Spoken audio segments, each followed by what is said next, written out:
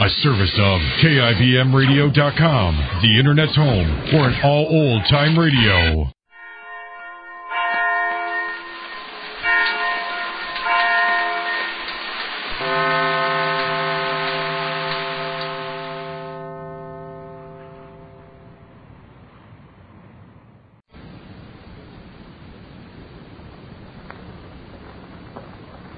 Presenting The Fifth Wheel by Gertrude Berg.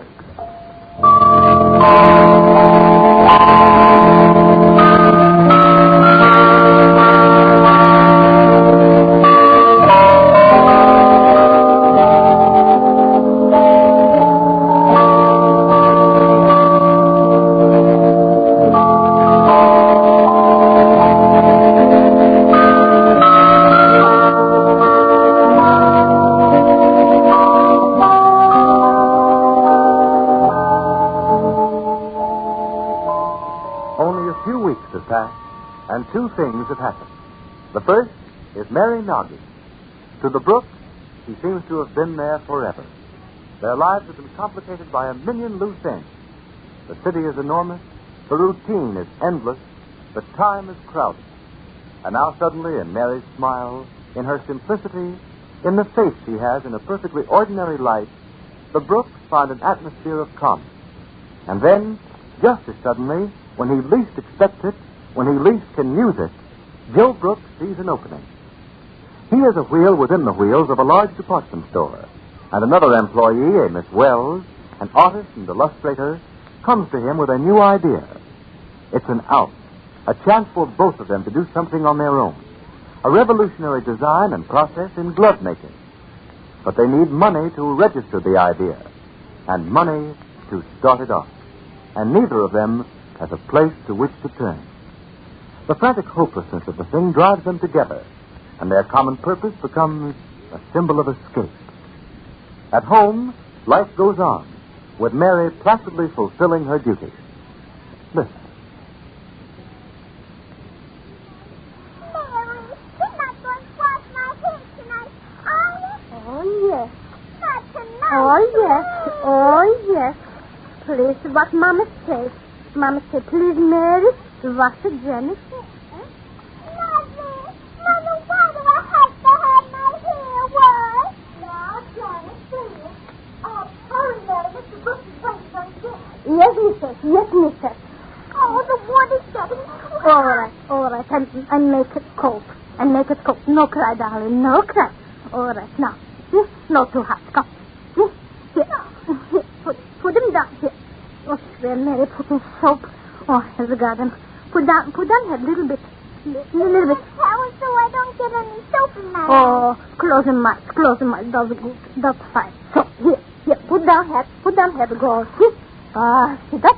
See, Cain, stop. Say, Mary, stop. Down, little bit down. That's good. See, that's Not good. too hard. No. So, see, beautiful. See, and nice. See that? Oh, my goodness. Oh, by golly, that's good. Oh, see? Oh, no out. No, sit out. That's good. All right. No, see that? Little bit. That's good. Oh, that's no more. Oh, no more. See? See how nice? Come. Now make it dry good. Make them good dry. See that? Oh, it's nice, baby. See that? Oh, good. See? Nice dry. That's good. See that? Come, Mary, carry you. Wait till I get my bathrobe on. No step foot on floor down. No step foot. Mary, make it hot to back. Happy for you to carry. No, too happy for Mary. Come, make it hot to back right. Come.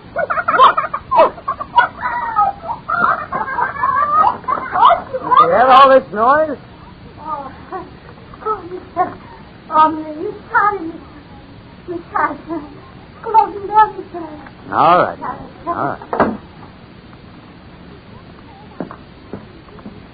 Margaret. No, Joe, I don't want you to. But why can't we ask your folks for the money? It's for us. It's for you. It's the both of us, Margaret. What's happened for us in the 4 years we've been married? Nothing. But now everything can change. I don't want anything changed. Why not? Can you tell me why not? You want to live this way all your life? Yes. Well, I don't. aren't you happy? No, are you? Yes. Oh, Margaret, what are you afraid of? There's a world outside of these four walls, one that you've never seen, one I've never seen. We've only heard of it, but it's there waiting to be used and lived in. Now, why can't we live in it? Just a little money can do it, darling. I know it. Miss Wells knows. Well, Margaret, why don't you like her? I don't know. Maybe because she likes you. Well, does every woman that I know like me? Yes. But not the way she does. Joe, Joe, I don't... I only... Joe. Oh, my. What's the matter, Mother? Oh, nothing, darling. Joe. Joe. Mother. Oh, nothing, dear. Come. Down. Stop. Did you see my book, Mary? Oh, there you put in book. I left it on the table. Oh, you leave it on table book? Why you leave on table book? And you put your room book, huh? Here book. Thank you, Mary. Did you ever read Little Red Riding Hood? What? What's that, Jenny? A story. Didn't you ever read it, Mary? Oh, no. Oh, it's beautiful. I can't read all the big words. Look, how would you say this word? Yes. This one. Oh. How you say it? Don't you know? No. Didn't you ever go to school, Mary? No. Isn't that wonderful? Wonderful. The wonderful bad, maybe. Don't you care? It's not really important. The only important thing in the whole world is money. That's what my father said to my mother. Mary, have you any money? Me? Money? Oh, little bit. What are you going to do with the money? Oh, maybe I'll be buy a farm by and by. With cows? Yeah, with cows. Chickens. Maybe little pigs. Or maybe nice piece ground. Make it garden. Have it made a nice tree. Come at summer, have it apples. Come at winter, sit on rocky chair. Oh, by golly, Mary gonna sit on rocky chair maybe 100 years. Have it nice big stove. Keep it nice warm house. Oh, that'd be good, Jenny. That'd be good. When are you going to buy the farm, Mary? Yeah? Oh, sometime maybe. Oh, sometime maybe but... Oh. You even now, Mr.? Well, in a few minutes, Mary. Oh. Just sit down at Presbyterian. Sit down at Presbyterian. You know your papa? Well, later, maybe. Oh. That's on every telephone number, Margaret. What do you think? Shall I call him? Father, Mary says money isn't everything. And I told her you said it was. Janet, please. Margaret, you talk to him first. He's your brother. Oh, get the number. Hope he's home. You be still, Jenny. I'll be bring the spoon, give you cereal. Not too much. I'm only going to try spoonful. Janet, please. Call her. Margaret, he's your brother. Why shouldn't he help her? You call him, Joe. All right. I'll call him. Well, what do you think, Margaret? Do you think he... Oh, I don't know. Well, if he doesn't, there isn't another person in the world we can turn to, not one. Mary says money isn't everything. And I said... Janet, please. Hello, have him 40290. Now, will you talk to him, Margaret? Uh-huh. That is money. Hush, darling. Father's on the phone. Mary got a big stop. Mary got a big stop. Oh, no. Mr. Brooks is on the phone. Hello, are you getting that number? Excuse me, Mary. Janet, listen, when I'm on the phone, I wish you'd... hello? Don't they answer? Hello, who's this, Dorothy? I was hoping she wouldn't be in. Dorothy, is Everett there? Well, darling, why didn't you ask her how she was feeling Well, I first? thought I did. Hello, Everett? It's Joe. Well, pretty good. How are things with you? No. You don't mean it. What? Well, listen, when did that happen? I'm terribly sorry to hear that. No, Everett, I wish I could. I'd be happy to. The fact of the matter is, I was just going to ask you. Listen, Everett, you've heard me speak to Miss Wells, Oh, well, I thought you did. Well, she's an artist. She's worked with me for years, and she came to me with an idea. Listen, it's a chance of a lifetime, a revolutionary idea in glove designing. It'll change the whole business. And there's a fortune. All we need now is enough money to get a patent at once, and when we have that, I won't be worried. You wouldn't know where I could raise some money. Oh, yeah, well, I know that. Well, thanks. What's he saying, huh? Goodbye. He's lying. Please. Maybe we could get a loan from the bank. On what? The only thing I get put up for security is my life, and that isn't worth anything. And it may be to me. And to me. I know that.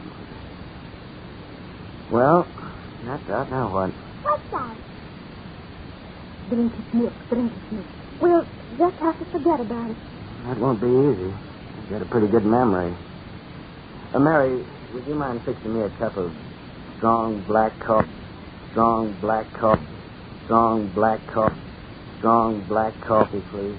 Black? What's the matter, mister? What's the matter, mister? Is it something? Yes, money. You let me have about $1 million. Maybe. Maybe only got 476. Huh? 476? 476. Yes.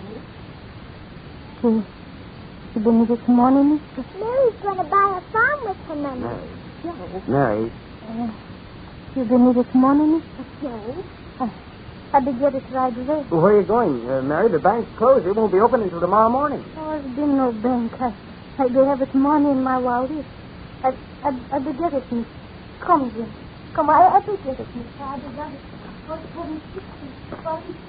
Joe, you can't take our money. Why not? Suppose you lose it. Suppose I do. You're only taking a chance. That's it. It's the chance I must take. It may come to nothing, and if you lose it, you'll have nothing. You'll never be able to give it back. No, Joe, you mustn't. How can you take what she's slaved and sweated for her whole life with what she's added up in pennies? Joe, I won't let you.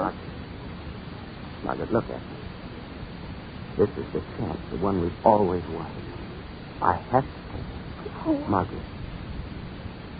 Margaret, I take it from a blind man. And now that Mary has given Joe Brooks the key that will open the way for him, where will the passageway lead? It may lead into a blind alley. It may lead to wealth and power and position.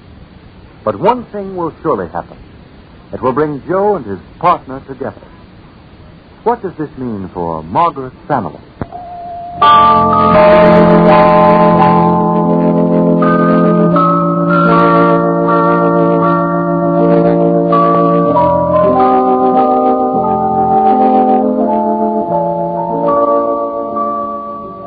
The drama develops with great rapidity, and it is Mary who saves it, without saving herself.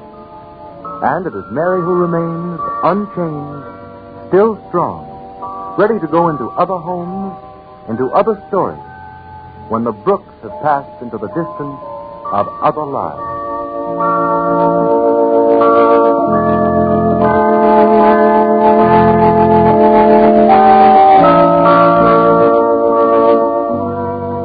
Kenneth Roberts speaking.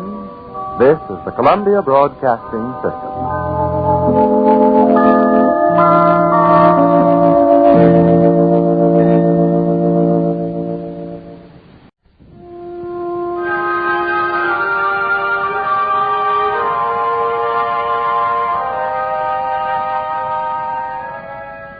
America was not yet at war, and the air in Washington was summer pleasant. But neither Katharine Hepburn nor her supporting cast nor I thought of pleasantries in those days. We were there to try and convince a handful of congressmen to permit refugees to enter our country, very small refugees, baby refugees who would be in the path of the German blitzkrieg. We did the broadcast, and happily our immigration door opened a small blessed crack, and some very small blessed children escaped. Hitler and company.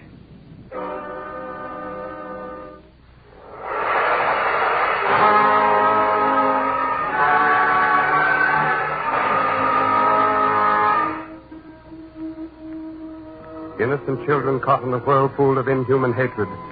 Children ostracized, excluded from schools and public places, threatened with physical harm, forbidden the simplest requirements of spiritual survival. Surely our American sympathies go out to these, the most pitiful and helpless of sufferers. America must do its share in offering refuge to some of these children as a token of our sympathy and as a symbol of our faith in the ideals of human brotherhood.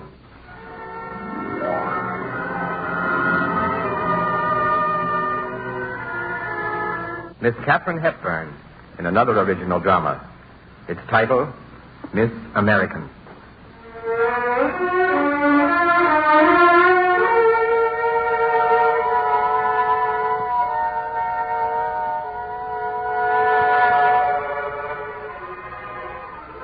The scene, a great luxury liner returning from Europe to America. It is late at night. A girl stands on the boat deck looking out into the darkness, her face to the wind that lifts whitecaps on the tumbling sea. Suddenly, an older woman approaches and speaks. Well, Ronnie, I must say this is a peculiar way to behave. What did you say, Aunt Mary? I said it distinctly and you heard me. Do you realize that people have been asking about you? Have they? Oh, Ronnie, do come downstairs, standing up here in the cold. Please, I'm all right. Oh, Ronnie, what is the matter with you? 4 people. People? Oh, that. Well, after all, my dear, there are always a certain number of undesirables on board a ship this size.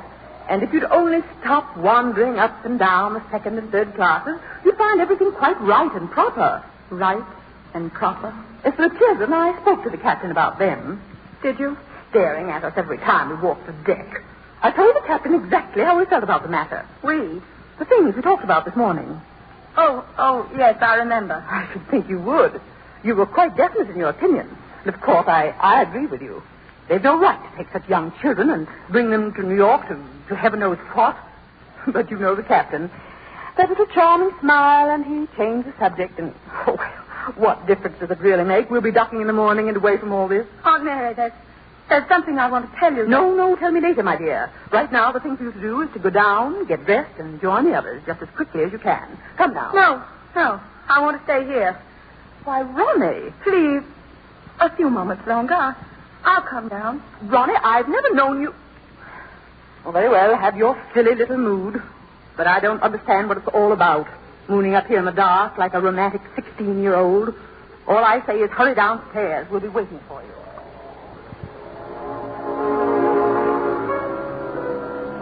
Romantic. Yes, it is romantic. I'm in love with. If she knew. In love with. Yes. Love at 23rd sight with. America. That's a childish thought to have. Patriotic, Pat. Of course it is. Of course. Getting softening of the brain. Thinking silly things. Over-emotionalized. Ought to go below and join the party. Stop standing here thinking to myself. America. No, why shouldn't I think it out? How did it start? The things we talked about this morning. Yes, Aunt Mary did say that. The things we talked about this morning. Those children. Always staring at us. Why bring them over? Full of foreign ideas. Always staring. Not like us. Foreigners. Not like us. Not like us. I said that, I remember. Not like us. Not like us. Not like me. Not like me. Resented their being on board. What happened? Oh, let me remember. I went walking on the lower deck. They were sitting there as usual. The 4 of them. Yes, the 4 of them. Sitting in a row. White faces, staring eyes, looking at me. At me. I couldn't stand it. What did I say? Yes, I said. You, children. Don't you know it's bad manners to stare at people? For a moment, no answer. 3 little boys, 1 little girl. Their staring eyes. Why should they stare at me? I said, Answer me, one of you. If you're coming to America, heaven knows why, at least they should have taught you some English. They didn't move. 4 rigid little figures. And then... They all speak English. Well, at last, the face speaks. No, that is not my name. He said that. Then he closed his mouth. And the 4 of them were sitting there once again. Those eyes of theirs, staring. I said, "What are you sitting there for? I've been watching you all through the trip. You sit there in those deck chairs hour after hour. What are you waiting for?" America. She said that, the little one. And then she closed her mouth so tightly I could see the muscles of the corners of her lips. She sat there tense, frightened. Not another sound from any of them, their eyes beyond me, on the sea, on the horizon. I said, "All right, you're waiting for us to reach land. But what's that got to do with the 4 of you getting up, running around, having fun? Come on. Don't you know how to laugh? Do you know how?" Then we are in America. Then we will laugh. So that's it. You don't like the sea. You're waiting for the land. No, we are waiting for America. Waiting for America? What silly nonsense were these children thinking? Couldn't laugh until America. I thought to myself, how silly. Proves these children strangers, aliens, foreign to our thoughts. Aloud, I said, "Listen, the 4 of you. Are you trying to rid me in your infant continental manner? If you're waiting until you land, until you laugh, I'm warning you, you better start laughing now. There isn't much to laugh about there, let me assure you. The dullest, dumbest place on earth. Why do you think I went abroad? Laugh in America. Don't make me laugh. We've got depressions and recessions and concessions and dissensions and..." And while I kept talking, the children's faces grew angrier and angrier, their eyes larger and larger, hating me for what I was saying, angrier and angrier, until at last one of them cried out, No, wait. "Wait? Miss American, wait. What you say, it is not right. What's not right?" All these things you say of America. I do not understand. I do not know. But this I know. It is not right. No, that is not right. Wait a moment. And what is right here, Professor? America is good. And it's a good place. Because no, you say it. Because in America, all men are created equal. Yeah, and they are endowed by their creator with the right of life, on liberty, on the source of happiness. Bravo! Right out of the old Declaration of Independence. So where did you learn that? And what does it mean? Young teacher. Yeah, yes. Here on the boat, they gave me a book. I read. How you say it, Miss American? I teach. You teach? You? And what you teach, all that about life and liberty. What can it possibly mean to 4 children like you? Maybe I do not understand everything you say, Miss American. But what we learn, it means that no matter what is wrong in America, it can be fixed. We are free and equal, and we can work and help America.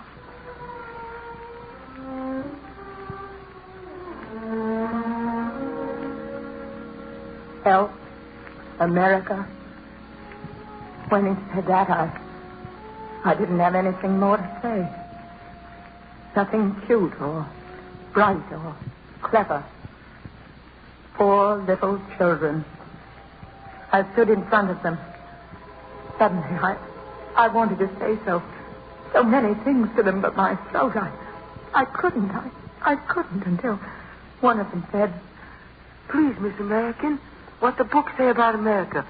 It is all right." Right. Tell us of it, Miss American. Pity.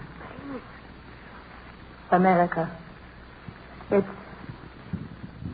very large and very beautiful. And all the people in it, or their fathers, or their fathers' fathers, came over the water to it, just the way you're doing. And there's a bigness to it, and a braveness to it. And you need never be afraid. And no matter what goes wrong there, there's always hope, as long as there's someone like you to remind the rest of us that the American way is the human way.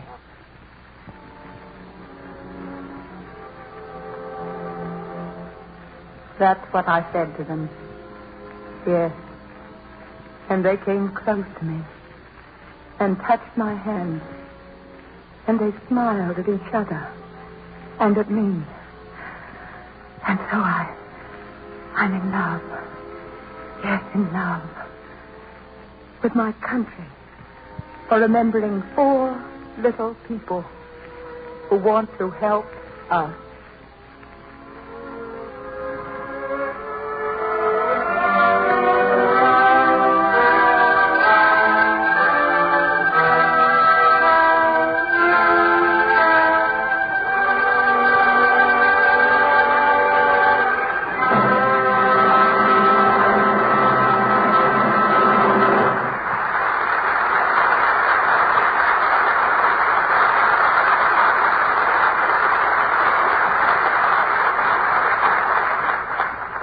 So, ladies and gentlemen, we bring this program starring Katharine Hepburn to a close.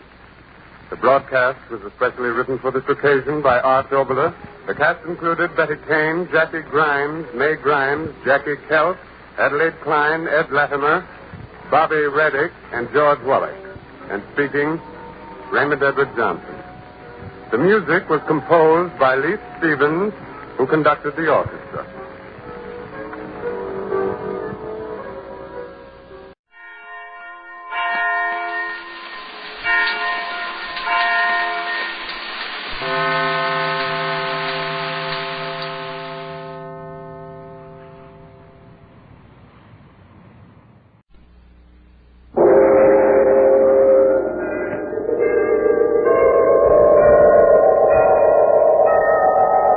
Sunrise and sunset, promise and fulfillment, birth and death. The whole drama of life is written in the sands of time. We present a new series of radio programs, The Clock.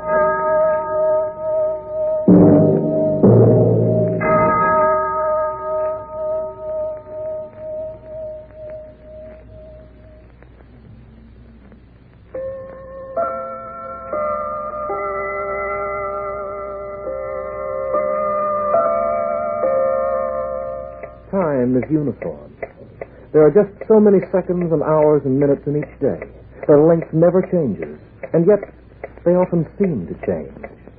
When you're traveling, for instance, time may lengthen or quicken according to your mood.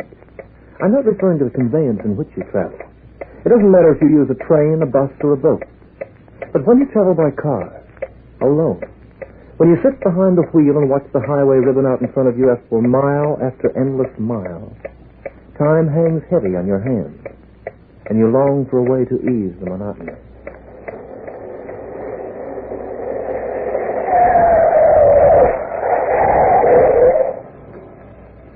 Yes, mister? Yeah, fill her up. Okay. All right. Guess I'll stretch the pendant a little. Gets kind of cramped behind that wheel after a while. How far is it to Salt Lake City? Oh, about 200 miles, maybe 250. Oh, well, I ought to make it by 3 in the morning if my luck holds out. Well, the road's pretty good from here on in. Say, do you know anything about radio? What, car radios? Yeah. We install them here. Well, take a look at mine, will you? Something's wrong with it. Sure thing. Now, when you're on the road alone, a radio's a good bet. It helps to pass the time. Yeah, I know how it is. I get kind of lonesome when you travel the way I do. I put in 1,600, 1,700 miles a week, maybe. It's a lot, mister. You got a bad wire connection on that set. Can you fix it? Yeah, it takes me about 3 minutes. Well.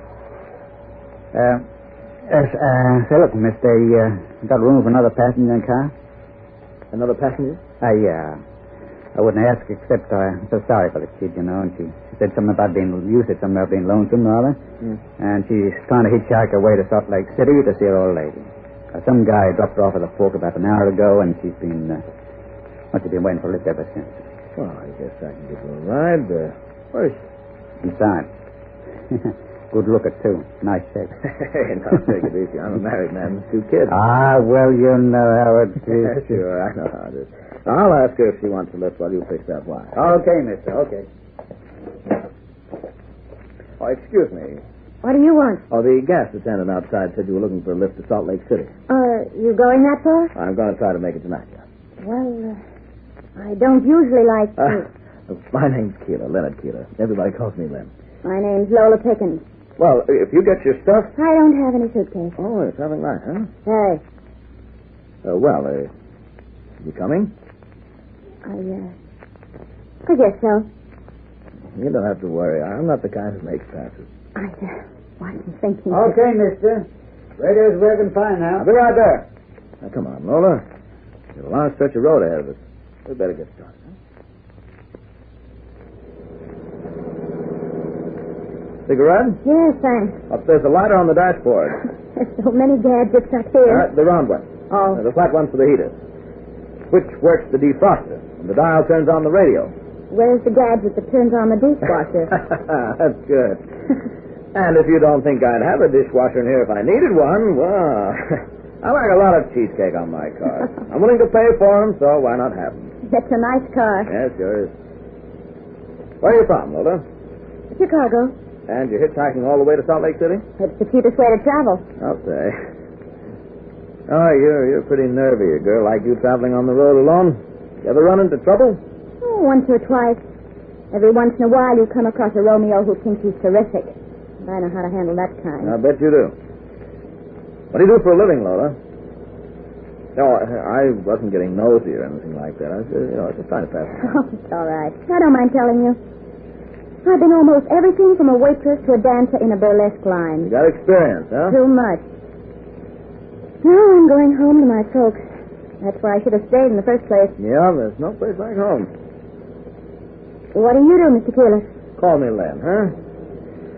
Oh, I'm a salesman. Oh? What's your line? You won't laugh now. No, of course I won't laugh. Courses. No. I don't know why, but that always gets a laugh. Now, what's so funny about courses? Oh, I don't know. You wait till you're fat and 40. You'll find out that I'm practically your best friend. I say, it's good to have company when you hit the road. It's nice to meet someone who's regular. What's that? What? It's like a man standing up there at the bend in the road. Uh-oh, waiting for a lift, I guess. Poor guy. It's getting dark. I know how it is when you stand out there and watch the cars go past you. Well, Lola, and as much as you've got a heart as big as a pumpkin, suppose we give the guy a break, huh? Hey, looks okay. Might even be an XGI. How far are you going, mister? Wheeler. Where's that? About 150 miles from here. On the road to Salt Lake. You're in luck, brother. Here we go again. Mind if I have another cigarette, Len? Help yourself, Lola. You comfortable back there? Yeah. Thanks. Been on the road long? No. It's getting kind of late. I guess I better put on the lights. Why, you want a cigarette back there? No. Well, as long as we're all traveling together, I may as well introduce myself. My name's Keeler. This is Miss Lola Pickens. Rhymes with chicken. Horace Green. I said her name was... I heard you. Not very funny, is it? No. What's your name, friend? Lee? Mind if I ask you what your job is? I haven't been working at it lately. Well, what is your line when you work at it? I'm in ladies' wear. You don't say. Who'd you work for? You never heard of the firm? I bet I did. I heard of every ladies' wear firm in the country. I work for Lewis Brothers. Lewis Brothers? Mm-hmm. Where's that? Salt Lake. Oh, you got me there, brother. That is one firm I have never heard of. They're out of business now. Oh, looking for another setup, huh? I'm not looking for anything, mister. including conversation.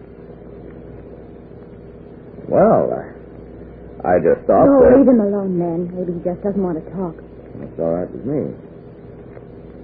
Not a cigarette, is it, Lola? Sure. Looks like we're climbing. Going into the mountains, I guess. Oh, wait a minute. It's a crossroads.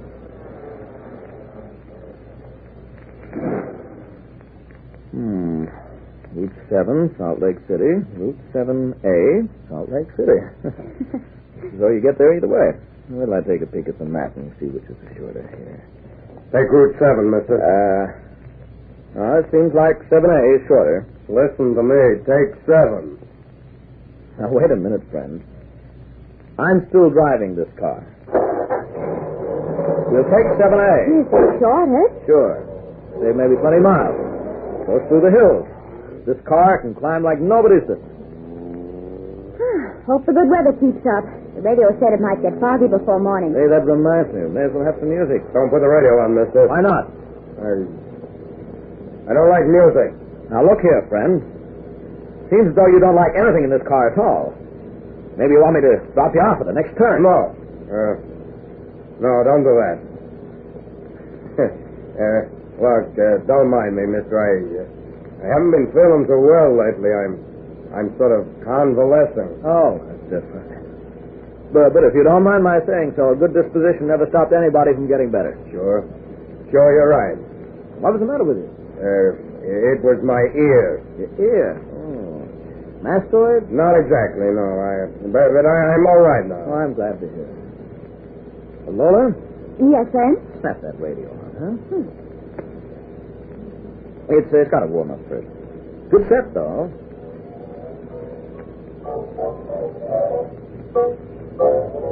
How's that? Couldn't be better. Makes me feel like that. Me too. Hey, say, mister, I wonder if I could ask you for a favor. Sure. Well, my father's very sick in Wheeler, and I'm getting kind of worried about it. You want to make a call or something? If you don't mind. Oh, it's all right with me.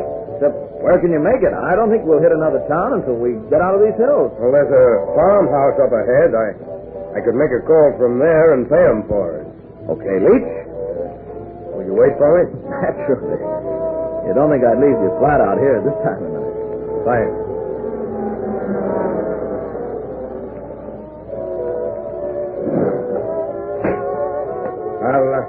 I'll try to make it fast. No hurry.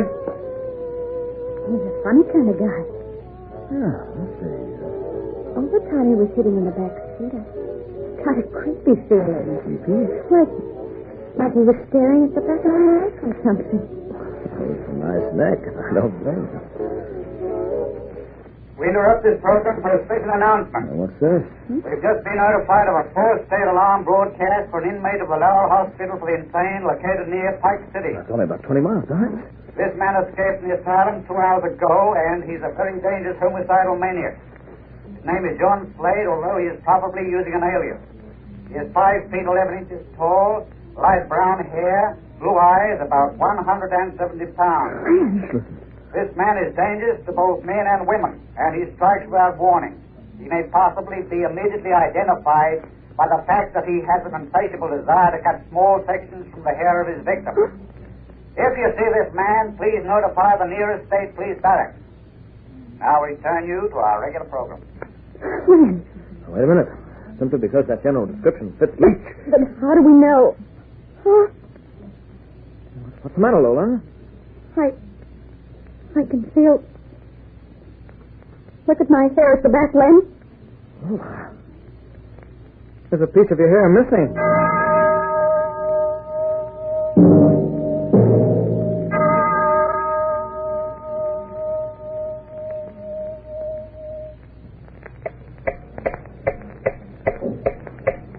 Yes, time passes quickly on the road when there's someone to chat with and a pleasant tune to listen to on the radio.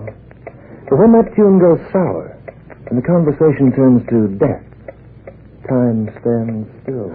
Oh, no. Stop the car, Len. Let's get out of here.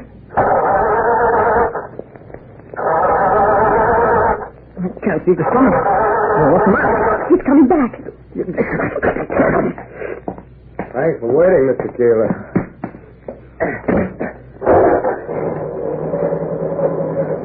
Did you, reach your father? No, the line was busy. Well, then try again at the next phone house. Well, never mind. I can wait. Len? Yes? You're all out of cigarettes. There, yeah, here, I got you. No. What? I mean, I don't want to smoke right away now. Anyway. How about you, Miss Dillon? No, thanks, no. Hey. What's the matter, Miss Dixon? I thought you touched me. Is that any reason to jump like that? I'm sorry. I didn't mean anything by it. I was just going to ask, would you folks mind if I sat up front? No. Okay. I mean, you can't sit here. I can? There's not enough room, Leach. Oh. Don't you need some gas, Lynn? Gas? Oh, sure, yeah, gas. Yeah, I'd better gas up at the next station, if we can find one. I'll keep my eyes open. Say, maybe it would be cozier if Leach sat up here with us. No. We could stop the car for a minute, and he could get out and come into the front. Out? Oh, sure.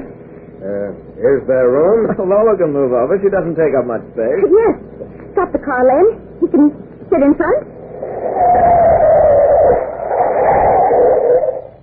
Okay, Leach. Hop out and come in front. Step on his lens. Hey! Come back here! Come back here! We've left him behind.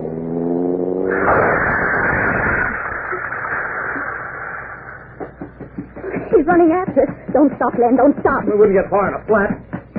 Jimmy, what's the idea? Well, it's a funny thing. It must have been in gear. She jumped ahead without warning. Yeah? Hey, you got a flat. I know. Left front tire. I guess we'd better go to work on it. Hey, let me do it. What? Let me fix it. I want to pay you back for the ride. The spare's in the trunk. Here's the key. Yeah. Won't take me long. Len, what are we going to do? Take it easy, Laura. There's a way out of this. We can outsmart him. There must be a way. As soon as he gets the tire fixed, can you start the car again and leave him behind? The ignition key's on the same ring with the trunk key. He's got them both. I'll go crazy if we don't get rid of him. Every time he moves, I can almost feel his fingers around my throat. How do you think I feel? My scalp's been crawling up and down my spine. What do we do? We've got to play it straight, you understand? Whatever we do, we can't let on we know. But suppose he gets it. He won't if we play it smart, Lorna. Here he comes. This shouldn't take more than 10 minutes, Mr. Keeler. You sure you don't want some help?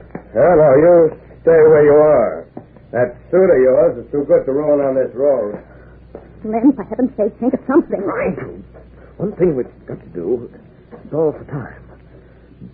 Lola, do you think you can play up to him a little so he won't try anything until I work out a plan? Play up to him? You know, be sweet. Make believe you think he's handsome or clever or something like that. You asked me to play up to a maniac. I couldn't. But our lives may depend on it, Laura. How do we run? Into the woods or something? Sure, we'll be right where he wants us. Len, I'm scared. I'm so scared I'm sick. Right where you hang on to yourself. Looking at it. Huh? Come on now. Say something to them, boy. I wonder what time we'll get into Salt Lake City. You do it. You keep him from being suspicious like you're being alive. If there's no other way, what else can I do?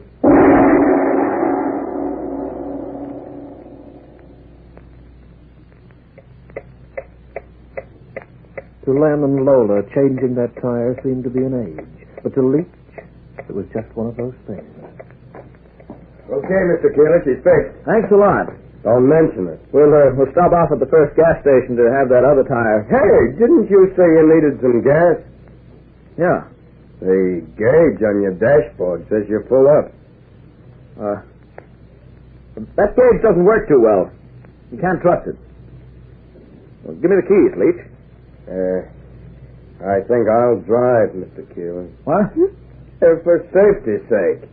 You know, you've been behind the wheel for quite a while, I imagine. It's better if we change over. But, you see, I'm not tired. Move up, Mr. Keeler. Let me take over. All right, if you insist. I can sit in the back. No, stay here with me in the front. Sure, there's plenty of room. Look over, Lola. All set? Yeah. Here we go. Tell you the truth, I'd like to see Lola again. Which is Mr. Leach? You remind me of someone I used to know. Who is she? Her name was Charlotte. Charlotte? That's nice. Liking Ruth, huh? You said her name was Charlotte? That's right. She's dead. Oh.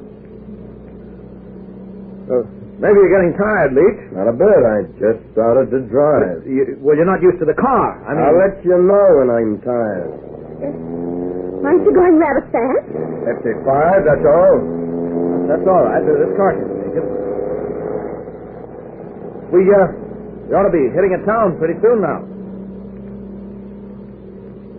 Why are you slowing down?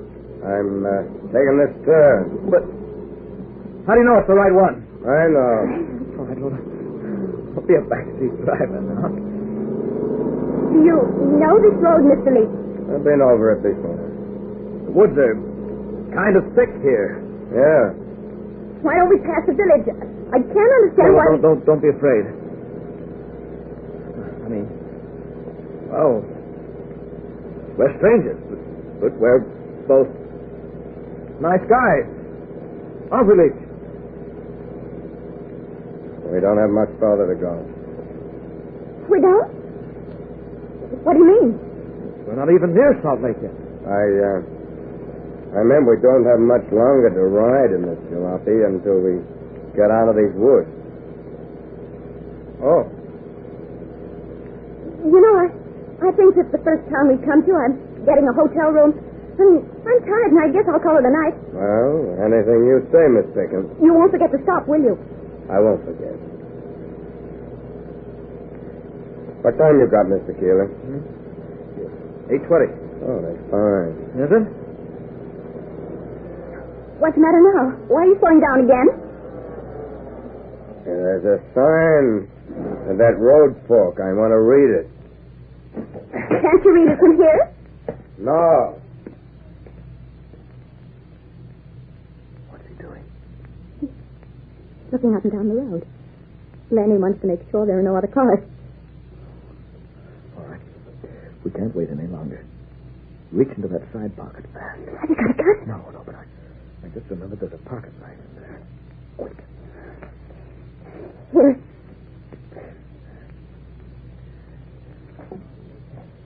Okay, folks, get out. What? This is the end of the line. I've got the car keys, so you may as well get out. Go on, Lola. Do as he says. Yeah, that's right. Is this a hold-up? Hold up? No. Then what's the big idea, Mr. Leach? You'll find out, Mr. Keeler, in just a second. Maybe we won't wait that long.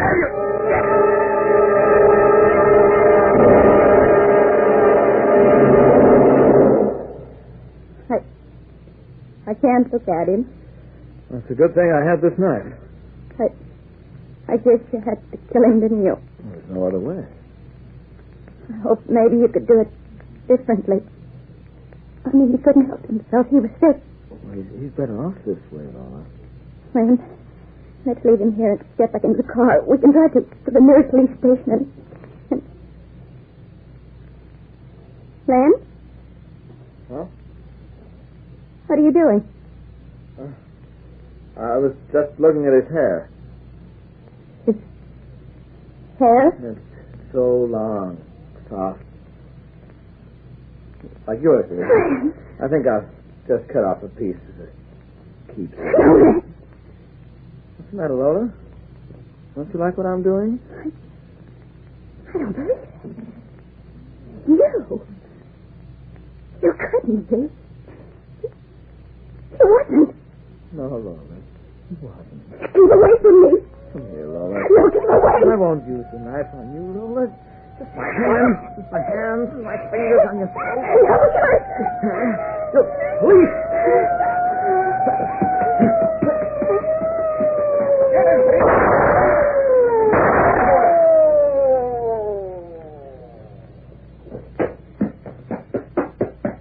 Are you all right, miss? I finished Leach, did he? Too bad.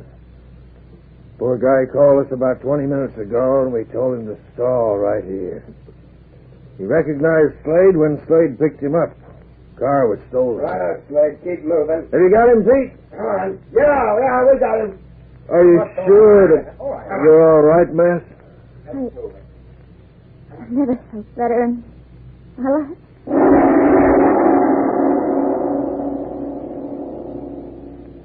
Yes, the road gets lonesome when you're spinning along behind the wheel. And it's lonesomer still when you're beside it waiting for a lift. Only sometimes it's safer to stay at home.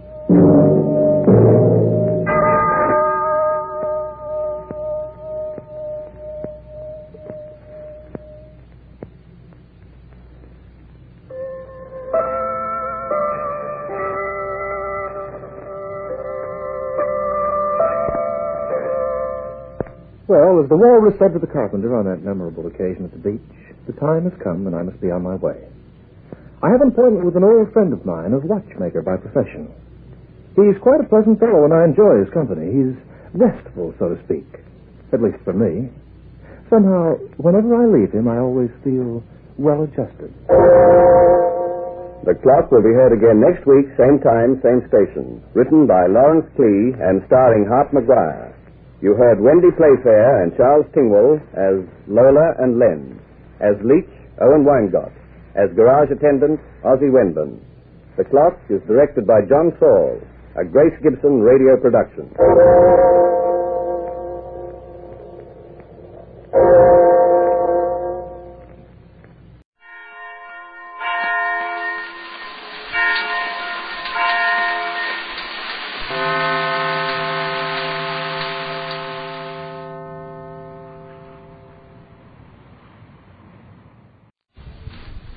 Signal gasoline. Let every traffic signal remind you do go farther with Signal. Yes, you do go farther with Signal.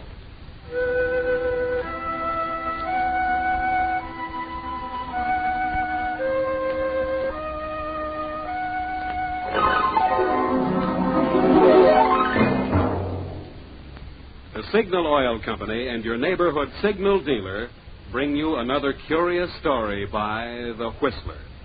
Tonight, Danger is a beautiful blonde.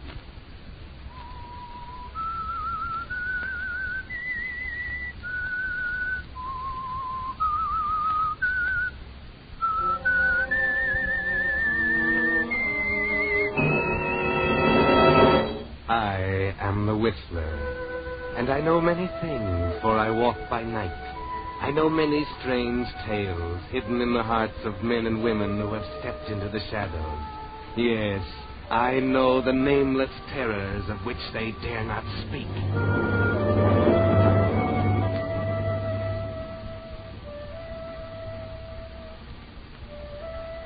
Danger is our next-door neighbor through all the days of our lives. And sometimes we meet it in a most casual way. Take, for instance, Van Stevens, young, unmarried, an engineer with a construction company, temporarily employed on a defense job in a small coast city, and bored in his strange surroundings. It started casually that Saturday night after he came out of the movie.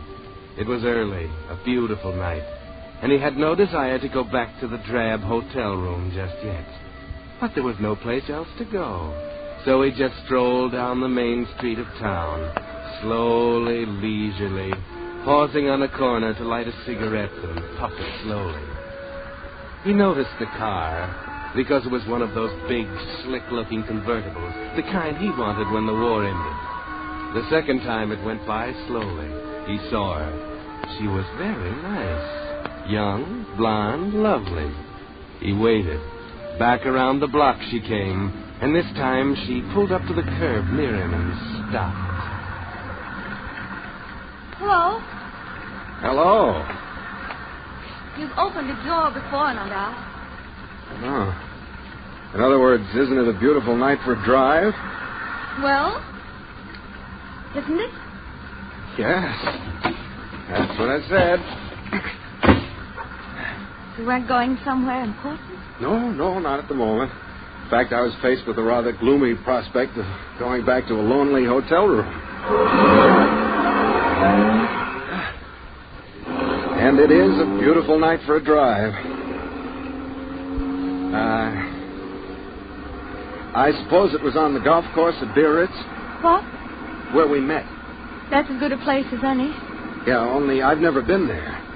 But I have a good imagination. I remember so well those evenings at Monte Carlo when you'd say to me, Van, you must sit beside me at the casino tonight. You'll bring me luck.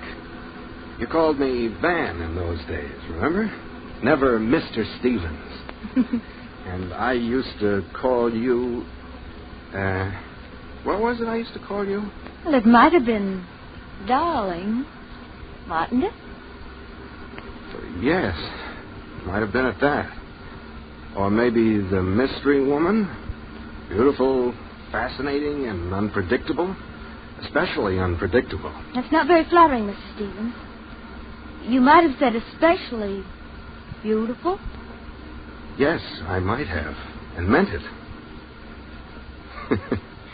Okay, you win. You're not only beautiful and fascinating and unpredictable, but you're too fast a worker for me. How come? How come what? All this. You're not happy about taking a drive with me, Mr. Stevens? I'm delirious, but why me? Well, you're not unattractive, no?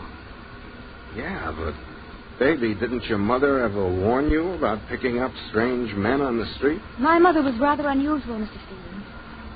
And she taught me that when I wanted something, there was only one thing to do. Go out and find it. Okay. Who's kicking? Drive on, baby. Drive on.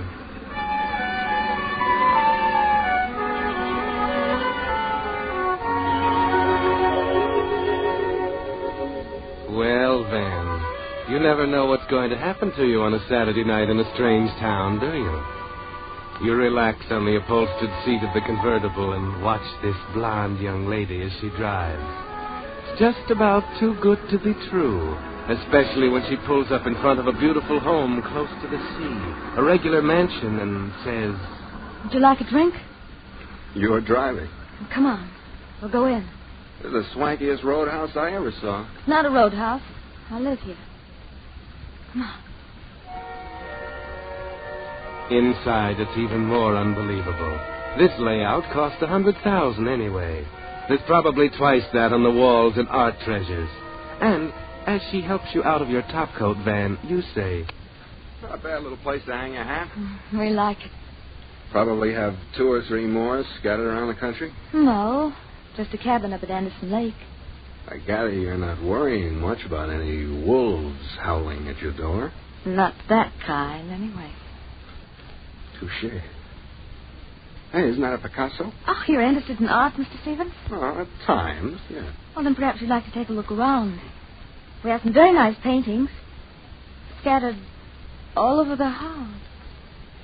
You think we can find our way without a guide? There's no one else here, that's what you mean.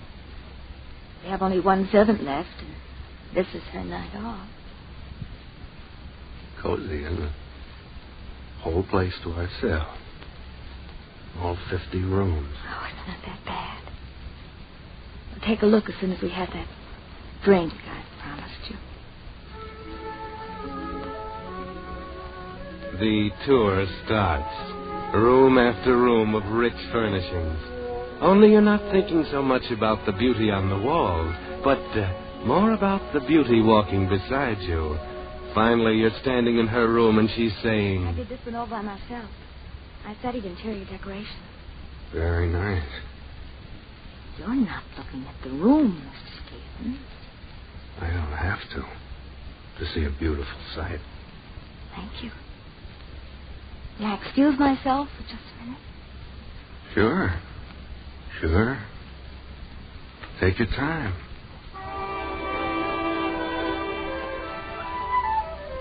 So you relax on the satin-upholstered chaise longue.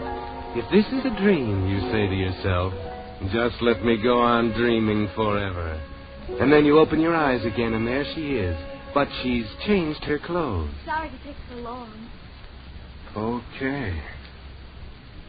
I see you changed into something more comfortable, as they say in the movies. You like it? What man wouldn't, baby? Nice perfume you're wearing. You like it? I like everything about you. I'm glad. Come here.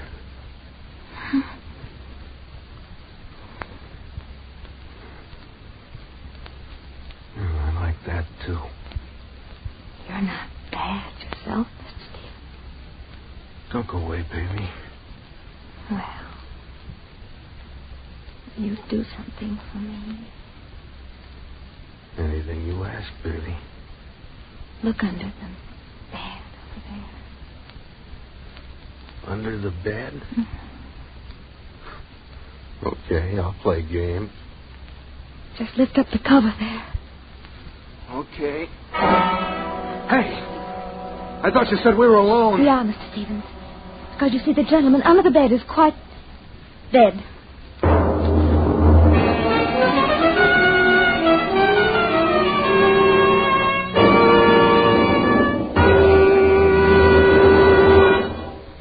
With the prologue of tonight's story, Danger is a Beautiful Blonde, the Signal Oil Company brings you another of the strange tales of the Whistler.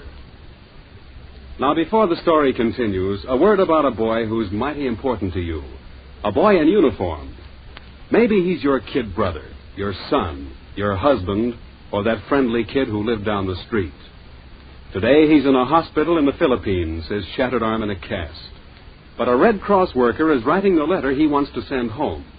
Or he's been wounded on the battlefront and is receiving a life-saving transfusion of blood plasma secured by the Red Cross. Or he's a prisoner of war in a German camp and, oh, so grateful for the boxes of food furnished by the Red Cross. Yes, in 100 ways, our boys in uniform depend on the services of the Red Cross. And because the calls for those services are greater than ever today, the Red Cross needs your help more than ever. Give all you can now during the remaining Red Cross week. And when you do, remember, you're not giving to the Red Cross. You're giving to the most deserving guy you know, G.I. Joe. And by the way, there's another friendly way you can make life more pleasant for our G.I. Joes right here at home. When you're driving and you see a serviceman on leave waiting for a ride, pick him up. Remember, short lifts make longer leaves. And now, back to the Whistler.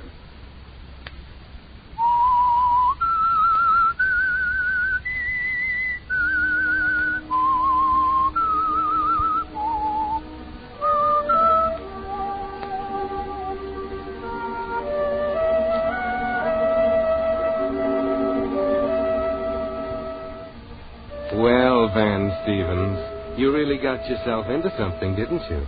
And not exactly what you expected. A strange girl picks you up on the street, takes you to her swank home, leads you to expect something romantic, and then shows you a dead man hidden under her bed. And now she's saying to you... All you have to do is help me hide him permanently. You mean you want... The place out in the garden with some newly turned earth wouldn't be noticed. But I'm not much good at digging graves. Oh, baby, you can count me out. I don't know how this guy happens to have a hole in his head, and I'm not asking any questions, but count me out on any part of it. You said you'd do anything for me. Yeah, but I don't go off the deep end for any woman. Oh, no, lady, pardon me, but I'll be seeing you. I think you better wait, Mr. Stevens. Oh. Yeah, I see what you mean. I didn't think there was enough to that outfit you're wearing to hide a gun. I warn you, I know how to use it. How can I doubt it with the evidence staring me in the face? Good. And if you'll just pick up our late departed friend and come with me, I'll show you the place.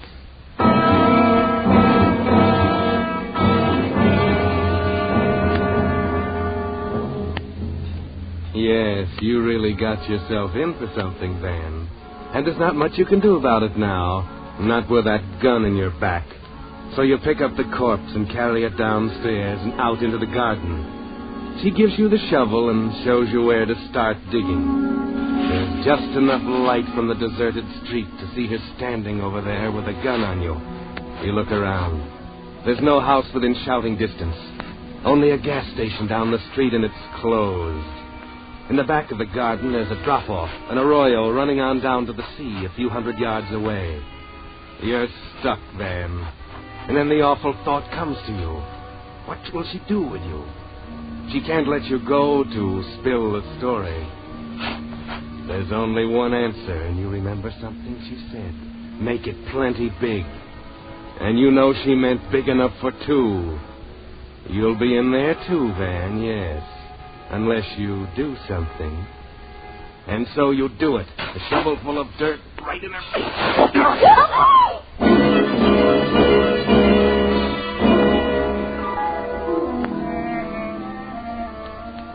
Yes, a shovel full of dirt in her face knocked her off her feet, Van? And at the same time you were rolling down the arroyo, through the brush and cactus, over the rocks until you landed at the bottom. Then you take off for the beach running. There are no shots, no footsteps following you. And you're away, free.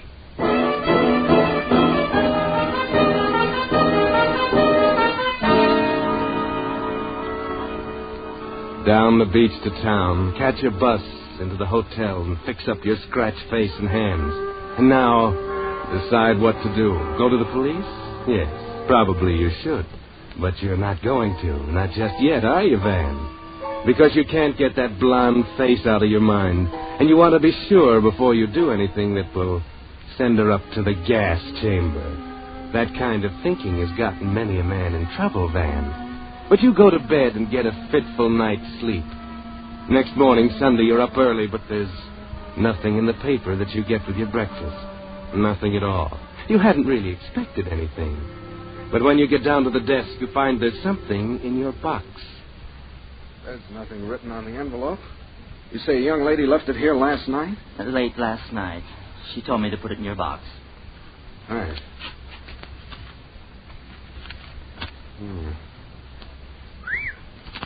That looks awfully green. Yeah. One crisp $100 bill. And no note? No nothing? No. I wish I knew your secret, Mr. Stevens.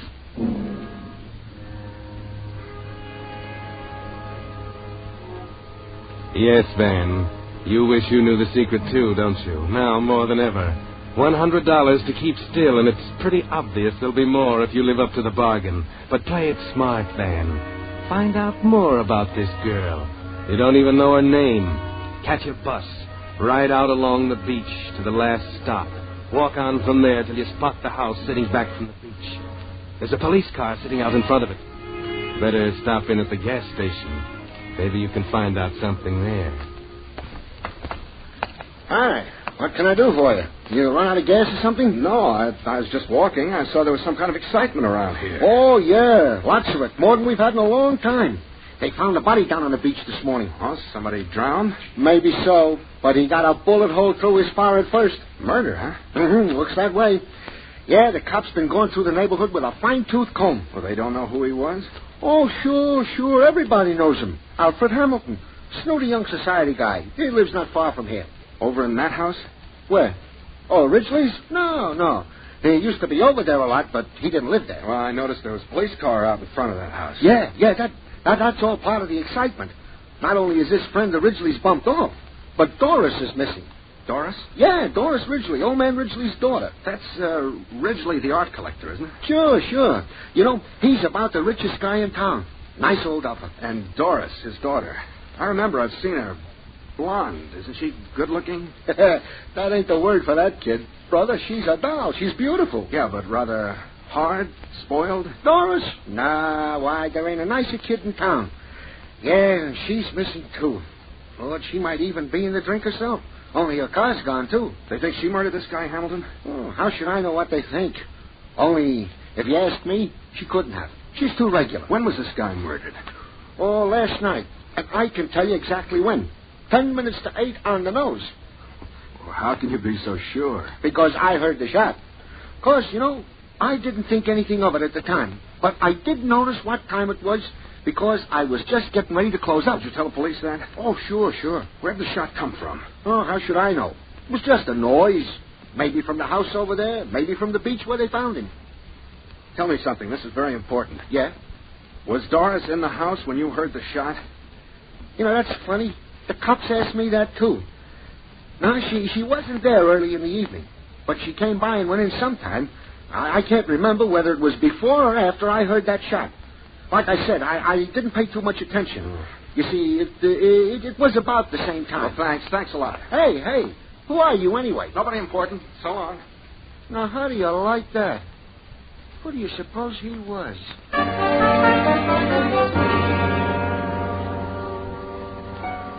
Now you're onto something, Van. You think you've got something figured, don't you?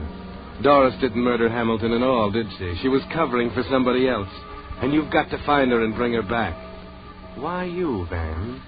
Why should you get mixed up? Love, maybe? But anyway, where could she be? The police don't know. How should you...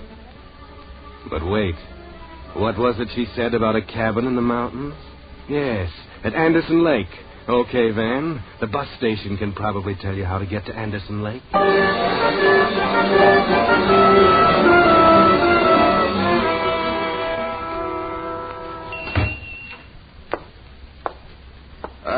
Anybody here? Yes, sure, young fella. What can I do for you? Got everything your body needs here at Anderson Lake. Groceries, notions, drugs, fishing tackle. I'm looking for somebody, Pop. I thought you might give me directions. I'm the person to come to. Can tell you about anybody in Anderson Lake. Who are you looking for? Doris Ridgely. She's got a cabin up here, hasn't she? Yep. How do I get there? You don't. Huh? Why not? Wouldn't do you no good. Well, why not?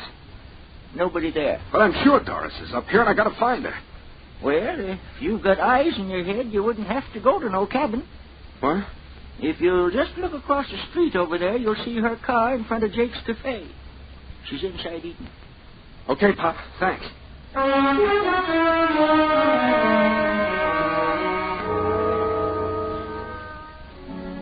Yes, she's in Jake's Cafe, all right.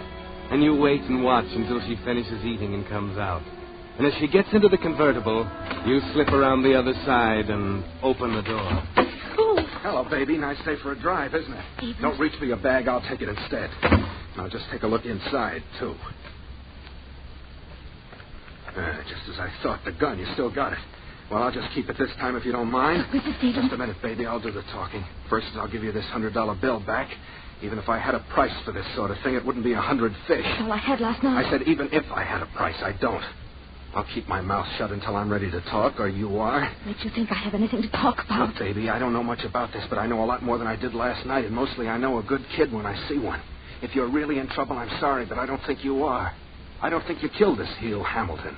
I think you're covering up for somebody who did. No. I'm not. I killed him. He was threatening me. He was threatening to tell something about me. And I killed him.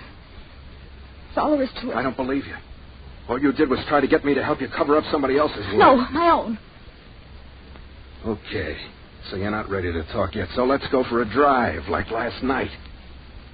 Oh, I notice you got a bandage on the chin. I'm sorry I had to clip you. I didn't like the prospect of sharing that hole in the ground with that stiff. Oh, you mean you thought I... Oh, no, I never intended to shoot through, no. Well, how'd you think you'd get away with it then? Just let me walk away to tell the cops? I don't know.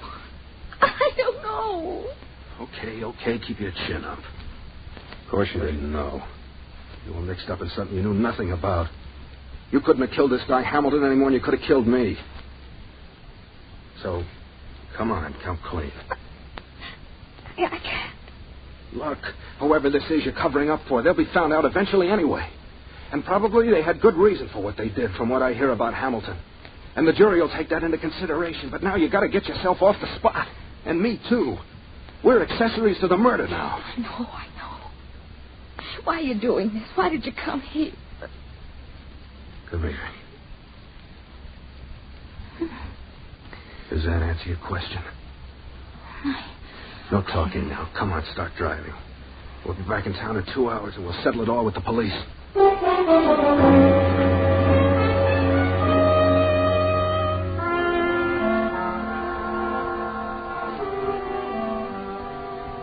Well, Van, feeling pretty proud of yourself, aren't you? The strong man of action coming to the rescue of the lovely lady. And she's grateful, you can see that. The way she smiles at you, weakly, wonderingly. But maybe later, when it's all over, stop dreaming, Van. You're almost there.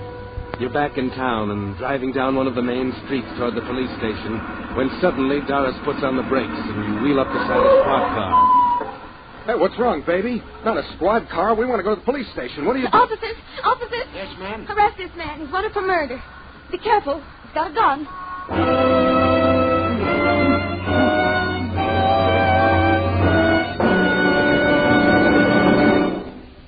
But that's not all of tonight's story.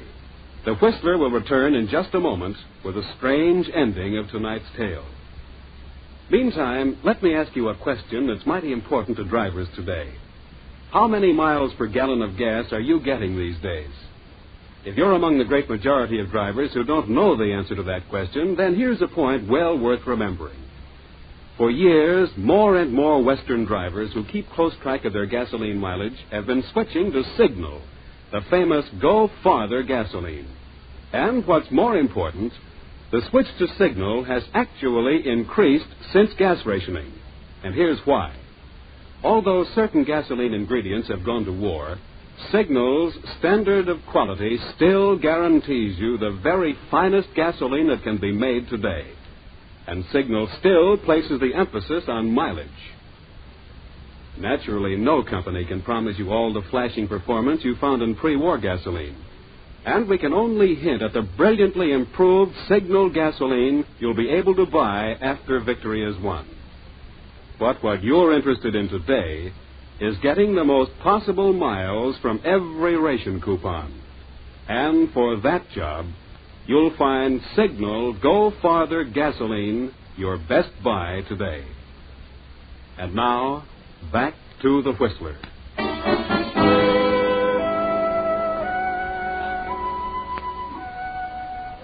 Well, Van Stevens, that will teach you to trust a woman or to dream about love and such things.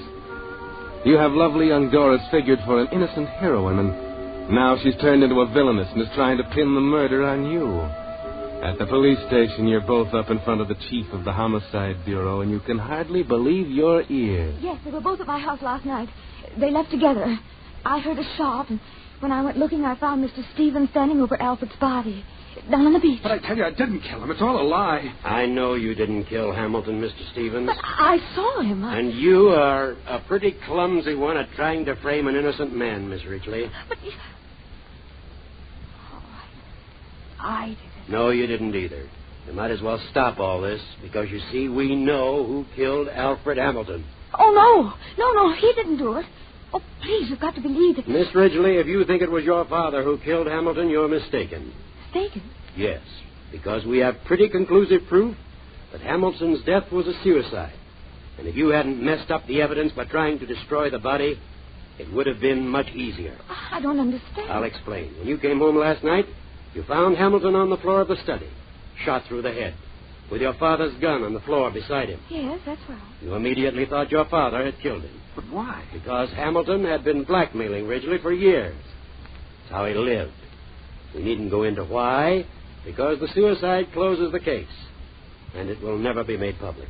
Oh, thank heaven. But why did he commit suicide? Because your father finally had evidence against him and was prepared to expose him. Mr. Ridgely told Hamilton that about 7 o'clock last night, then left him in the study and came down here to police headquarters to turn in the evidence. Hamilton feared exposure more than Ridgely did, and shot himself with your father's gun that he found in the desk.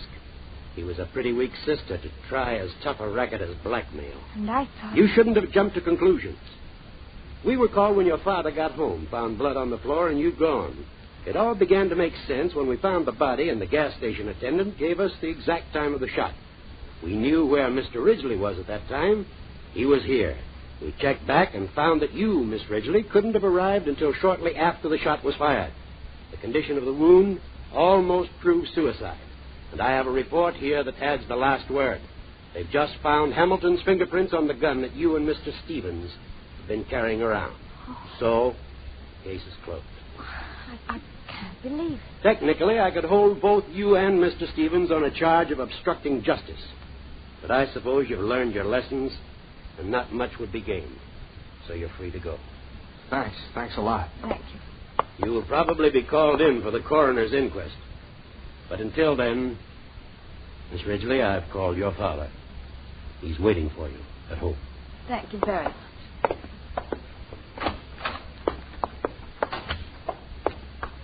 Well, baby, it was nice. Oh, Stephen, I owe you an apology. Maybe now we could have that drink. Look, baby, you're a nice kid. You're beautiful, fascinating, all those things, especially beautiful. But, baby, if you ever see me walking down the street, just go on by, please.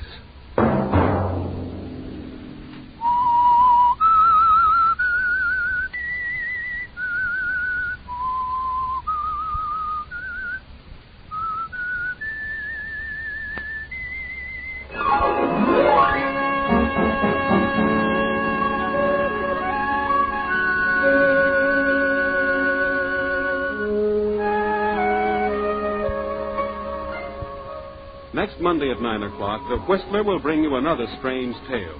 The curious story of Death Marks the Double Cross.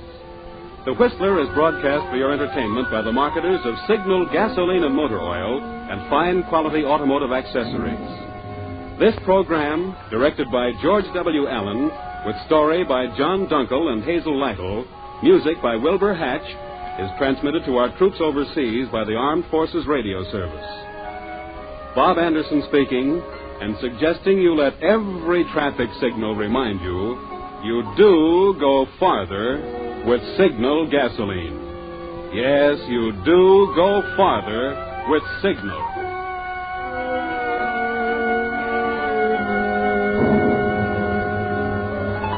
This is CBS, the Columbia Broadcasting System.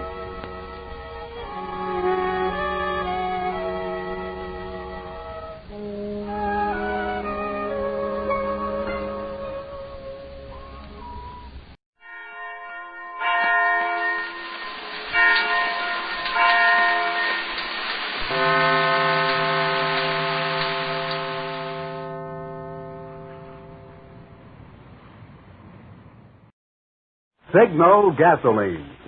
Let every traffic signal remind you, you do go farther with Signal. Yes, you do go farther with Signal.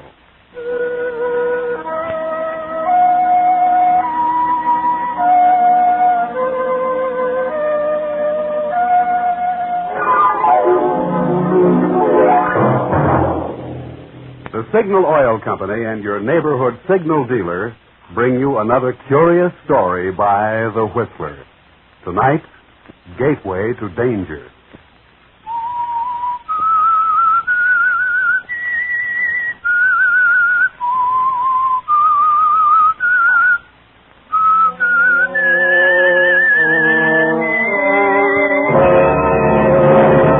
I am The Whistler, and I know many things, for I walk by night. I know many strange tales hidden in the hearts of men and women who have stepped into the shadows. Yes, I know the nameless terrors of which they dare not speak.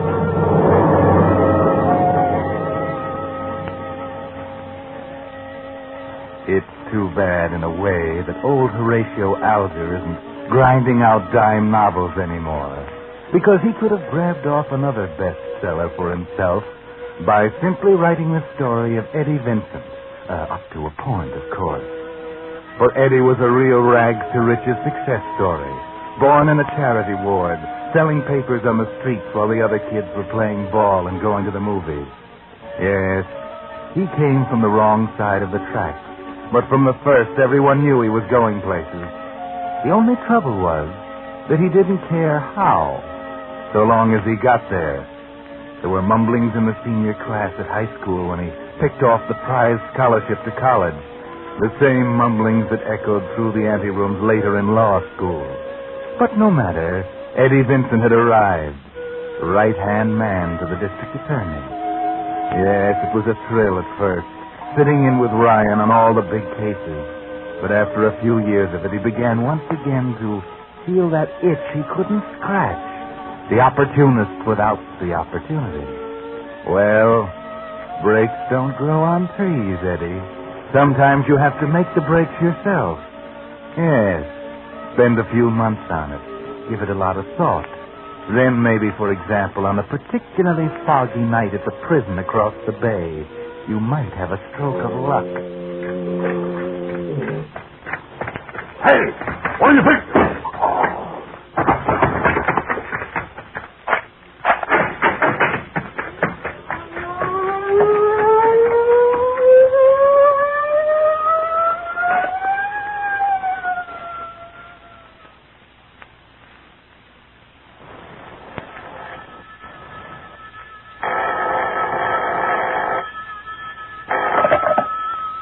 District Attorney Ryan. Yeah? What? When? I see. Tell the warden I'll see him as soon as I can. Oh, Eddie? Yeah? Warden Campbell is on his way here. Warden Campbell? Yeah, it's Bugsy Malone. Just escaped from prison 5 hours ago. About 3 in the morning. Check with headquarters and tell Lieutenant Connolly I want a detail of 5 men. Yes, sir. 5 men. Where do you want them assigned? Well, tell Sergeant Gregg to put a man at every entrance to the building. No one is to be admitted without appointment. Call me if there are any questions. You're being pretty careful, Chief. Yes, I know. Maybe I'm flattering myself, Eddie. He's probably forgotten all about me by now. Malone? Yeah. Let's see, it's more than 10 years since I last saw him. I had your job then, and Bugsy Malone almost lost it for me. Oh, I guess you don't remember. I think I remember the headlines. He had a protection racket or something? Yes, and we never could pin him down. He's the cleverest criminal I ever tackled. We never would have nailed him except for one bad mistake. Oh? What was that? He figured he could beat any kind of a rap, even murder. It finally got so he didn't stop at breaking windows and tossing acid when his customers refused to pay up. I see. But before we were through, we had him on 5 first-degree counts. Huh. A 6th-grade schoolboy could have pulled a death sentence out of the average jury. That's what almost lost me my job. What? I sold out, you see. You did what? There was nothing else to do. Malone had this whole town terrified, including the jury. So I sold out for manslaughter. 15 years. He's tried to escape twice, and I've got him 10 more. A guy like that ought to know better. I don't know. Looks like he made it this time, just as he promised. He promised? Eddie, I didn't get those guards over here to play pinochle. No, Malone's too well known to hide out very long. He knows it. He's just hoping it's long enough. Long enough for what, Chief? Long enough to keep his promise to put a bullet through my head.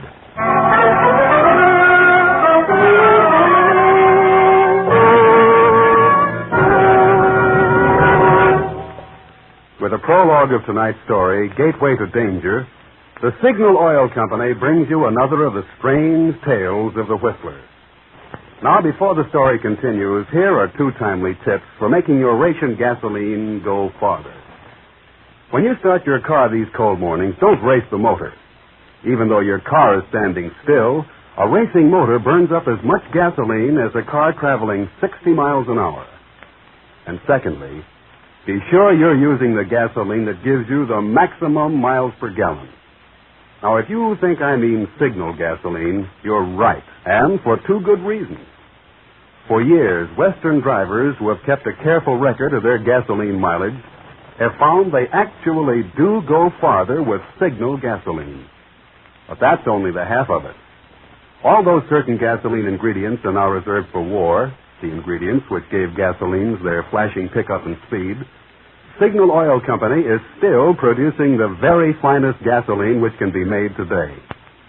And the famous Signal formula still places the emphasis on mileage.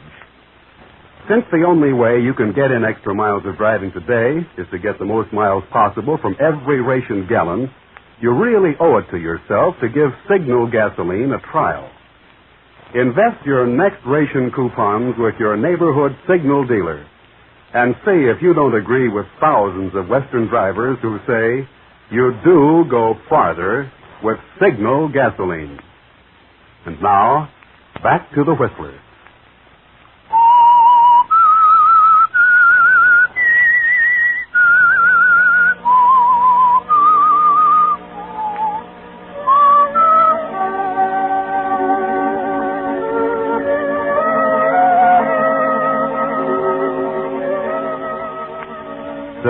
Bugsy Malone is back in circulation again after 10 long years in prison.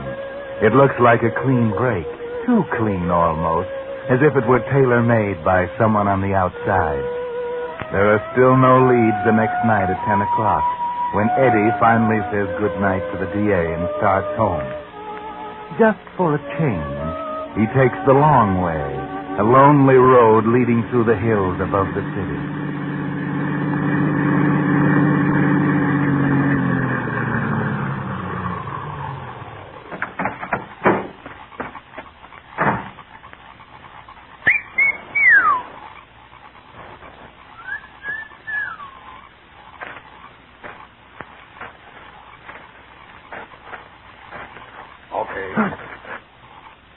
Stop now.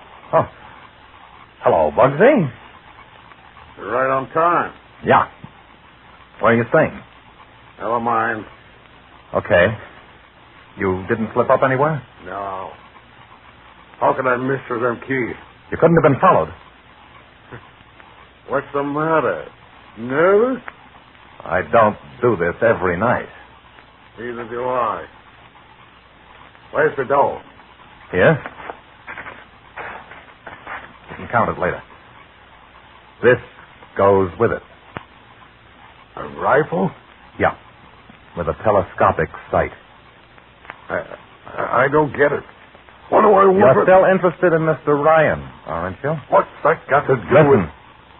He lives in Shelton. Now, don't give me that. I know where he lives. Mm-hmm. So you're planning to walk into the Sterling Hotel and introduce yourself to the dozen or so cops in front of his apartment? Well, I don't know. You have a house in Shelton, about 50 miles south of town. He's going there this weekend, on Friday night, and no one knows it except me. Here's the address. It's on a hill, sort of an estate, with a wall around it, and a gate on the drive. He'll get there about 9 and stop at the gate. There are 2 big lights on either side of the gate.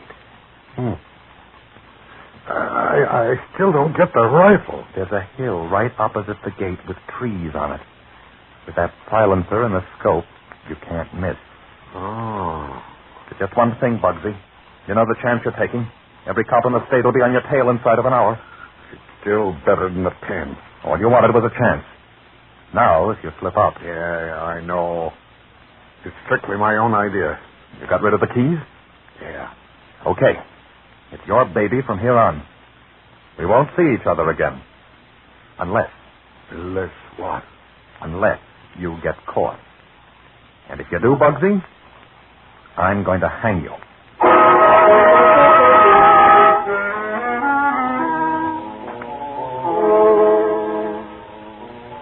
That's right, Eddie.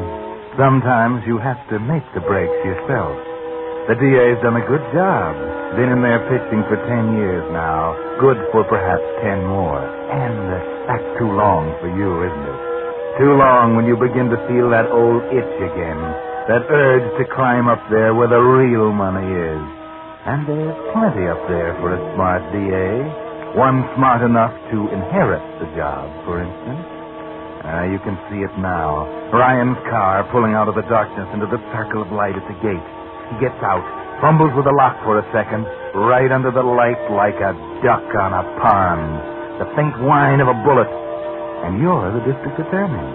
Yes, Saturday morning the headlines will scream. They'll swear you in and you'll promise the suckers you won't rest until the assassin sits in the death cell. As the curtain raiser, it'll be made to order, won't it? You've tried not to think of it during the week. But now that Friday, the day of days, has arrived, your mind wanders in spite of yourself. You had to get out of cell block 7 first, and there was no other way. Now, assuming it was an inside job to go... Eddie. Huh? I'm sorry, Chief. Have you something on your mind? No. Well, please, go on. You were saying you talked to Campbell at the prison. Yes. It was an inside job, and I don't mean inside the prison. What? The key to his whole plan was his escape from cell block 7. You remember the Myers case several months ago? Yes, Chief. There were some keys presented in evidence. The same keys, oddly enough, that Malone used in his escape. What do you mean those keys were returned? Someone could have had them duplicated.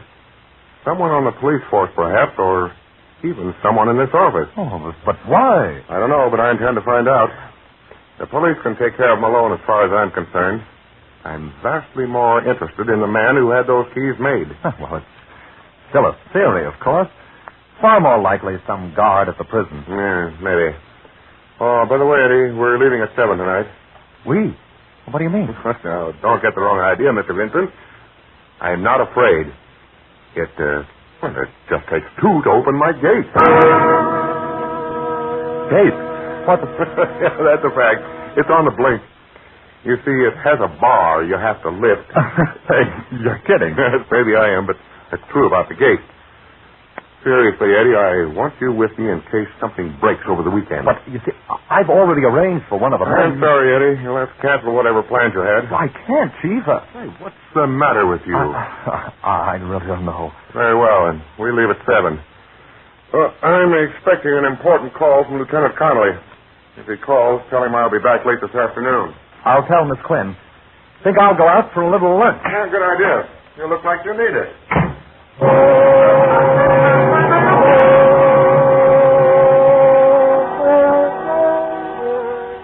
But Eddie isn't thinking about lunch as he walks down the street, unconscious of the milling crowd.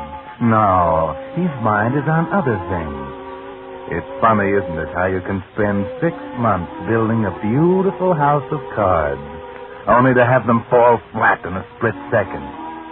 That gate, of 1,000,000 gates in the world, that had to be the one it took 2 to open. What's the matter, Eddie? You still might pull it off if Bugsy hits the right one, and if that locksmith detail doesn't happen to hit the little man on Shannon Street who did it for you. No, you've got to stop it. Find Bugsy and... But where? He's gone. You said goodbye to him for good. It's too late. Got to be another one. Wait a minute. What about the car? That's it. Ryan's car, up in the public garage. Hello, George. Hello, Mr. Vincent. How's the garage business? Oh, okay. The DA's car in? Sure, second car down. There you are, Eddie. No one around. Take off the gas cap. Take out that pound of sugar you bought at the grocery store. Now the sugar goes in the gas tank. It'll take about 10 blocks for that sugar to hit the carburetor. And at 7:30 in the evening, it ought to be easy to persuade the DA to wait until Saturday. Let Bugsy sit on the hill all night. He's got $500 in his freedom.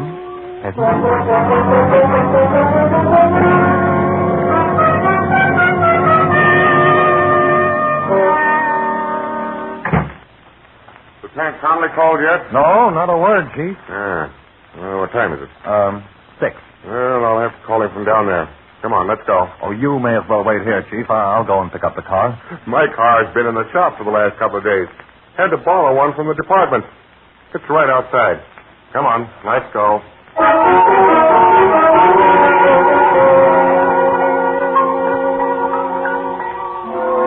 You should have known it wouldn't work, Eddie. It was too simple. Too many ways out of it. Something must be wrong with your head. No one in his right mind would have depended on a kid scheme like that. At least he's letting you drive. It's something, anyway. You're 10 miles south now.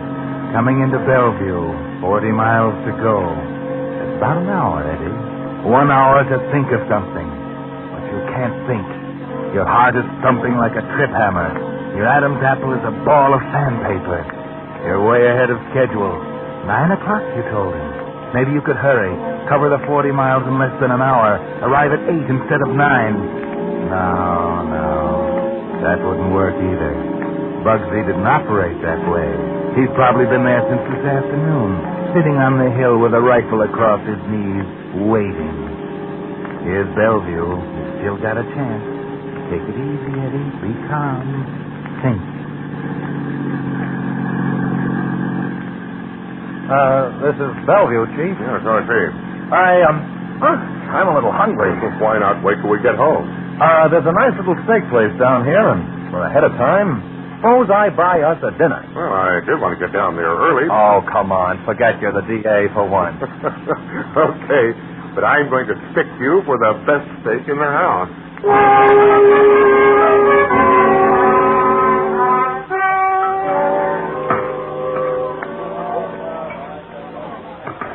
There you are, Mr. Ryan. I'll be back in just a second. Order me the next best steak in the house, will you? All right, Eddie. You have a better idea now. Thinking a little more clearly. Still have plenty of time. First, over to the drugstore across the street. Yes, there's a phone booth. Now the book. Ah, there it is. Hamilton's Steakhouse. Get the phone number.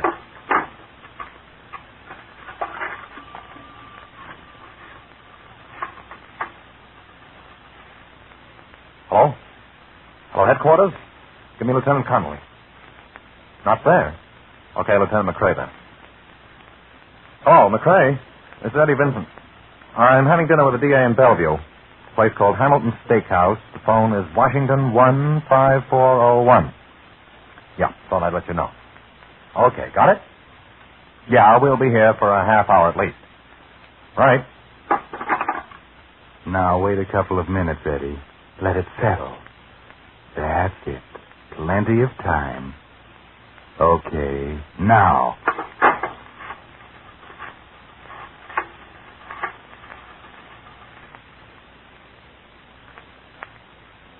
Hello, headquarters.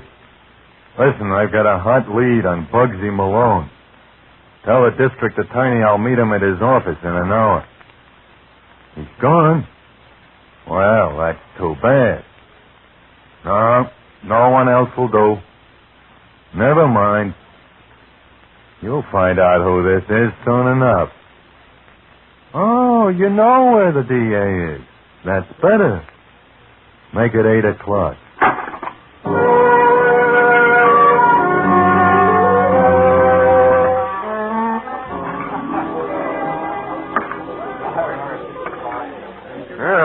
Took your time. Your steak's getting cold. Oh, Paul, I'd better check with headquarters. Nothing doing yet.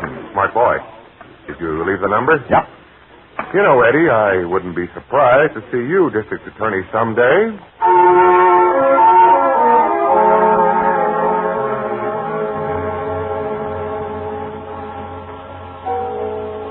You're hoping that desk sergeant was as dumb as he usually is. It might be embarrassing if they traced that call. But it's 5 minutes now. 10 minutes.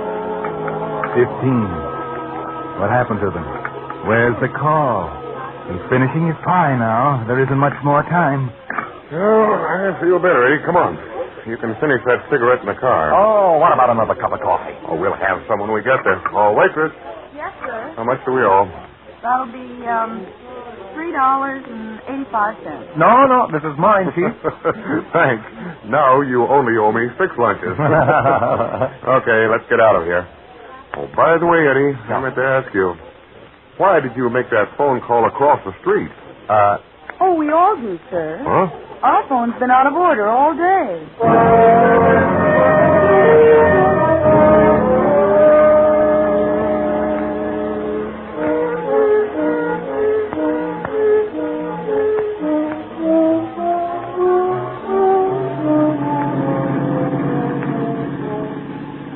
Past 8, Eddie. 20 miles to go. And 2 strikes against you.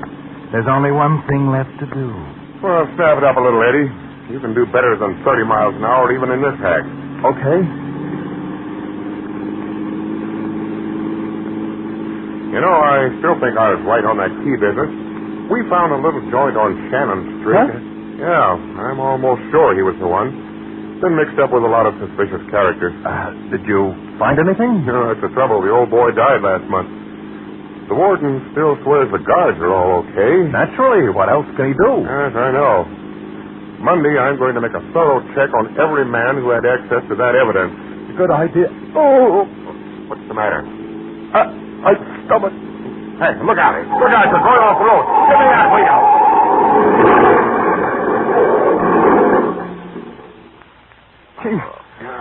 Chief, are you all right? Just my knee. I must have got a cramp or something. Hey, help me, will you? Yeah, sure. Gee, I'd better get you back to the city. No, I'm okay. Here. Take it easy. Yeah. Hold on, man. That's right. Thanks. There you are. It's okay now. Be stiff in a minute, though. What about you? Huh? Oh, I don't know. Something seemed to grab me all of a sudden in my stomach. How about the car? Oh, it's not bad. I'll have it pulled out tomorrow. What's going on down there? Car off the road. Anybody hurt? No. Hey, I don't suppose you have anything for pulling us out of this ditch? Sure. Got a chain right here in back. Can you beat that for luck? But you don't suppose we can drive it? I Why mean, the not? car's... It's just eased over on the side. Yeah, but what about your knee? Oh, I'll take a hot bath when we get there. I can't get over our luck. A guy with chains. That would happen one time in 1,000. Yeah. 1 in 1,000.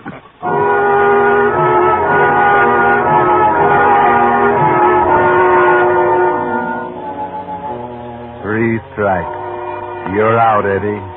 On the home stretch now, winding up the narrow road toward the gate, toward the day of judgment, the pearly gate of Valhalla. That's a laugh, isn't it? Maybe St. Peter will be there to give you a hand when you step into that circle of light. Okay, you can stop here.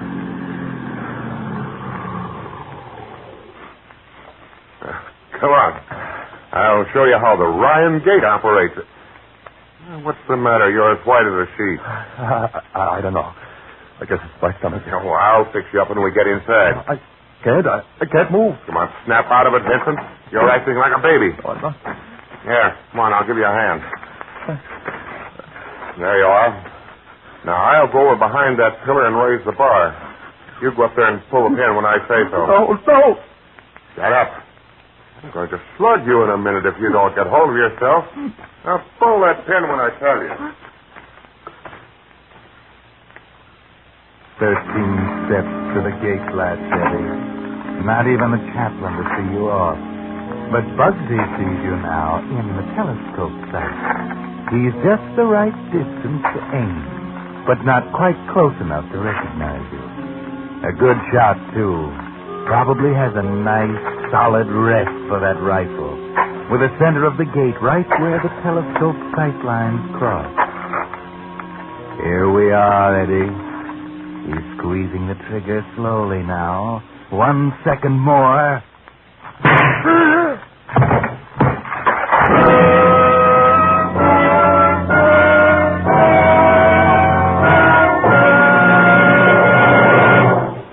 But that's not all of tonight's story. The Whistler will return in just a moment with a strange ending of tonight's tale. Meantime, a word on that driving bugaboo you hear so much about, carbon. Just what is carbon? What causes it? And how does it affect your motor's performance? Well, so does carbon, soft carbon. Coal is another form of carbon, hard carbon. There's not a motor oil made that doesn't form some kind of carbon. But here's the important point. Many motor oils form hard carbon, the kind that causes knocking, overheating, loss of efficiency, and lowered gas mileage. That's why the new solvent refining method used in making pure paraffin-based Signal 4-Star motor oil is acclaimed one of today's greatest advances in motor lubrication. You see, because of solvent refining, Signal 4-Star motor oil actually forms less carbon, far less by actual tests than many leading brands. And because it's soft, soot-like carbon, it tends to blow out with exhaust gases, keeping your motor cleaner, running better. Today, when gas is rationed and motors have to last through the duration, this extra efficiency you get from a clean motor is more important to you than ever. More reason than ever for making your next oil change a change for the better. A change to solvent-refined Signal 4-Star motor oil. And now, back to the Whistler.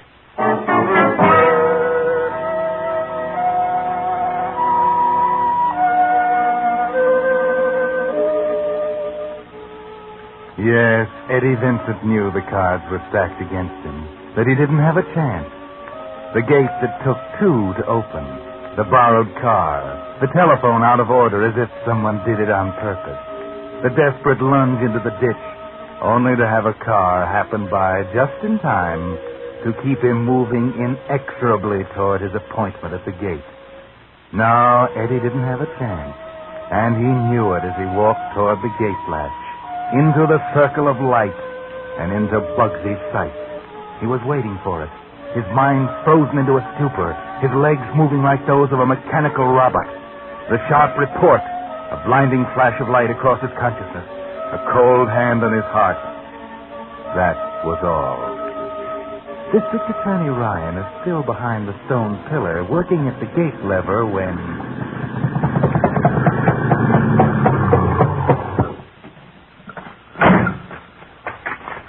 That's you, Mr. Ryan? Connolly, what are you doing here? Say, did you hear my tire blow out? It scared me to death.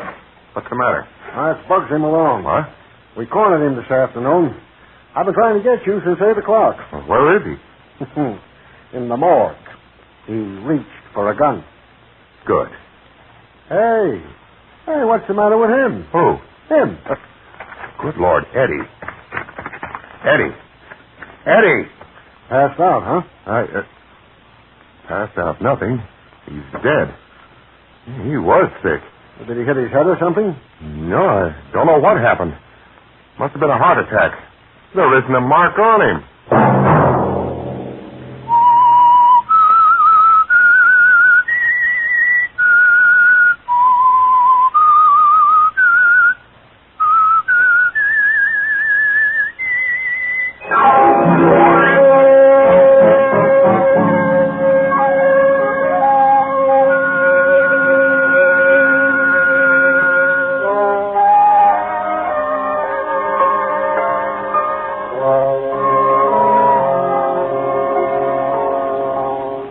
Next Monday at 9 o'clock, the Whistler will bring you another strange tale.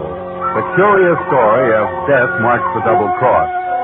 The Whistler is broadcast for your entertainment by the marketers of Signal gasoline and motor oil and fine quality automotive accessories, and by your neighborhood Signal dealer.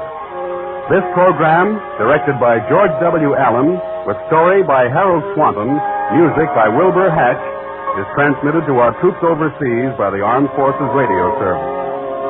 Bob Anderson speaking, and reminding you to let every traffic signal remind you do go farther with Signal gasoline. Yes, you do go farther with Signal. This is CBS, the Columbia Broadcasting System.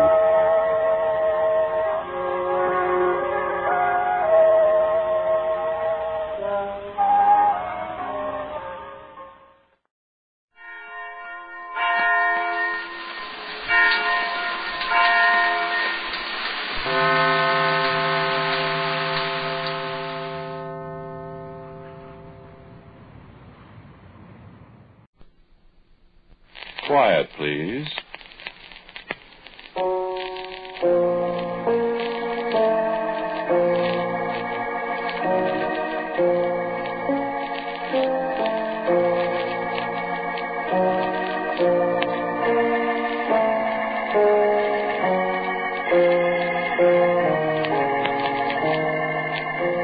The American Broadcasting Company presents Quiet, Please, which is written and directed by Willis Cooper, and which features Ernest Chappell. Quiet Please for today is called One for the Book.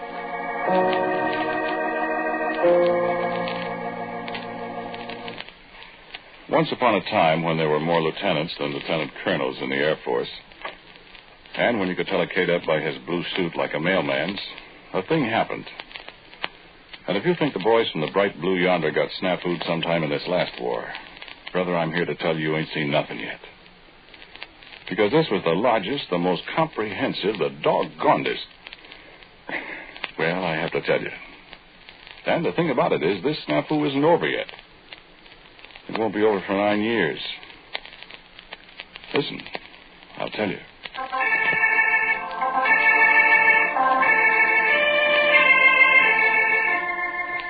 Ever hear of Muroc Dry Lake?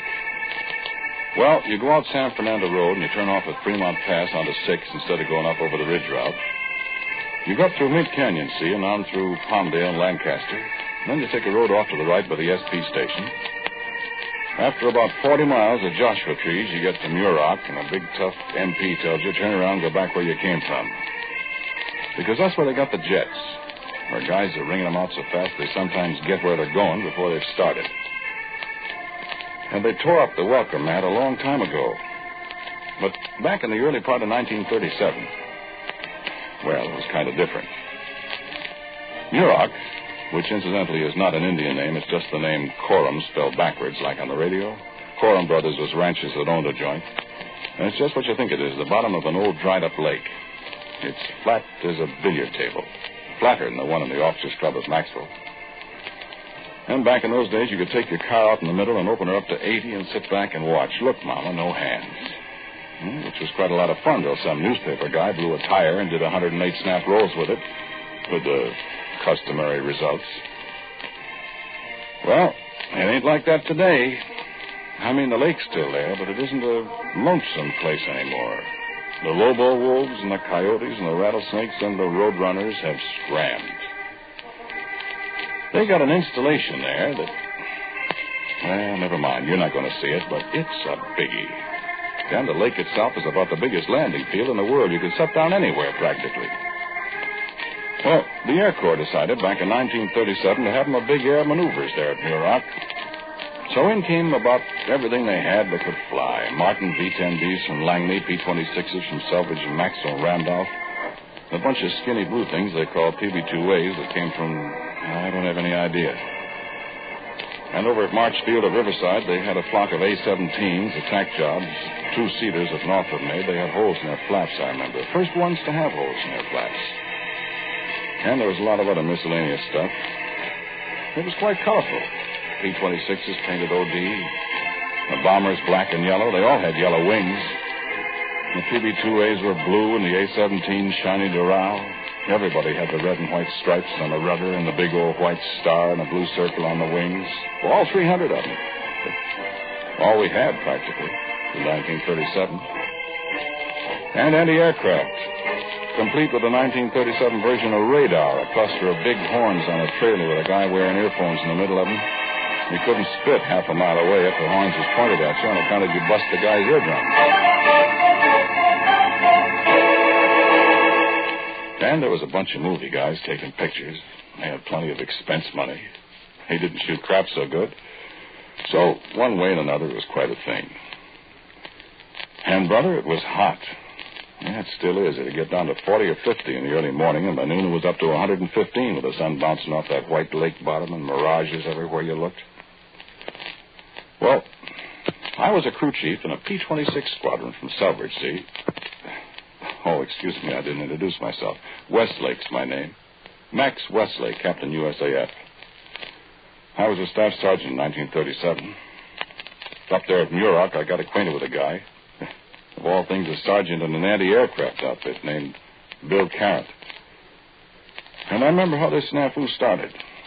Bill and I were sitting in a bar in Lancaster one Saturday drinking beer, listening to Pancho Barnes, God rest her soul, telling about buzzing a church steeple in Long Beach and a Jenny. And a couple of elements of B-10Bs went over. Bill Carrot, he said he'd buy another beer. I'll buy another beer, Max. I'm going out and sit on the porch and read. Read? What do you want to read for when you can drink beer? Free beer. Well, I found a couple of magazines. Let's see. Go on, drink your beer. Super science stories. Miraculous stories. You like that kind of junk? Well, what if I do? A lot of hooey. No, they're not. Guys flying rockets and taking off for the moon and malarkey like that. Yeah? Listen, in 20 years, the stuff in these books will be ancient history. What do you mean? In 20 years, people will be flying rockets. In 20 years, they'll be writing the same kind of guck, and people will be flying old-fashioned airplanes, Bud, and we'll be shooting them down. You wait and see. Yeah. In another 20 years, rocket planes will be going so fast you won't be able to see them, much less shoot them down. How fast? Oh, a couple of thousand miles an hour. A guy couldn't fly that fast. Why couldn't he? Well, he'd outrun himself. He'd come in for a landing, and 15 minutes later, you'd hear him. You can fly as fast as sound. You're nuts. Well, a bullet flies faster than sound. But there ain't anybody riding it. Well, they get a big enough bullet, somebody will ride it. Bring me another beer. They get me one, I'll fly it. You'd feel pretty funny starting out someplace on Saturday and getting there on Friday afternoon. Yeah, well, listen, it'll happen. In them magazines. These magazines told a lot of things that have come true, Bill. For instance? Well, I couldn't give you an instance right now, but they have. I'll take beer. Well, you watch and see. One of these days I'll come bouncing in someplace in one of these rocket jobs, and you'll be right. I'll tell you what I'll do. I'll kiss your foot at high noon right in front of everybody. Now, you want a beer? You're going to sit there reading about buzzing the man in the moon in a skyrocket. Or what?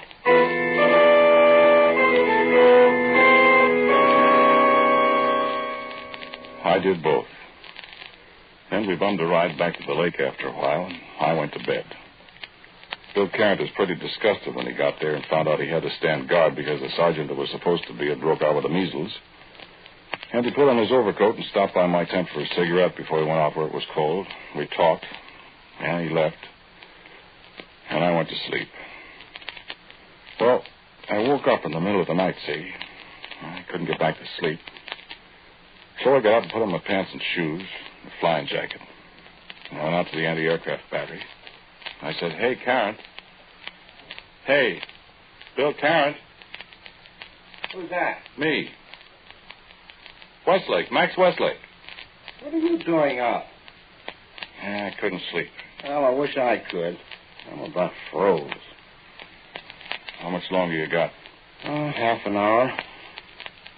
Wouldn't have a bottle, would you? Oh, I'm sorry.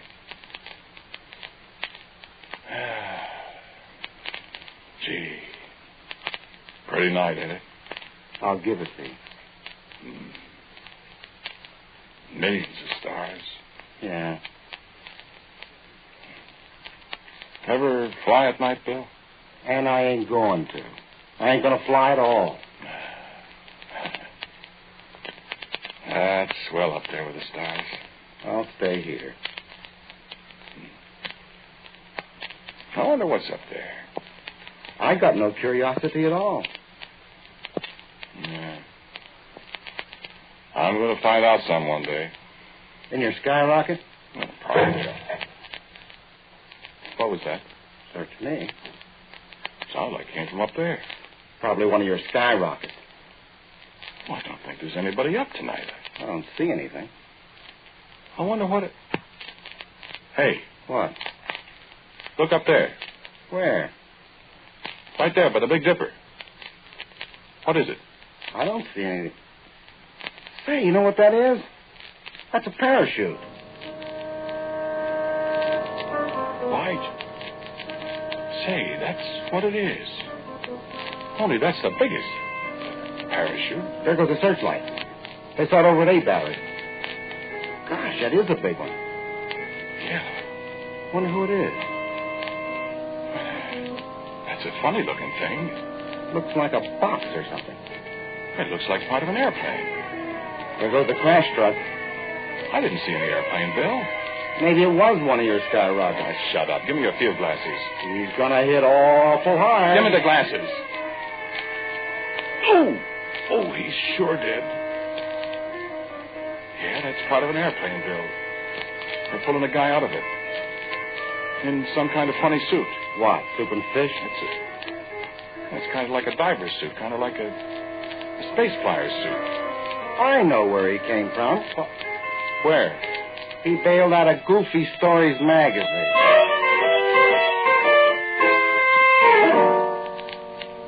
I handed back the glasses to Bill Carrot, and I walked over to the infirmary.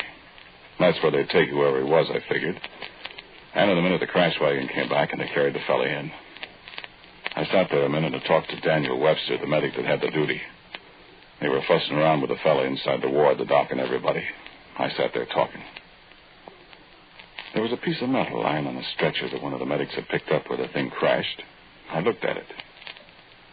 U.S. Air Force, it was stenciled on it. U.S. Air Force and a number and XF-131. What's XF-131 mean, I said. Why, I said to myself, U.S. Air Force. This is the Army Air Corps. What's the U.S. Air Force? Something new? And what's XF-131? I know what a P-26 is, and a PB-2A, and a B-10B, but what's an XF-131?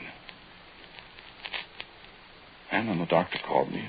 I stood up, surprised. Sergeant Westlake, come in here. Sir? I said come in here. Yes, sir. In here. Yes, sir. Ever see that man before? Why, no, sir. Sure? Well, he looks kind of familiar, but is he, He's got a slight concussion, and I've given him a shot. Who is he, sir? Is he from here? You don't know him? Why, no, sir, but he sure looks familiar, but... What's your first name, Sergeant? Sir? Your first name. Oh, Max. What's the matter, sir? Sergeant, that man's name is Max Westlake, too. Huh? Only he's a major in the United States Air Force. What do you make of that, Sergeant? Hey?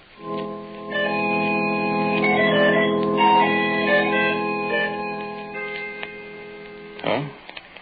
What would you have made of it? I looked at the guy more carefully. And then I saw why he looked familiar. I'd seen that puss in the mirror every morning for 22 years. There was the scar on the eyebrow where I drove the car into the lamppost. Only it was on the wrong eyebrow. Then I remembered I wasn't looking into a mirror. I said, Doc, I don't get it. He said, don't you? And I said, well, sir. So I went out. And just as I was going out at the tent, in walks Bill Carrot. And I must have looked funny because Bill grabbed me by the arm. What's the matter with you, Max? Huh? Well, you look as if you're too... Wait a minute, Bill. I think I've got something figured out. What are you doing, for the love of... I'm taking off my shoes, Sergeant Carrot. What for? Well, it's not exactly high noon, Sergeant, but you're going to kiss my foot just the same. Huh? That's right. Why? Because, Sergeant Carrot, that guy in there, that guy that flew in here in a skyrocket, that major in there, is me.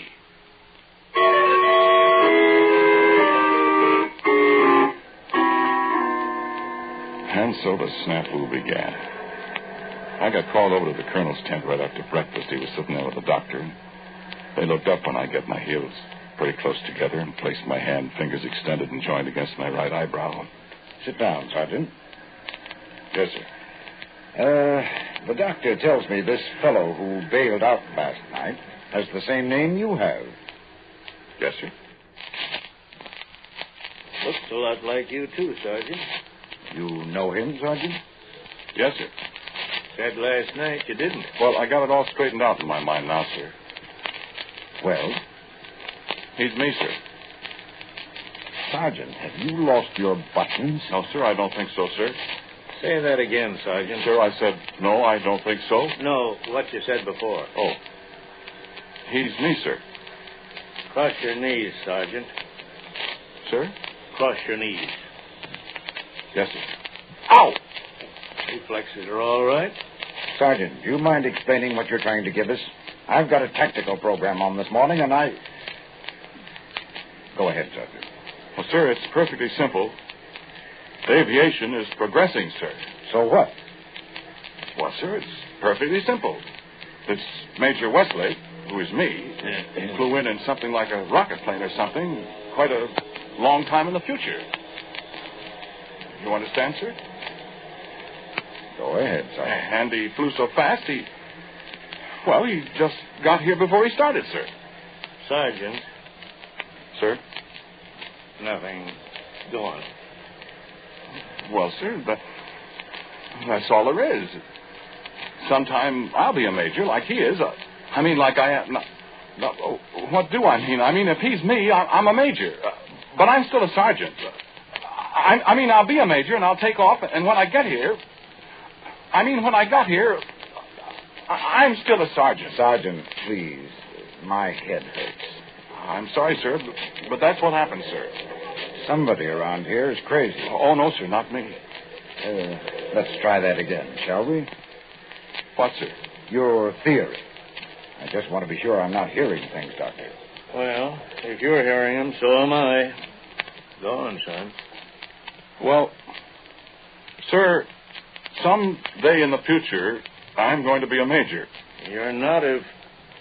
Well, never mind. Yes, sir.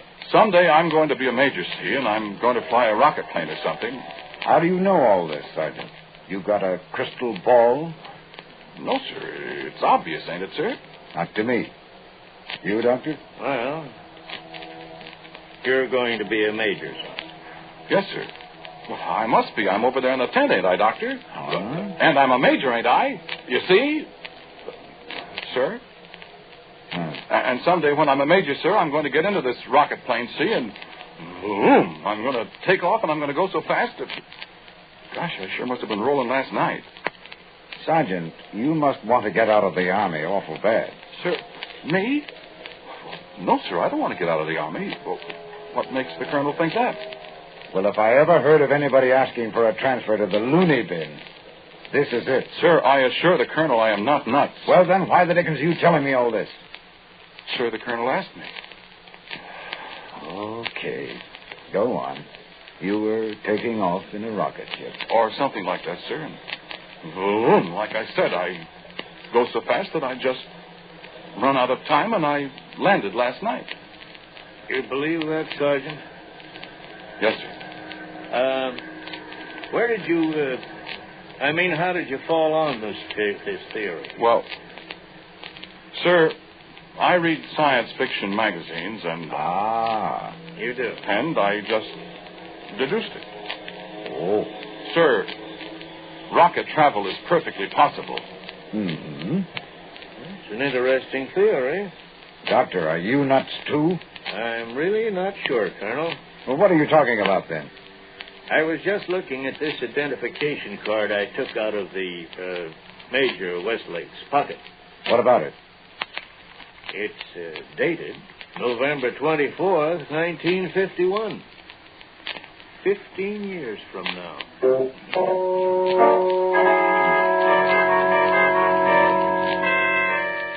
Snafu and snafu and snafu. The colonel, we didn't have any guardhouse or anything. He confined me to my tent. That is, he confined Sergeant Max Westlake to my tent. Major Max Westlake was still out like a light. He couldn't talk. And me, I didn't have anybody to talk to, but I thought. And the harder I thought, the surer I was right. And the second day I was in there, the colonel came to my tent, and he looked about 18 years older. I stood up. Rest, Sergeant. Now, listen. I had the doctor take that major's fingerprints, and I flew them to Washington to be looked up in the big file. Yes, sir. The dope came back this morning. Yes, sir. I'll read you what they say.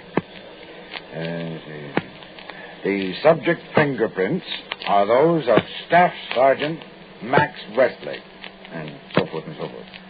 There is no record of a Major Max Westlake in the Army Air Corps. By direction, so forth and so forth. Yes, sir. That's the way I figured it. Westlake, if you're running a Sandy on me... Not running a Sandy, sir. Come with me. Where are we going, sir? Right into the infirmary tent. Yes, sir. Now then, you sit here behind this canvas wall and you listen to that fellow talk. And don't say a word. Just nod your head if he's right, or shake it if he's wrong. You hear me? Yes, sir. All right. Listen. Major, where did you come from? Here at Muroc, sir. What outfit are you with? I'm chief test pilot here. I see. And what happened, do you know? Yes, sir. I was flying an XF-131. That's the newest experimental rocket job. Speed of about Mach 7. What's he talking about? Sir. 7 times the speed of sound. I see. Suddenly, the needle flew way over beyond the mark. I got scared, pushed the automatic cockpit release, and bailed out. And, how fast do you think you were going then? Well, I should say about 12 times the speed of sound. I see. And what was the date of your takeoff, Major? Why, December 21st, 1957. Now, look here. You see? You see, Colonel? You see?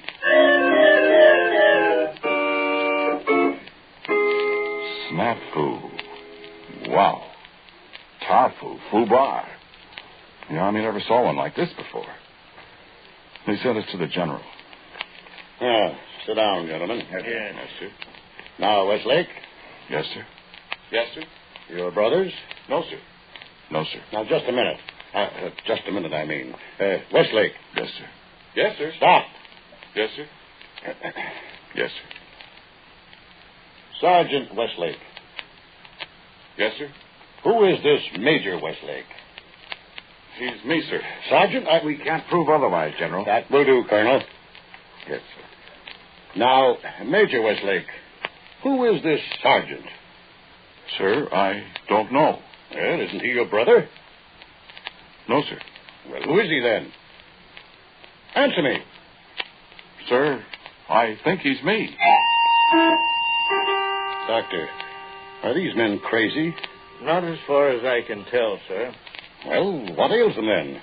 Sir, I just work here. Well, now, Major, how come I don't know you? Well, that I couldn't say, sir. I don't know the General either. Young man, I have been in the Army 28 years. Yes, sir. At 29. I was at Bliss with Lord George Langland when he had the 8th Cavalry. Yes, sir. And I know thousands of officers in the Army. Yes, sir. But I don't know you. No, sir. Young man, do you know the penalty for impersonating an officer? Sir, I'm not impersonating an officer. Here's his identification card, General. Is that your picture, Major? Yes, sir. And doesn't look like you. Well, sir, these pictures never look like the people. Yeah, that's right. Mine looks like a... Well, this seems to be an order, all right. It is, sir. I know that. Are those your fingerprints? Yes, sir. They're the sergeant's, Washington says, General. Now, how could that be? Well, sir, they have to be me. He's me. I'm us, sir. Colonel, has this man ever demonstrated... has he ever had attacks before? No, sir. He's always been rational, sir. He's one of my best men. He's rational now, General. That is, I think he is. Kind of, I mean. Sergeant, do you know that a board may be convened and that they're liable to throw you right out of the Army? Sir, I'm not worried about that. Oh, you're not, huh? Why not? Because they can't, sir. I have to stay in. Kindly tell me why. Because, well, don't you see, sir, I'm going to be a major and I'm going to fly a rocket plane. The XF-131. What makes you think so? Well, I'm here, sir, after all. Well, I'm going to tell you something. I'm going to solve this problem once and for all in a military manner. Major Westlake, you are subject to orders, aren't you? Yes, sir, of course. And I want this to be a lesson to you other officers, too. You gentlemen are expected to use your intelligence and initiative and not come bothering me with all sorts of details that could just as well be handled in your own bailiwicks. You understand me? Yes, sir. Silence. That is a very simple way to solve this problem, as I said. Major Westlake, you are ordered to return to your base. Sir, I'm at my base. I'm stationed at Muroc Dry Lake. This is Muroc Dry Lake, sir. Well, how did you get here? I flew, sir. But how did you... I mean, how did you get here now? Sir, I just flew so fast I got here before I started. I didn't ask you, Sergeant. That's right, sir. I flew so fast I got here before I started. Doctor, do you have an aspirin on you? See who that is? Yes, sir. Sir, I found something I thought might be important. Who are you? Sergeant William Terrence, sir. I'm sergeant of the guard today. What have you got there, Sergeant? I don't know what it is, sir, but I found it out there where the major landed. Major Westlake? Yes, sir. Well, let's see it. Let's see it, Sergeant. I never saw anything like it before, sir, and I thought I'd better bring it to the General. May I see that, please? Well? It's my Mach meter, sir. Your what? Mach meter, sir, an instrument that measures speed. Sergeant Westlake, please. Excuse me, sir. That's what it is, General. It measures speed in terms of the speed of sound. Mach 1 is sound speed. Mach 2 is twice the speed of sound. Let's see it. Very curious. Yes, very, very curious. All of a sudden it got jammed, General. You see the needle is jammed way over here on the pin?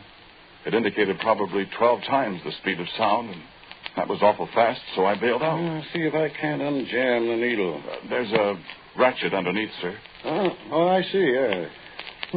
It's like a speedometer, isn't it? It turns hard. There. Hey, where did Major Westlake go? Why, he was right here. I seen him, sir. I was looking right at him. When you turned the thing meter back, he just turned all transparent, and then he disappeared. What? Sir, I think the General just unscrewed him right back where he came from.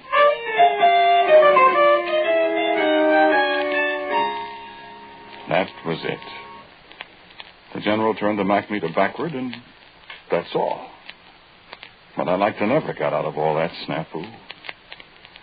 Well, I'm a captain now, and it's only 9 more years, and I'll be a major. And I'll fly an XF-131 here at Mirage, and my Mach meter will go haywire, and... My gosh, have I got to go through all that again?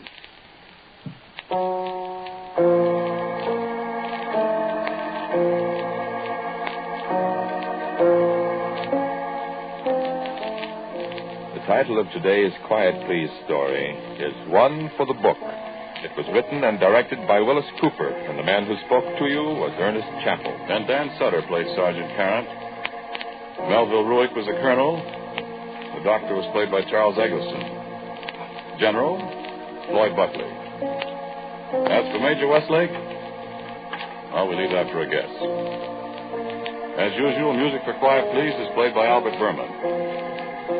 Now, for a word about next week, here is our writer-director, Willis Cooper. Thank you for listening to Quiet Please. My story for next week is called My Son John. And so, until next week at the same time, I'm quietly yours, Ernest Chappell. And now, a listening reminder. There's an exciting story waiting for you this afternoon on David Harding Counter-Spy. See what happens when a flood of counterfeit currency threatens to disrupt the entire financial structure of a South American country, and the counter-spies are called in to investigate. Tune in David Harding Counter-Spy on your ABC station. This is ABC, the American Broadcasting Company.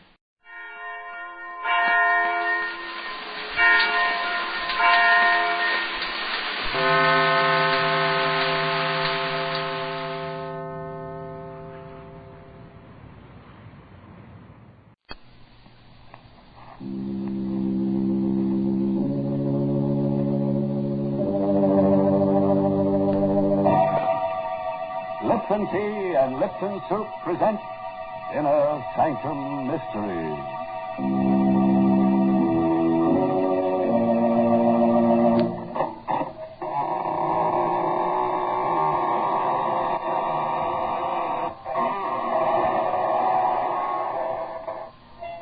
Good evening, friends of the Inner Sanctum.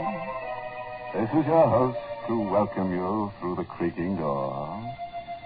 We're going to begin tonight's festivities on a scientific note with something that will save you a good deal of money. Yes, it seems that quite a few people have taken to turning off their refrigerators during this program. Yes, they've discovered they can deep freeze all sorts of things by just listening to Inner Sanctum and letting their blood run cold. Well, Mr. Host, that's quite an idea. Have you any other scientific suggestions? Oh, certainly, Mary. For instance, here's a way to cut down on your laundry bills.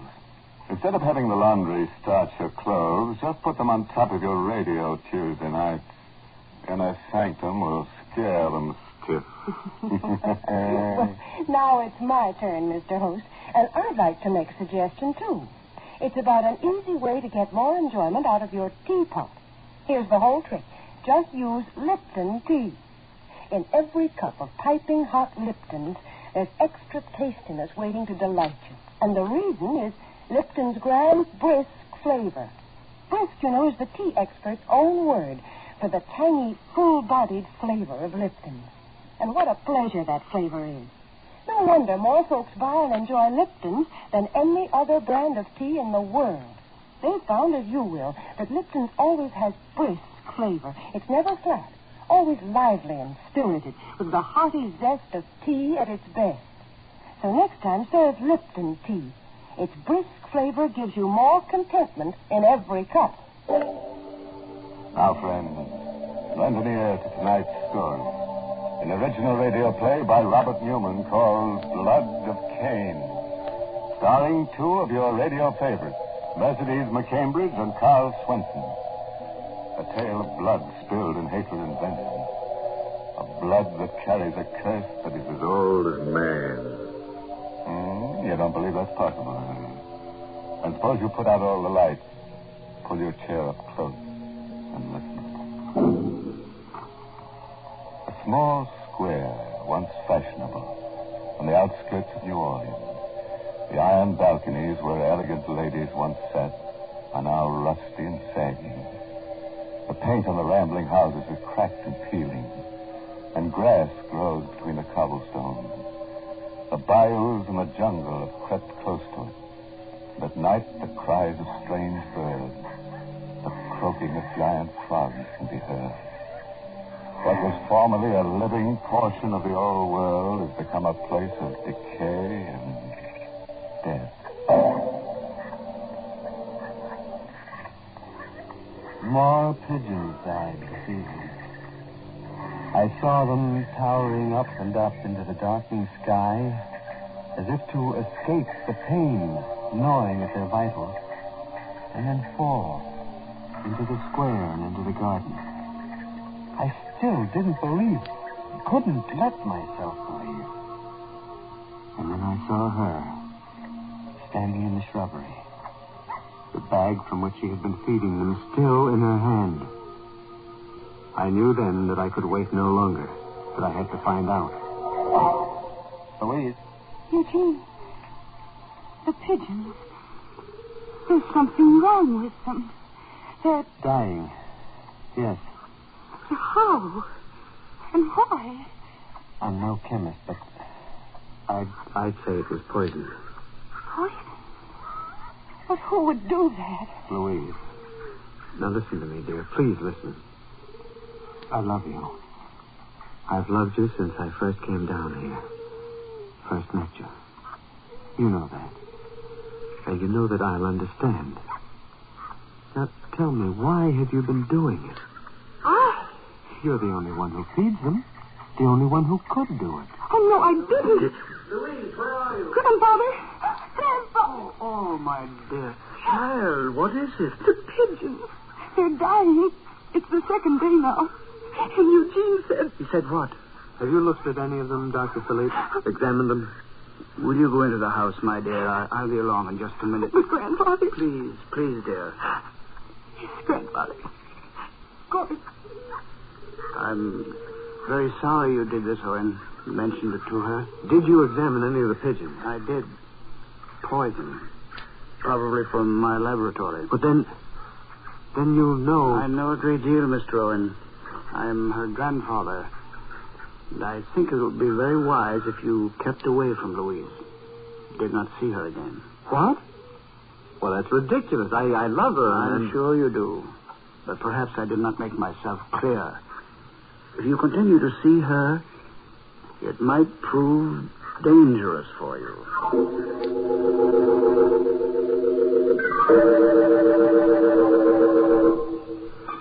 I didn't eat any supper that night. I went back to my room and sat there in the dark, staring at the shuttered, brooding house. About 11 o'clock, the door of the doctor's house opened quietly, and Louise came out. Without looking right or left, moving almost like a sleepwalker, she went up the street. I hesitated only a minute, and then I hurried down the stairs and after her. And just as I got downstairs, the door opened again, and... Is that you, Owen? What? Yes, Doctor. She just left the house. I was watching from the window. Yes, I know. She's done it several times, and this time I was determined to follow her and see where she goes. Look, she's hailing a cab. My car's right across the street. Quick.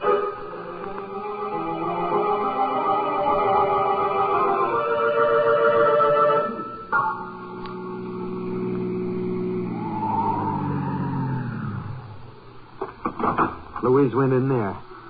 What kind of a place is that? Oh, dear, that smell. There's the smell of death. From the noise, I would say it was an abattoir. A slaughterhouse? Good Lord. But why? Why would she come down here in the dead of night? I like you, Owen. I think you know that. And it was for your own sake that I warned you to keep away from her. There are things that you do not... well, that you cannot know about her. No? Well, we'll see. I'm going in and get her and find out from her. Just a moment. There she is. Just inside the gate, talking to the watchman.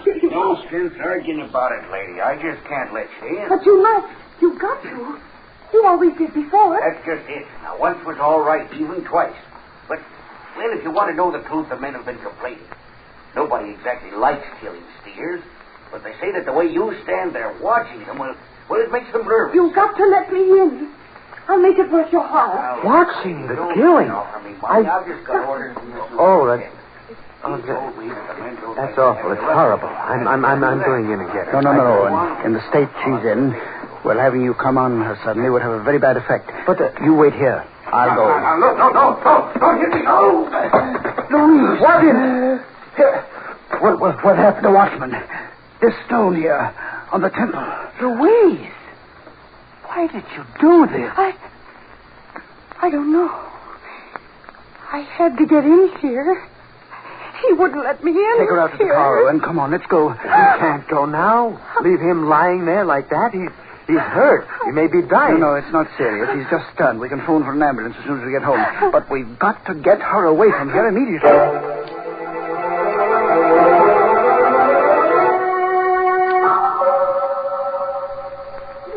Sit down, Louise. Yes, Grandfather. I'm sorry I ran away like that, Eugene. But I suddenly felt strange.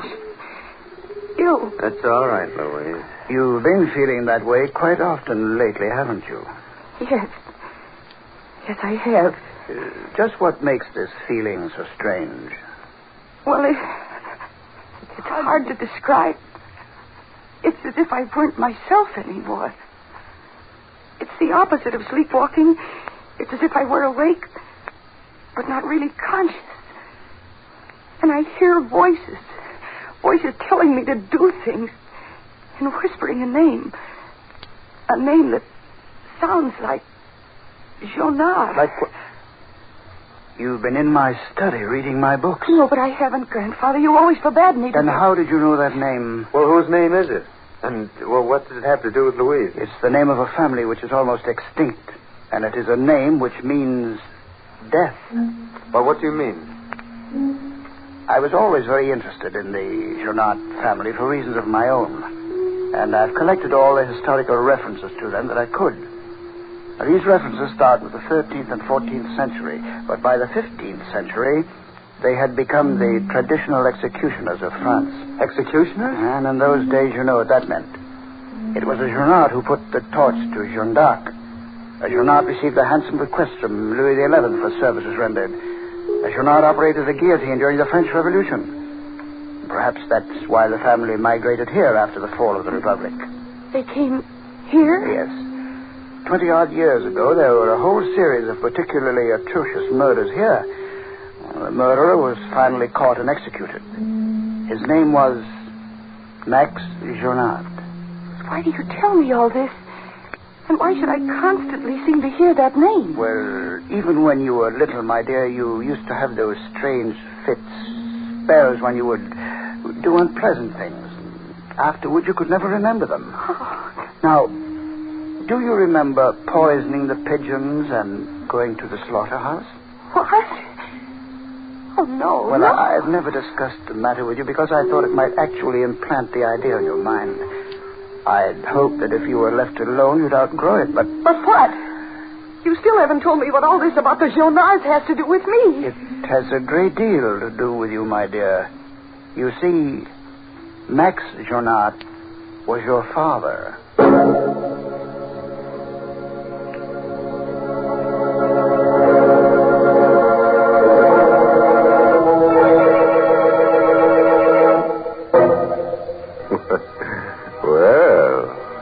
There's a girl with a real tradition in her family. A murderer for a father and a long line of ancestors who were real killer-dillers. I was beginning to get a little worried about her. Fooling around, poisoning pigeons and things like that. But I can see now that there was method in her madness.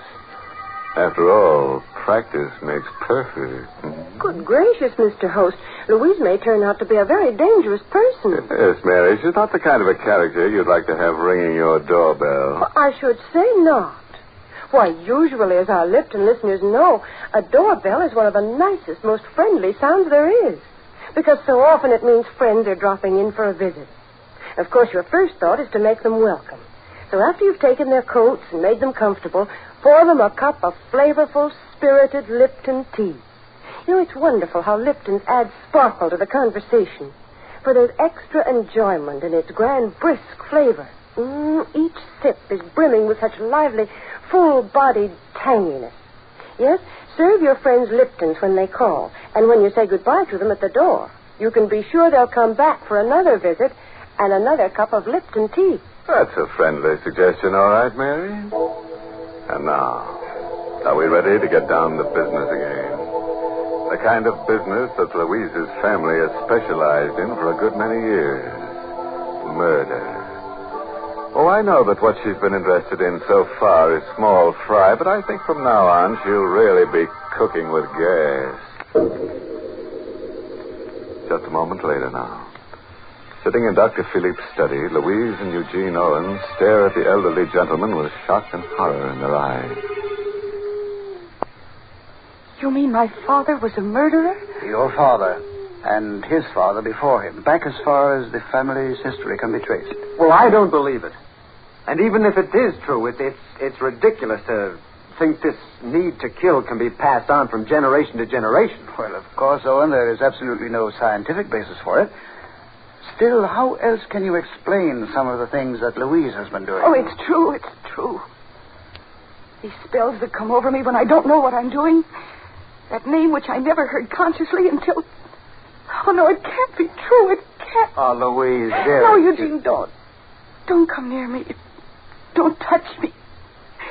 If there's even a chance that it's so... Well, I didn't want to tell you. I was never very close to your father because he was a rather strange son-in-law. But if you want to know more about him, there is someone you should talk to. Joel Ferguson, down on Gaylord Street. He was the very last person to see your father alive.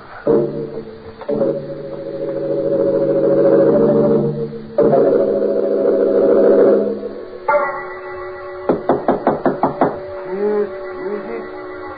Mr. Ferguson? Yes. Who is it? My name is Louise Philippe. I'd like to talk to you for a few minutes. Just a second.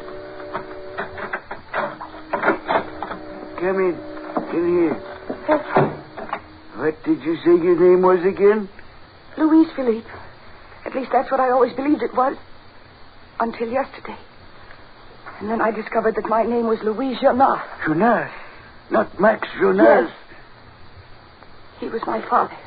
What do you want of me after all these years?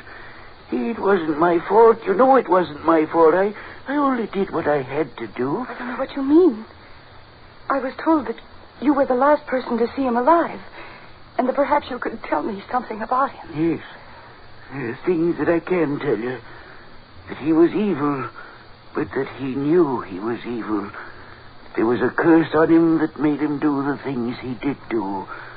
Voices that whispered in his ear, told him to kill, made him kill. Voices? And in the end, at the last minute, he thanked me.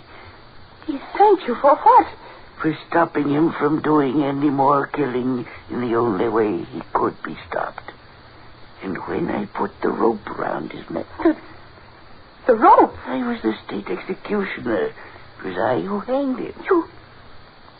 You killed my father.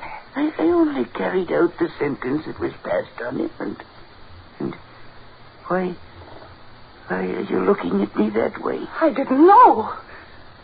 I only came here to see you because... You're lying. If you were his daughter, then you were like him. And you came down here to kill me. Kill you? That knife there in your bag. Huh? I didn't even know it was there. You're lying. Keep away from me. Keep away. I didn't come down here to kill you. Then stop staring at me like that. Put that knife away.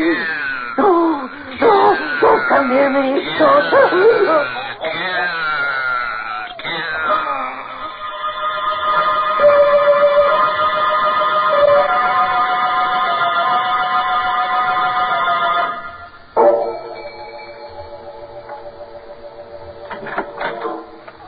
Good evening, Mr. Owen. Where's Miss Louise Benson? I must see her right away. I'm sorry, sir, but she's not in. She went out about a half hour ago. Oh. Well, where did she go? I'm afraid I don't know, sir. She didn't say. Well, what about Dr. Philippe? He's not in either, sir. He left right after Miss Louise as soon as he'd heard that she'd gone out. Oh? It seemed to me, sir, he looked rather worried. He said something about Mr. Ferguson. Ferguson? Great Scott! If she went down... Thank you.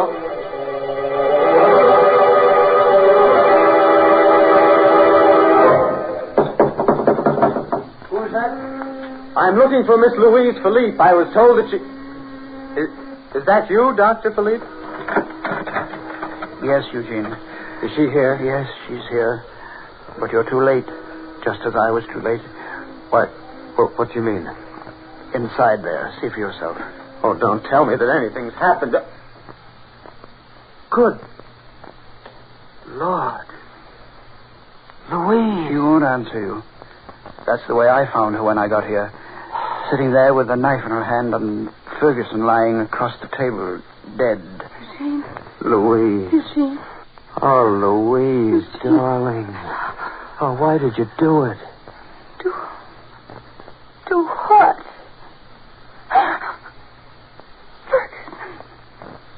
Dead? Yes, dear. Didn't you do it? I don't know. I didn't even know who he was when I came down here.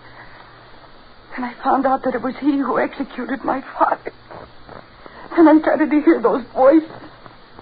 Voices telling me to kill, that I had to kill. Then there was a knife in my hand. Oh, I can't remember. Voices. That's what Max said at the trial. That was the only defense he offered, but that he heard voices telling him to kill. Didn't save him. But in your case, a woman... What are you saying? Well, there's no sense even trying to escape. That would only make things worse, you know that? Yes, Grandfather. Except that there is only one way that things could be made worse. That is if I were allowed to live. But, Louise, don't say that. You must... Oh, it's true, Eugene. For centuries to be a Jonard meant to bear the mark of Cain. Well, I'm the last of the Jonards, and there must never be another. Well, I had not gone quite that far, my dear, but perhaps you're right. I am right. Goodbye, Grandfather. Eugene. Louise, come back. Wait. No, let her go, Eugene. She's my own flesh and blood. But I think that may be the best way after all. Yes? Well, we'll see. Louise! Wait, please. It's no use, Eugene. It's all very clear. Clear as witch's brew. Yes, it is. Yes, it is. Maybe it's because of our love that I understand. Maybe that was what was wrong with the Jonards. They never knew love, only hatred. But there is a cure. It lies there, in the river. Louise. No, please, dear. There's a curse on me, on all the Jonards that ever were. You're right. There is a curse, but not the kind you think, dear. Listen, I was at the library all afternoon reading, and I think I understand now, for the first time. You understand what? The nature of the curse and how it can be ended. Because it can be ended in only one way.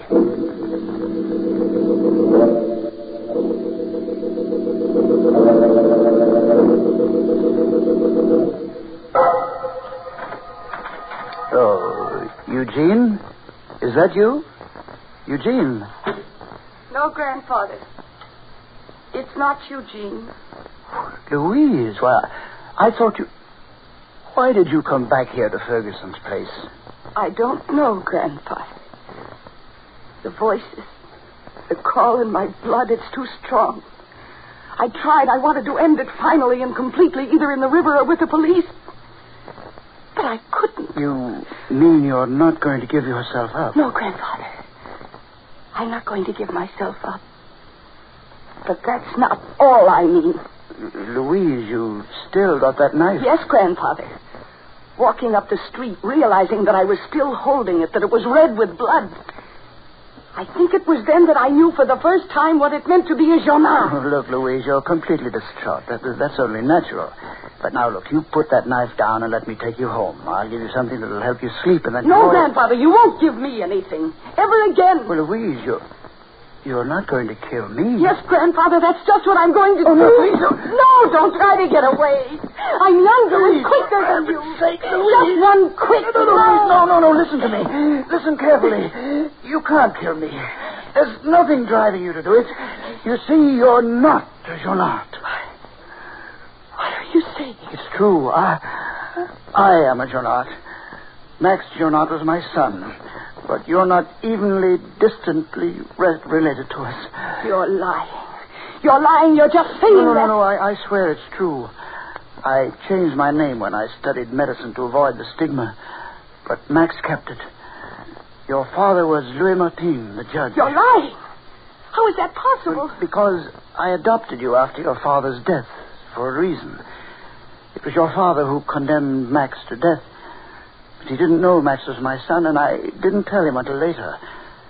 Your mother died when you were born, and I was your father's physician. And when he was desperately ill, I offered to adopt you and take care of you. Then when the papers were signed, I told him who I was, what I was going to do, that I was going to destroy you to avenge my son. And that's what killed him. But all those horrible things I've been doing, poisoning the pigeons, killing Ferguson... You haven't been doing them. It was I who did them. Using drugs and suggestion to make you believe that it was you, so that you would either destroy yourself or... Oh, thank heaven, Eugene! Eugene, did you hear? Yes, dearest, I heard. And I told you, didn't I? Eugene! So it was a trick. A trick to trap me. Yes, Doctor, it was. I was at the library and at City Hall all day looking up the records. Drop that knife. No, Owen. This won't be as poetic a death as the one I'd planned for her, but... The lights! Louise, put the lights out! Oh, that won't help you. Either of you. You won't get away. I'll find you in the light or in the darkness. And... there you are. Die, then. Now you die! Die! Die! Louise, it's not I! It's not you! What did... Then who did... Let go of me! Let go of me! Lights!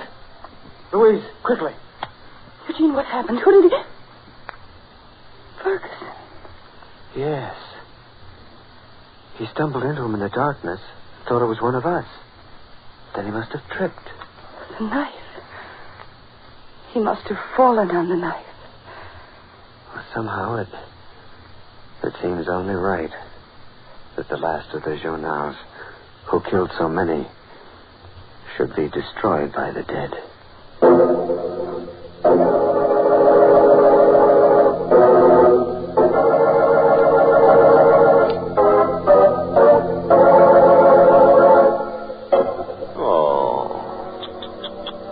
Too bad, Doc. You were a character we certainly could use on this program. But now at least you've got the perfect answer for the rest of your family when you meet them in wherever it is that dead murderers congregate. When they ask you who you were with last night, you can always say, "That was no lady, that was my knife." Well, I'm glad you could put a new point on that old joke, Mr. Host. Oh, I like to sharpen up an old saw now and then, Mary. Well, let me see what I can do along those lines. How about The best things in life are tea. Mary, I'm afraid your enthusiasm for Lipton's has got the best of you. Well, maybe you're right, Mr. Host. But it's so easy to be enthusiastic about Lipton's. Once you taste that marvelous brisk flavor, you can't help being a real Lipton fan. And that lively, zestful taste is something you folks should start to enjoy right now. Next time you visit the grocer's, get a package of Lipton tea. Try it. I know you'll enjoy it.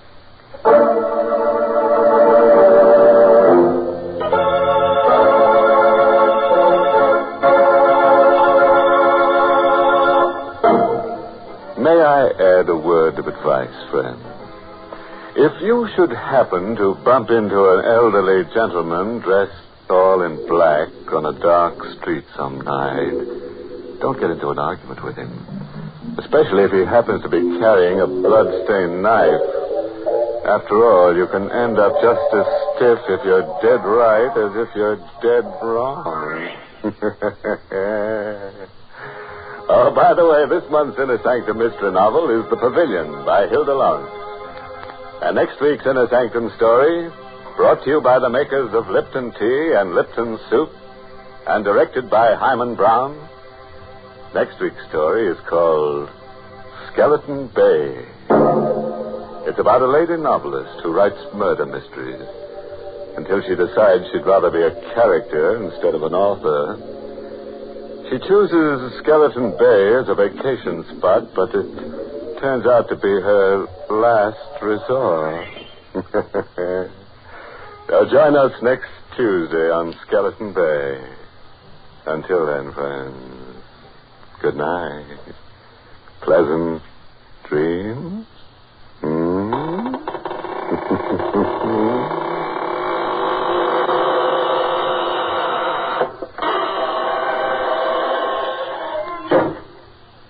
Ready in a jiffy and as tasty as can be.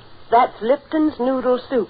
It's a grand, chickeny tasting broth full of tender, golden noodles. You'll love its fresh cooked, homemade flavor. And Lipton's Noodle Soup is ready to serve in a few quick minutes. It's economical, too. It costs less and makes lots more than canned soups. Ask your grocer for Lipton's Noodle Soup Mix tomorrow. And don't forget to tune in next Tuesday night for another Inner Sanctum mystery.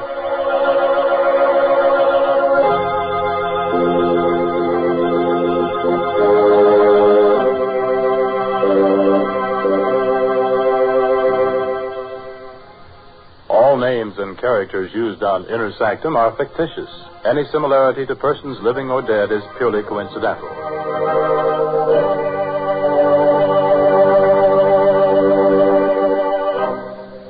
This is CBS, the Columbia Broadcasting System.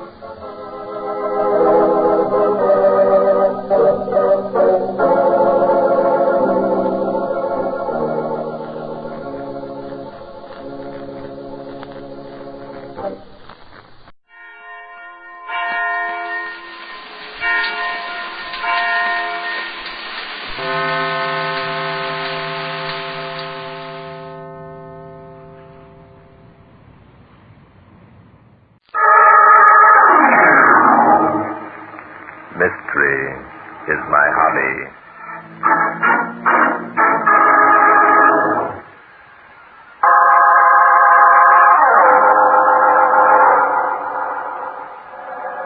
Today's story took place one cold day last November. I'd received a phone call for an appointment from a young lady up in the Tupper Lake region of the state. 2 days later, she called on me at my apartment. Yes? Are you Barton Drake? Yes, I am. Won't you come in, please? Thank you. My name is Ellen Wade. Yes, I know. I've been expecting you. Sit down, please. Cigarette? No, thank you. Miss Wade, since talking to you on the telephone, I've taken the trouble to inquire into the circumstances of your brother's arrest. And you've concluded he's guilty of murdering Rose Clinton, and you don't feel that you can help me. Is that it, Mr. Drake? Unless some new evidence has turned up, Miss Wade. Some new evidence has turned up, Mr. Drake. Oh? Then why haven't you gone to the authorities with it? For the same reason, Mr. Drake, that you don't go to the authorities if you uncover a new piece of evidence when working on a case. I see. They've already decided that my brother is guilty of murder. All the evidence is against him. Yes, I know. There isn't much time left, Mr. Drake. If I went to the authorities with my evidence, I'm sure they'd laugh at me. But you think that I will give it serious consideration? I think this. You have a reputation for honesty, Mr. Drake. Most of the cases you've worked on have had, shall we say, an unusual twist. Yes, that's quite true. I've admired your work greatly. You're a clever man, Mr. Drake. You flatter me. No, please. My purpose is not to buy your services with flattery. Here. There are $2,000 in this roll of bills. Well? It's all I have. I believe my brother is innocent of murdering Rose Quentin. The money is yours if you'll listen to my story. Listen to your story, but I thought I must tell you about Peter, Mr. Drake, before I show you my evidence. I wouldn't ask even you to believe that what I've discovered is important until you first heard the true facts of Peter's love for Rose Quentin. Then your brother did love this girl, He believed he did. Peter's a country boy. We'd always lived in Hartsville. Yes, I know. Your parents are both dead. Those facts were mentioned in the newspapers out of case. That's right. Peter and I were getting along fine. And then Rose Quentin came to town. She'd been ordered into a drier climate because of sinus trouble. She came from New York. To Peter, she represented all the glitter and glamour of a way of living that he'd always dreamed. Hello, Peter. Ellen, why aren't you in bed? It's almost 1 o'clock. I waited up for you, Peter. I want to talk to you. Oh, Skip, but I don't want to Peter, talk. listen to me. Jules Magnus is here tonight. Magnus? What did he want? Just what you said, Peter. Either you stop seeing Rose Quentin or Mr. Magnus will withdraw his offer to take you into the bank. Oh, so that's it. Just because he offered me a job, he thinks he owns me. He thinks he can tell me how to live my own life, huh? Well, he can't. He can take his bank Peter, and... stop it. Mr. Magnus is right. He was kind enough to offer you an opportunity to make something of yourself. The least you can do is give some consideration to his reputation. His reputation? What the devil has Jules Magnus' reputation got to do with me being in love with Rose? Love? Oh, Peter, be reasonable. How can you mistake a boyish infatuation for something as deep and sincere and honest as love? Ellen, if you weren't my sister, But I am your sister, Peter. I'm older and more experienced. I feel responsible. Oh, nuts. Peter, listen to me. Rose Quentin is bad. This small country town bores her. She's found a way to amuse herself by encouraging you and others to... Others? Oh, what do you mean by that crap? Peter, are you so blind that you don't realize you're only one of many who go to see Rose Quentin? That's a lie. It isn't, Peter. It's the truth. Everyone in town but you knows it. They're laughing at you behind your back. I don't believe it. It can't be true. Rose is good and loyal and honest. She wouldn't betray my love. Oh, you poor dear fool, Peter. You're so honest yourself, you can't believe anyone else can be otherwise. Rose wouldn't do that to me. She wouldn't. You're whistling in the dark, Peter. Deep down, you know that it's true. I don't want to hurt you, Peter. Believe me, I'm telling you this for your own good. My own good? You think I was a child? Ellen, I don't know what's behind all this, but if you think I'm going to give Rose up, you're crazy. Rose and I are going to be married. Married?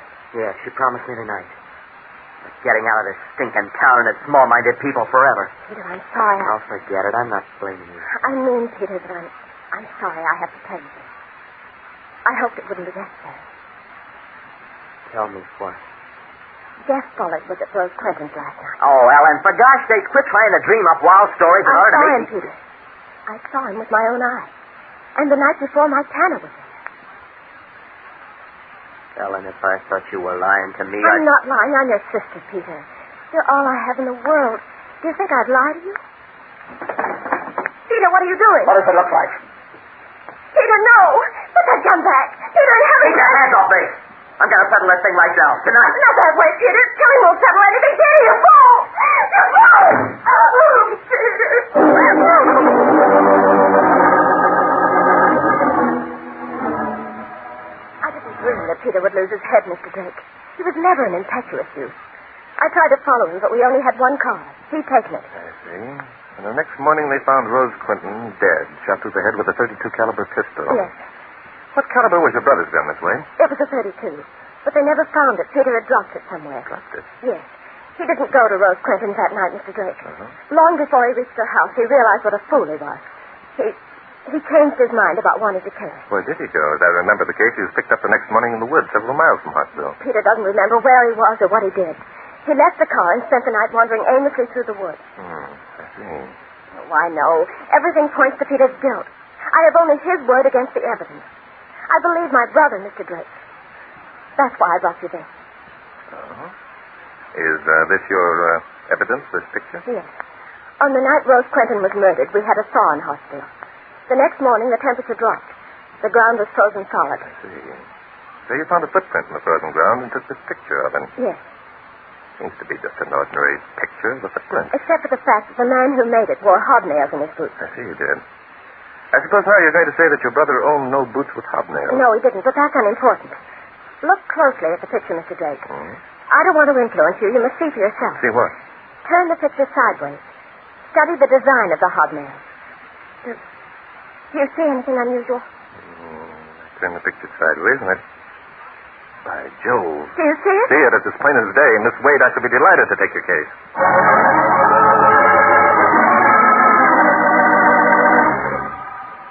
Now, wait a minute, Bart. I read all about the Wade case. The police did a good job. I read all about it too, Inspector, and I agree with you 100%.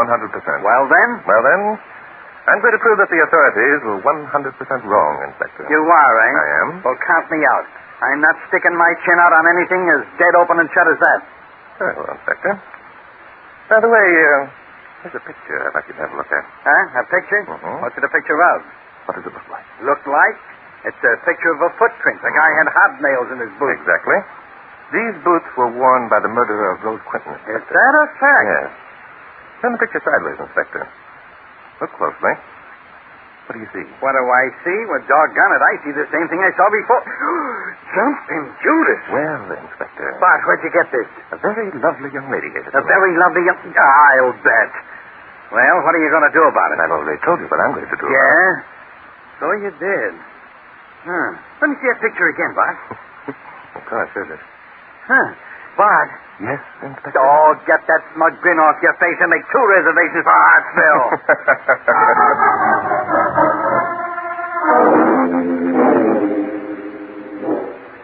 You see, Mr. Magnus, Ellen Wade mentioned that her brother was going to work in your bank, and we thought possibly you could help us. Mr. Drake, I know you'll pardon my frankness. Of course. Believe me when I say I've always admired your work.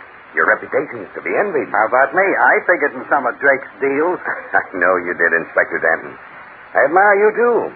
Believe me, I do. Well, now. What you're trying to say, Mr. Magnus, is that in your opinion there's little hope of proving Peter Wade innocent of the murder of Rose Quinton. You embarrass me, Mr. Drake. Ellen's and Peter's father was my dear friend. Yet under the circumstances... Show him the picture, Bart. Yes.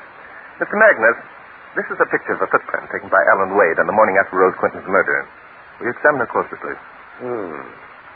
Ellen always was a fairly good amateur photographer. Say. See it, do you, Mr. Magnus? Oh, I should say I do. Gentlemen, this throws an entirely different light on the matter. Yes, we thought it did too, Mr. Magnus.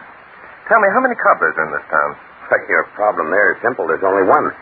His name is Ethan Lance. He lives... Good Lord. Yes, Mr. Magnus? Ethan Lance lives next door to the house where Rose Quinton lives. Now we're getting somewhere. If the cobbler lived next door, then he knew what... Here are the statements, Mr. Magnus. Oh, I didn't know you were busy. Come in, Jeff. I want you to meet these 2 gentlemen. Yes, sir. This is Barton Drake, the criminologist, and Inspector Danton, his co-worker. Aye. Gentlemen, this is Jeff Bullard. How do you do? Jeff Bullard, say his name. Hello, Jeff. Nice to know you. Jeff's our newest employee. He took the job that I had in mind for Peter Wade. Yes, Mr. Drake and Inspector Danton are investigating the murder of Rose Quinton. I thought the case was solved several weeks ago. It was, Jeff. But it seems that some new evidence has been uncovered. Tell me, my boy, your favorite sport is hunting, isn't it? Yes, sir. Why? Nothing. I was just wondering. Here we go. Yes, sir. So, his favorite sport is hunting, eh? Just a moment, please. Let's not jump to conclusions. I'm afraid I was wrong in asking Jeff that question in front of you, gentlemen. Why do you say that, Mr. Magnus? Jeff's a good boy. I couldn't ask for better. It's unfair to suspect him. Unfair? Look, Mr. Magnus, there's been a murder and the wrong party's going to pay for it. That's kind of unfair, too. Yes, I suppose you're right. I haven't looked at it that way. Well, gentlemen, it seems to me that your task is comparatively simple. Our cobbler friend Ethan Lance holds the answer to your mystery. Yes, we'd better have a talk with Ethan Lance at once. How far is it off this place, Mr. Magnus? About 5 miles. Suppose you 2 gentlemen come home and have dinner with me. Then I'll drive you out to Ethan's place. We can stop and pick up Ellen and Mike on the way. Mike Tanner. Something wrong? I'm not sure. Mike Tanner was one of the 2 people that Ellen Wade mentioned whom we might consider suspects. Did? What? That's odd. What's odd about it? Mike Tanner and Ellen Wade were engaged to be married. Ceremony scheduled for next week.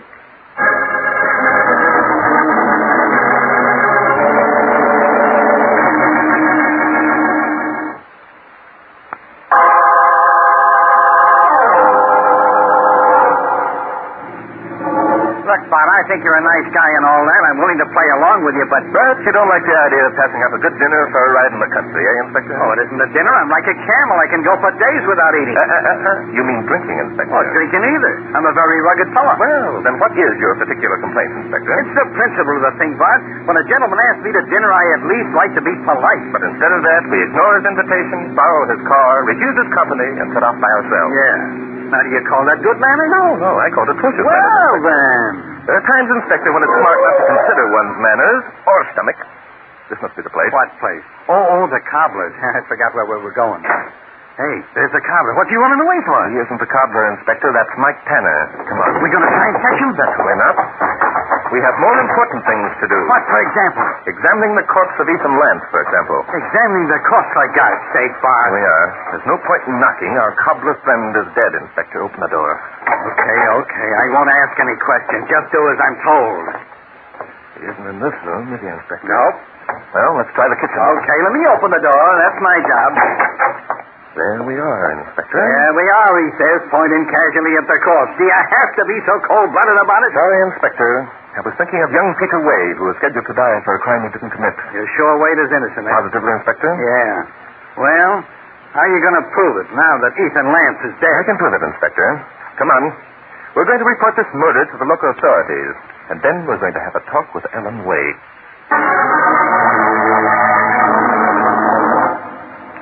I know why you're here, Mr. Drake.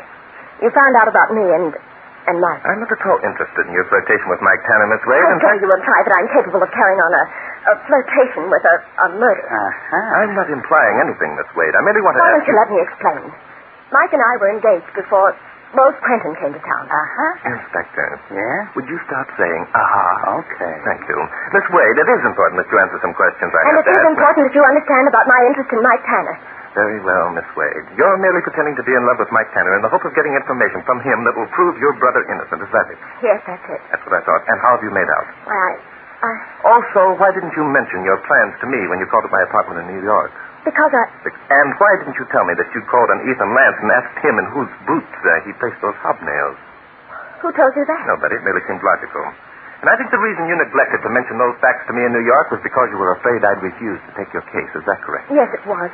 I needed help desperately. I'd have done anything I could. I understand, but unfortunately, your desperation has been the cause of another murder. Another murder? Yes. Ethan Lance was shot through the head this morning. Ethan Lance shot? Unfortunately. No, we'll never know who killed Rose Quentin. Ethan was the only one who knew the identity of the real murderer. Oh, no, lady. Drake knows, don't you, Bart? As a matter of fact, I do, Inspector. You do?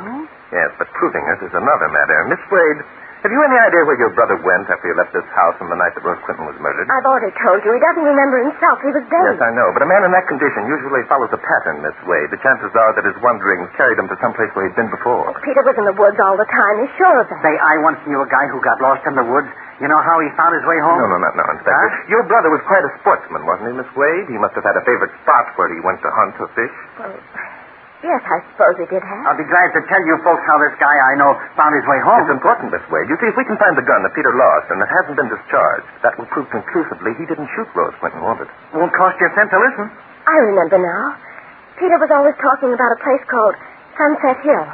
It's beautiful there, and there's excellent partridge cover. Splendid. Come along, Inspector.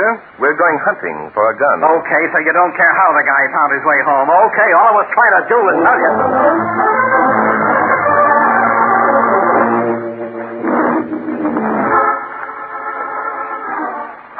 Bart, this is the nuttiest deal you ever got us into.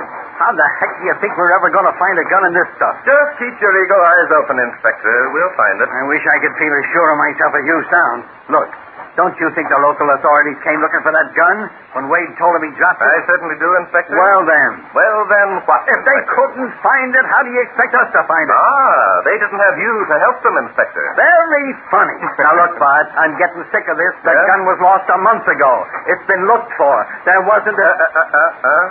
What do you mean, Look over there, Inspector. Huh? Over there? Not there. There.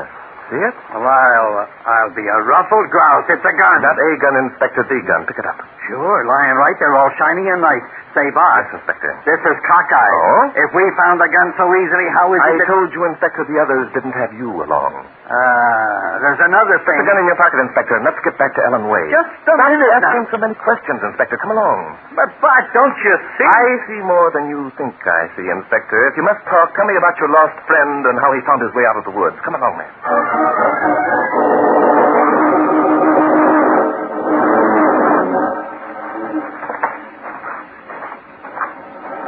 There's the Wade cottage, Inspector. And there's someone going into it. Say, isn't that Mr. Magnus? Yes, I think it is, Inspector. And the young man with him is Jeff Bullard. Well, what do you know? Now, if Mike Tanner would only show up, it'd make things simple, wouldn't it? No, Mike Tanner won't be far away, Inspector. Let's hurry along.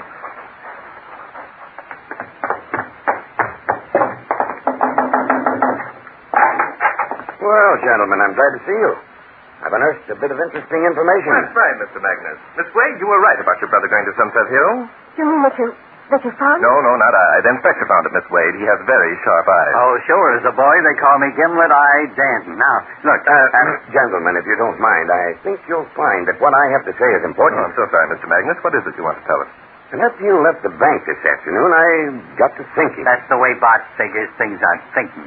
Yes. It occurred to me that since Jeff here had been, seeing something of Miss Quinton before her death, he might possibly have been near her home on the night that she was so brutally murdered. I see. Well, Jeff? Well, I guess I should have mentioned this before. I did go out to see Rose that night. I didn't go in, though. I heard a shot, and then I saw someone run from the house. You certainly should have mentioned that before, Jeff. Did you recognize this person who ran from the house? Well, yes, sir. That is, I think so. Well, tell them who it was, Jeff. No, Jeff. I wouldn't if I were you. If you mention the name and I can prove that you're lying, you'll be worse off than you are right now, and that, my boy, will be bad. What do you mean by that? I mean, Jeff, that you're going to lose your job at the bank anyhow, so you might as well not talk. Drake, what the devil are you getting at? A lot of things, my friend. A boy is accused of committing murder. He has a trial which very little evidence is presented, and then suddenly everyone seems to have ideas on the subject. I wonder why. I'll tell you why. Magnus here owns the town and everybody in it. He's got everybody scared of him. They only talk when he tells them to. I think you're right, Inspector. Why, you keep a civil tongue in your head. I'll have you run out of town. I'll have you tried and... Sit down, sport. Well, you won't do anything. That's better. Go ahead, Bart. Thank you, Inspector. Magnus, besides being the most wealthy and influential man in town, I think you must be the most hated. I think that Ethan Lance must have hated you. What about it? Probably you held a mortgage on his home or loaned him money to operate his business. Obligating a man is a certain way to make him hate you. Is that the kind of stuff you write in your books, Drake? Yes, it is. Ethan Lance lived next door to Rose Quinton. He probably amused himself by watching the progress of her various romances. I know he did. He used to sit in his window with Shut up, Jeff. You didn't want it known that you were calling on Rose Quinton, Magnus, did you? Because of your important position in town. I calling on her? Oh, it's ridiculous. No, it isn't ridiculous. You probably tried to make her promise that she would see no one else, and when she refused, you threatened to kill her. That's a lie. Ethan Lance must have been a bit of a philosopher. He knew the type of person Rose Quinton was. He knew that she'd do as she pleased. Lance guessed that one of the men who was going to the girl's house would kill her, and he had his own way of picking the winner. I suppose now you're going to tell me that stupid picture of the footprint that Ellen took was made by my boots. Yes, I am. You brought the boots to Ethan Lance to be resold, Magnus. They were hunting boots, and you ordered hobnails. The cobbler, being a whimsical sort of chap, cleverly designed the word guilty in the sole of one boot when he inserted the nail. Yes, old man Lance thought he was pretty cute. Well, he can't prove who owned the boots. But I can, Mr. Magnus. I don't believe it. Very well. Lance saw you murder Rose Quinton. He was afraid to do anything about it because of what you might do to him. So he kept quiet, hoping that someone would discover the footprint. He didn't even dare speak when Peter Wade was arrested. And so? Oh, I realize you've had ample time to destroy your boots, Magnus. That's why I worked on another theory. That's why we hunted for and found the gun with which Peter Wade was supposed to have shot Rose Quinton. But it's impossible.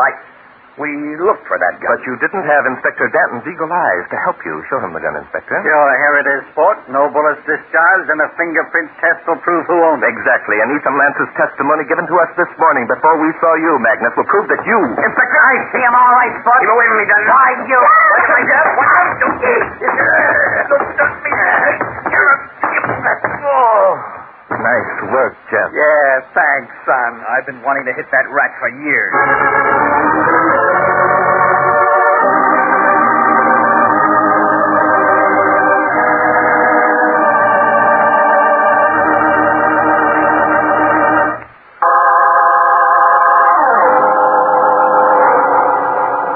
Drake, I don't know how to thank you for what you've done for me.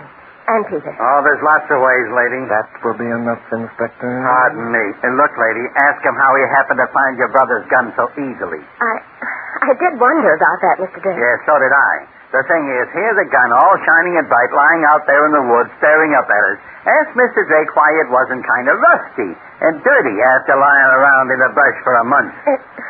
It didn't look as if it had been lying outdoors very long. No. Now ask Mr. Drake if he ever owned a gun of that caliber and if he just happened to have it with him when we were walking through the woods. Mr. Drake, you didn't... Miss Wade, there are times when a man in my position has to resort to artifice to achieve an end, such as telling Magnus the idea that we had actually talked to Ethan Lance. Now, that was a pretty speech, wasn't it? Say, Bart. What now, Inspector? How were you so sure that it was Jules Magnus who had knocked off the bait? Inspector, do you mean to say you don't know the answer to that? Bart, can't you take a little ribbing? All right, Inspector, I'll tell you. You see, Magnus knew about the existence of that picture. Ellen showed it to him. Isn't that right, Ellen? Well, he acted as though he wanted to help me. Naturally, he would. So when you showed him the picture, he tried to laugh you out of doing anything about it. Isn't that true? Yes. So I decided to come to New York to see you without telling anyone. Yeah, but what happened when you showed the picture to Magnus, Bart? Why, I showed it to him upside down, Inspector. Yet he knew the word that was written there. A word that you and I had to look at twice to discern. Why, that's wonderful. I can't imagine anyone being so clever. You've got the answer to that, haven't you, Bart? Yes, I have, Inspector. You see, Ellen, mystery is my hobby.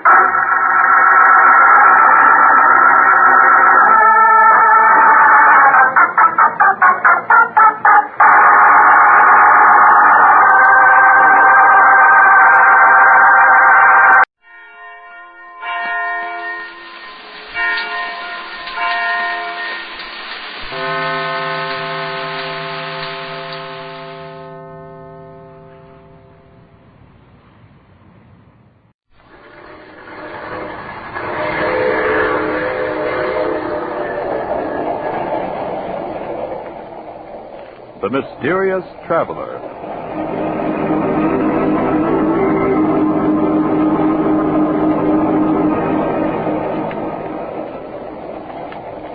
This is the Mysterious Traveler, inviting you to join me on another journey into the realm of the strange and terrifying. I hope you will enjoy the trip, that it will thrill you a little and chill you a little. So settle back and get a good grip on your nerves. If you can.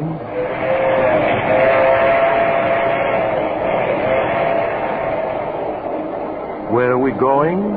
We're going to call on Edward Farrington and his three sisters, a little family of four who love each other devotedly, and whose story I call The Symphony of Death.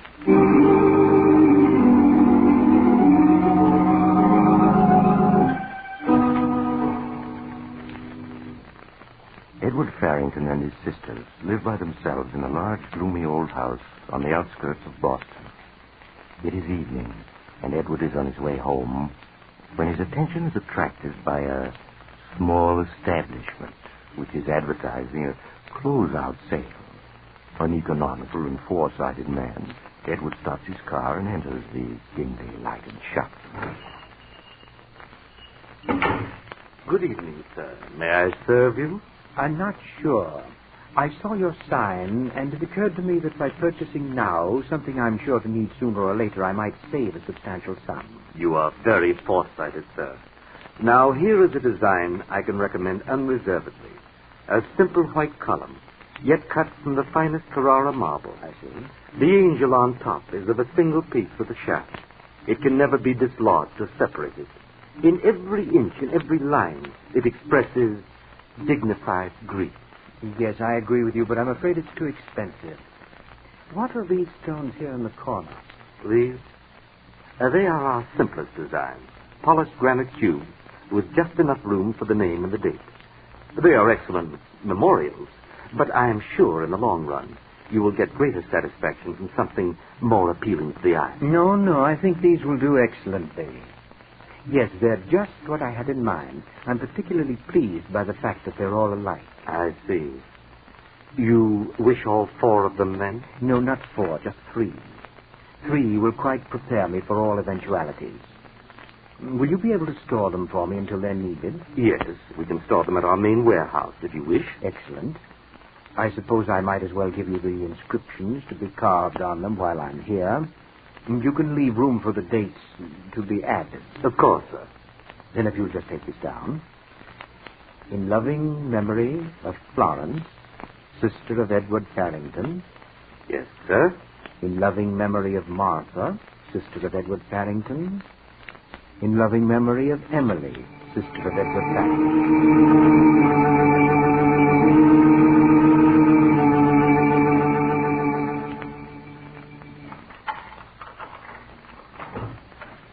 Edward, is that you? Yes, Emily. Oh, you're all wet. Yes, it's beginning to rain. Let me help you with your coat, Edward. I'll hang it up for you. Now, Emily, please don't fuss over me this way. It makes me nervous to be poured at. But I just want to help you with your coat. I can hang it up by myself. Emily, is that Edward? Oh, Edward, you're late. We were worried about you. I'm here, and I'm perfectly all right, Florence, as you can see. Now, is dinner ready? Oh, yes, Edward. Martha has everything ready. Martha, Edward's home. What? Oh, it's you, Edward. Well, we were worried about you. Martha, I've told you not to worry if I'm a few minutes late. Well, I suppose we just can't help it, Edward. Now we'll eat.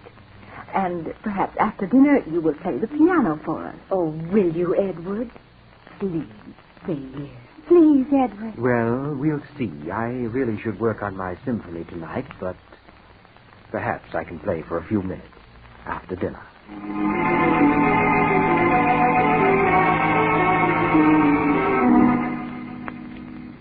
And so, after dinner, Edward played for his sisters on the great piano in the library. Emily and Florence crowded close to him as he played, and Martha, busy with her knitting, sat and watched them with fond gaze.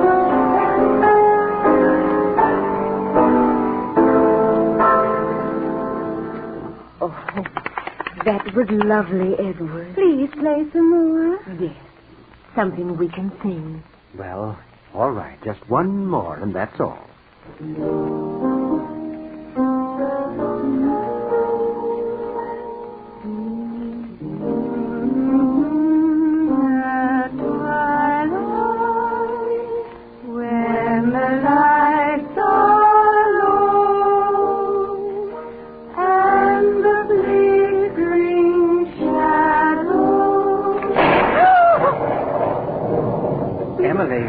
It's just thunder. You mustn't jump like that. It can't hurt you.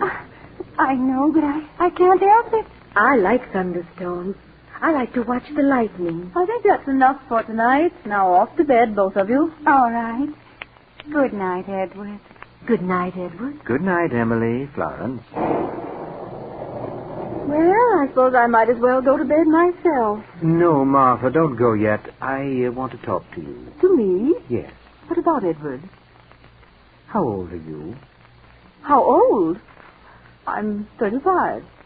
Oh, no, why be silly about it? I'm 37. You ought to get married. You still could, and you owe it to yourself. I shall never marry Edward.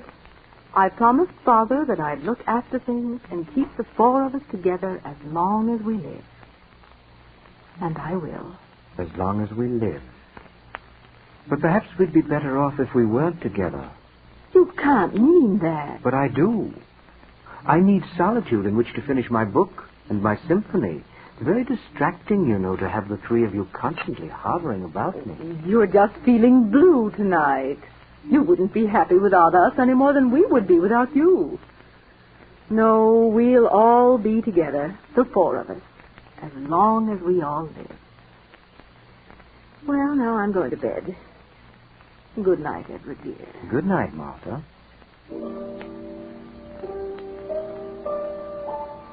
We'll all be together, the 4 of us, as long as we live.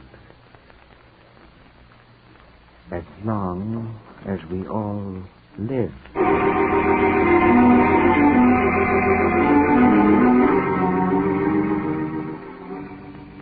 In the morning, still raining. After breakfast, Edward shut himself in the library to continue work on his symphony.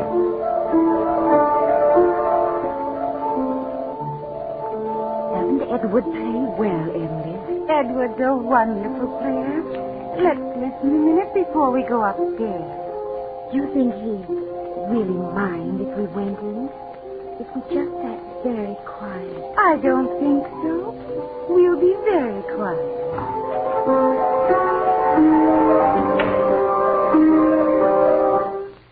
Who's there?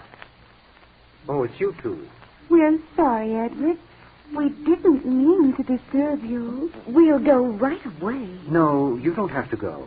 You mean we can stay, Edward? For a minute. I'm going to stop for a smoke. I'll bring you the cigarette. Oh, the cigar box is empty. Empty? Why, I was positive I had plenty of cigarettes. That's why I didn't buy any yesterday. You did have a lot yesterday. I saw them. Well, they're gone now. Then I suppose I'll have to drive down the hill to the drugstore and get some more. And that will mean I'll get nothing done this morning, nothing whatever. I wish I had someone I could send for them. Edward, let me go for you. In this rain? Why, you'd get soaking wet, Florence. Well, I could take the car. Take the car in weather like this? But I'm a good driver, Edward. You once said so yourself. And I have a driver's license. You know I have. You helped me get it. Yes, that's true. Well, I'd be very careful, Edward. Well, you must promise to drive very slowly down the hill to town. Oh, I will, Edward. All right, then, Florence. Here's the key to the car. The old car, of course. Now be very careful. Oh, I will. I promise I will. May I stay and listen until Florence comes back? Well, I suppose so, seeing you're here already. You don't like us to be around, do you? Sometimes I think you don't like us at all anymore. Oh, that's nonsense.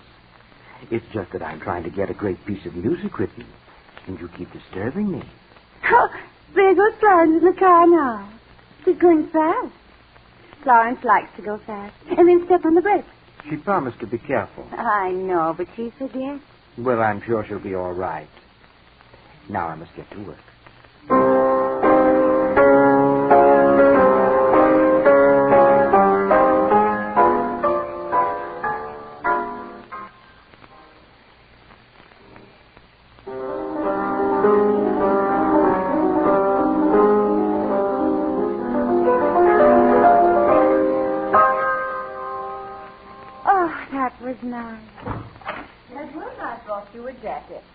Well, I'm perfectly comfortable, Martha. I don't need a jacket. You mustn't take chances.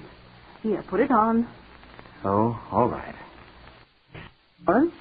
Is she up there? Oh, no. She's gone to get Edward some cigarettes. Gone out? In this rain? Edward let her take the car. Edward, you didn't. Martha, please don't get excited. She can drive, and she promised to be careful. But you promised never to let her drive alone. You know how she drives unless someone's with her. Really, she's a better driver than you think. There's nothing to be alarmed about. She'll be back any minute, and then... I'll answer it. No, it's probably for me. I'll answer it. Hello? Yes, this is Mr. Farrington. The police? Edward, what is it? Hush, Martha. What about my sister? She did what?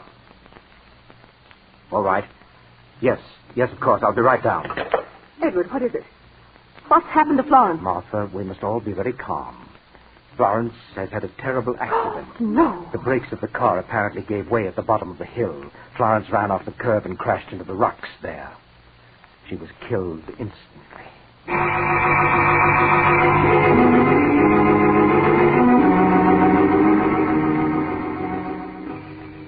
The official investigation into poor Florence's death established only the fact that the brakes had failed. But the brakes had only been checked the day before, as Edward proved to the police. Accordingly, they ascribed death to an unfortunate mechanical failure and closed the case. Edward, however, could not dismiss it from his mind so easily. Edward, you can't go on like this day after day, brooding about poor Florence's death. Oh, my dear, I blame myself for it. If I hadn't let her take the car. I know, Edward. Why don't you try to work on your symphony? It'll help take your mind off Florence. No, I can't possibly do any work on that yet for a while. No, but I have another notion. I think I'd like to write our family history. Oh, family history? Yes, and it seems to me that once in Mother's old trunk in the attic, I saw a lot of letters that were written to her by relatives. Are they still there? Why, yes, they are. I'd like to look them over. They might help me get started on my history. Will you show me where they are, Martha? Why, yes, of course. We'll go up to the attic and I'll get them out for you right after lunch.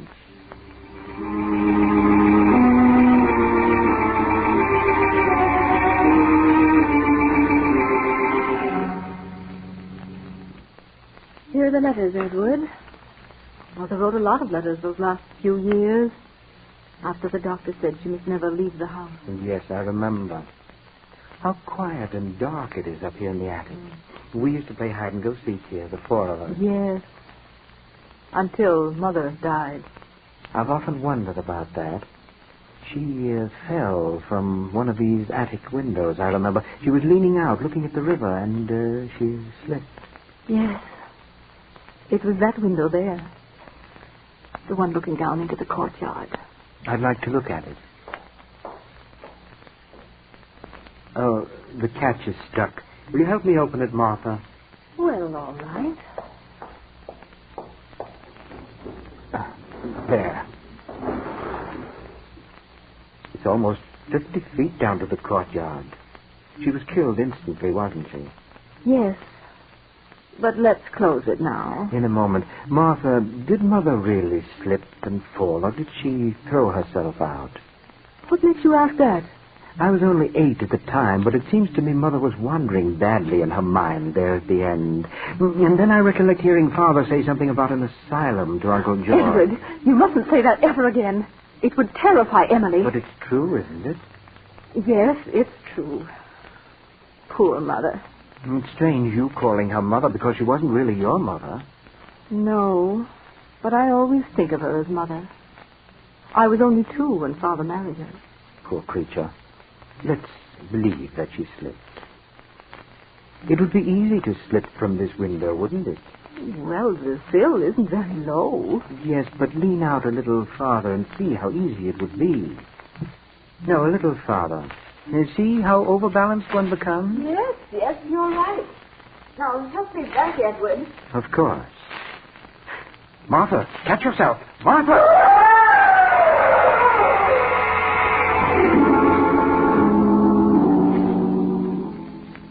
Poor Martha's tragic death, coming so soon after Florence's, was a great shock to Emily and Edward. But Edward recovered from the tragedy somehow after a few weeks, and as though determined not to let it upset him, spent many hours a day at his beloved piano, working on his projected masterpiece.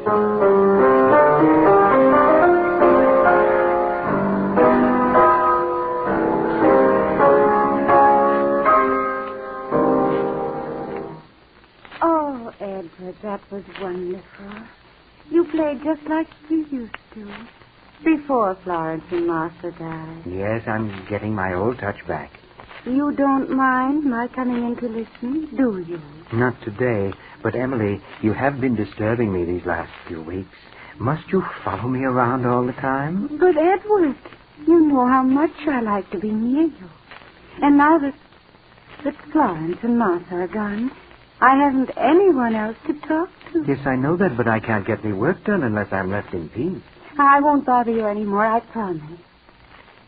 You know, I do miss Florence and Martha. Of course you do. But just the same, it's been awfully nice having you all to myself since they went. I'm afraid it's very lonely for you. Oh, no, it isn't. I like it. Yes, but I think we'll have to get a housekeeper. She'd be company for you, and she'd look after things. In fact, I'm going into town to interview a housekeeper today, a Mrs. McDonald. You'd like to go with me, wouldn't you? Oh, yes, Edward. We'll take the car and have a nice drive at the same time. Oh, that'll be fun. Now, how would you like to go out and get the car started for me?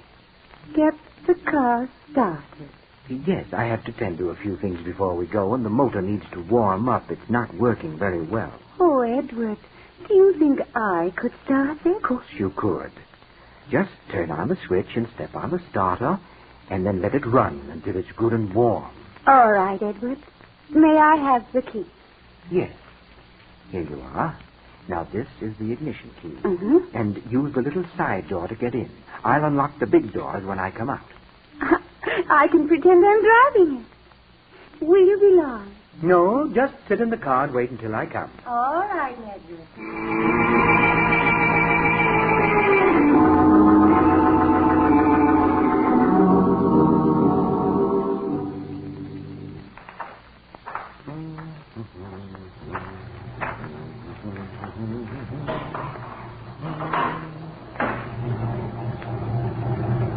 Here I am, Emily.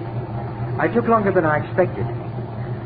I hope you haven't been sitting here with a motor running all this time. Emily!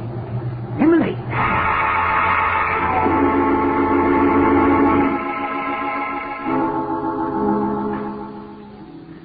With Emily's unfortunate death from carbon monoxide poisoning, Edward Farrington was left quite alone in the great old house. His neighbors saw little of him, though they could hear him at his piano for many hours each day. They knew, however, that a week after Emily's funeral, he hired a housekeeper, Mrs. McDonald, to take charge of the house for him. Now, Mrs. McDonald, this is your first day, and before you start, I'd like to explain a few things to you. Of course, Mr. Farrington. As you know, I've suffered the tragic loss of all my sisters in the past few months. Oh, yes, sir. A great sorrow it must have been. But they do say tragedies come in threes. Indeed, they seem to. But I'm sure I'll be quite comfortable now with you to look after me. I surely hope so, sir. I'm certain of it. Now, I'm a rather moody man, and I'm working upon some music for which I have great hopes. Yes, sir. Above all else, I wish to be left alone. I do not want to be disturbed. Is that understood? Quite, Mr. Farrington. You may call me at meal times. At all other times, I prefer that you do not even enter this part of the house. I understand. Good. That's all, I think. Just put up with my little oddities, and we'll get along very well. Yes, sir. Then I'll see about the ordering for dinner now, sir, if you'll excuse me.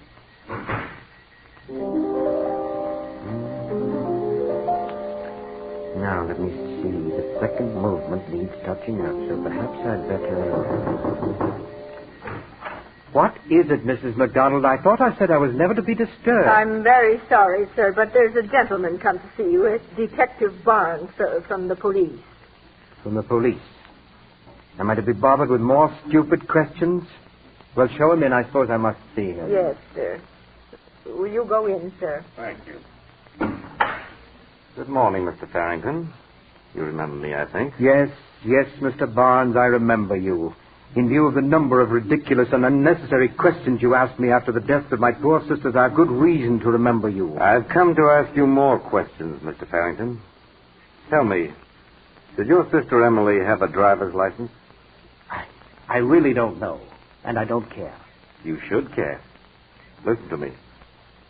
First, your sister Florence died in an auto accident when brakes that had just been inspected failed to work. Even modern automobiles aren't proof against mechanical failure. Then Martha died in a fall from an attic window. Her body landed in the courtyard a full 6 feet from the wall of the house. Well, what of that? It was much too far away for her to strike. Unless she leaped or was pushed. And you have said she didn't leap. I repeated, she did not leap. She fell. Perhaps. Now we come to Emily. She died of carbon monoxide poisoning in a closed garage. Well? You have said it happened because she went to get the car out to drive you downtown. That was your statement under oath. And a perfectly accurate statement. But I have just learned from the neighbors that Emily didn't know how to drive a car. Well, of course she could. Furthermore, they say her mental condition was such she could never learn to drive. Well, perfectly absurd. Did she have a driver's license? I repeat, I do not know. Because if she didn't, your statement is false. And if any part of your statement proves false, Mr. Farrington, I trust I make my meaning clear. Mr. Barnes, you can't show one jot of evidence to back up your ridiculous suspicions. Any court in the land would laugh at you for them. I can show no direct evidence. But there is such a thing as circumstantial evidence. You haven't even any circumstantial evidence. I have a world of it. The brakes on your car failed, and you are an amateur mechanic. Well? Martha's body falling so far from the building that she must have been pushed. Mere conjecture. Finally, Emily dying in a car she couldn't drive. Though you have said she was going to drive you downtown. And she was. You've done nothing but build a tissue of fantastic suspicions. A jury will take them more seriously, especially when they learn that just before the first death, you bought 3 tombstones, one for each of your sisters. That shows what you were planning. It shows nothing. It was a sale. I was merely being foresighted. Then, Mr. Farrington, why didn't you buy 4 stones? One for each of you. I refuse to discuss the point. There was a reason for me to kill my sisters. No normal reason, perhaps.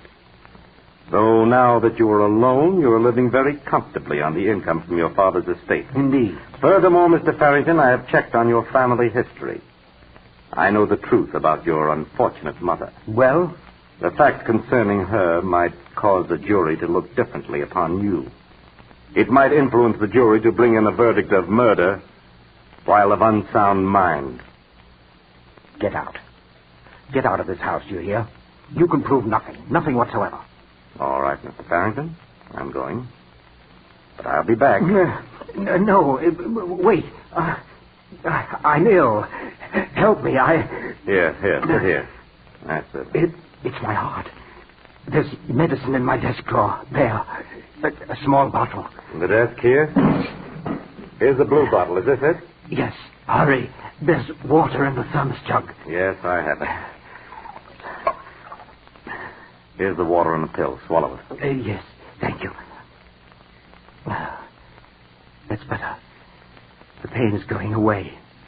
Then, Mr. Farrington, I'll be on my way. I warn you, I'm going to check as to whether Emily had a driver's license. Today is Sunday, so it may take me a few hours. But if I find she had no license, I'm going to return with a warrant for your arrest. No. There's no need for that. Of course the poor simpleton had no driver's license. I should have thought of that. I should have thought of that. Then you admit you killed her? Certainly I did. Why shouldn't I? She annoyed me. Me, a genius. I'm afraid a jury won't care whether you're a genius or not, Mr. Farrington. Do you suppose I care what a jury thinks? A genius is not answerable to the laws that bind other people. The law does not agree with you. The law? What do I care for the law? You think you've trapped me, don't you? But you haven't. You hear, you haven't. I think I have, Mr. Farrington. You fool. No one is going to put Edward Farrington in an asylum. No one. In a minute, I'll be beyond your reach. What do you mean? I mean that tablet you so obligingly got for me is a deadly poison. Poison that I bought months ago. You and your circumstantial evidence. You're never going to get a chance to use it? Never get a chance to blacken my name? But Detective Barnes. Yes? What is it? Promise me one thing.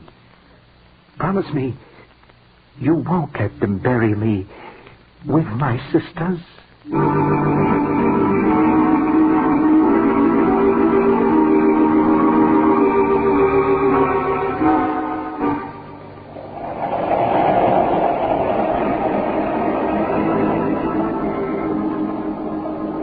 This is the mysterious traveler again. Did you enjoy our little visit with Edward Farrington and his 3 loving sisters? You know, perhaps Edward made a mistake after all when he didn't buy a 4th tombstone. By the way, do you live in a gloomy old house with 3 sisters who love you so much you can't bear to have them near you? Well, if you do, I'd advise you not to be too drastic with them. You might find yourself buried right beside them, as Edward was. I know another man who... Oh, you're getting off here. Well, I'm sorry. But I'm sure we'll meet again. I take this same train every week at this same time.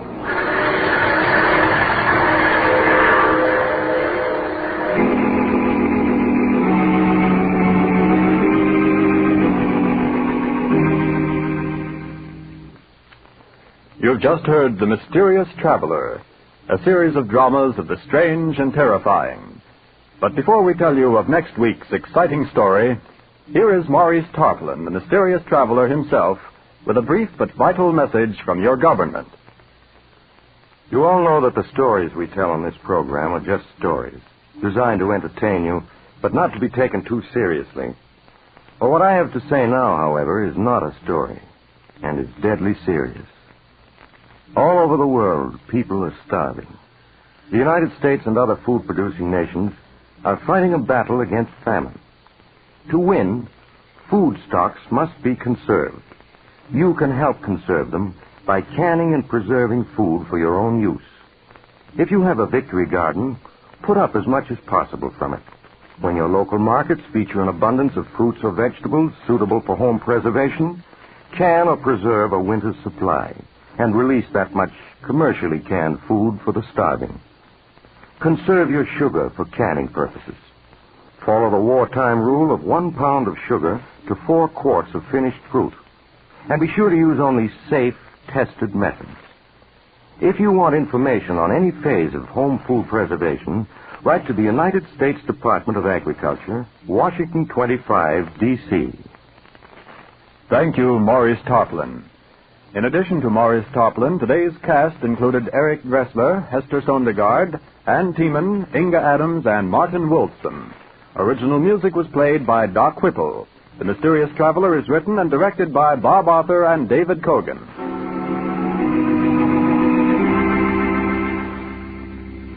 Listen next week over most of these mutual stations to a tale titled As I Lie Dying. Another tale of the Mysterious Traveler. The Mysterious Traveler is presented by the Mutual Network from our New York studios. Russ Dunbar speaking. Stay tuned to this station for another exciting crime drama, True Detective Mysteries, which immediately follows station identification. This is the Mutual Broadcasting System.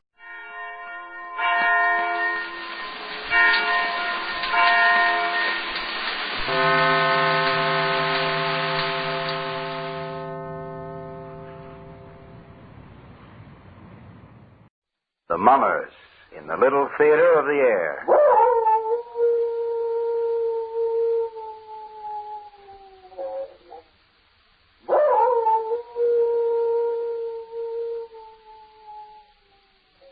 Now, the Hermit is ready.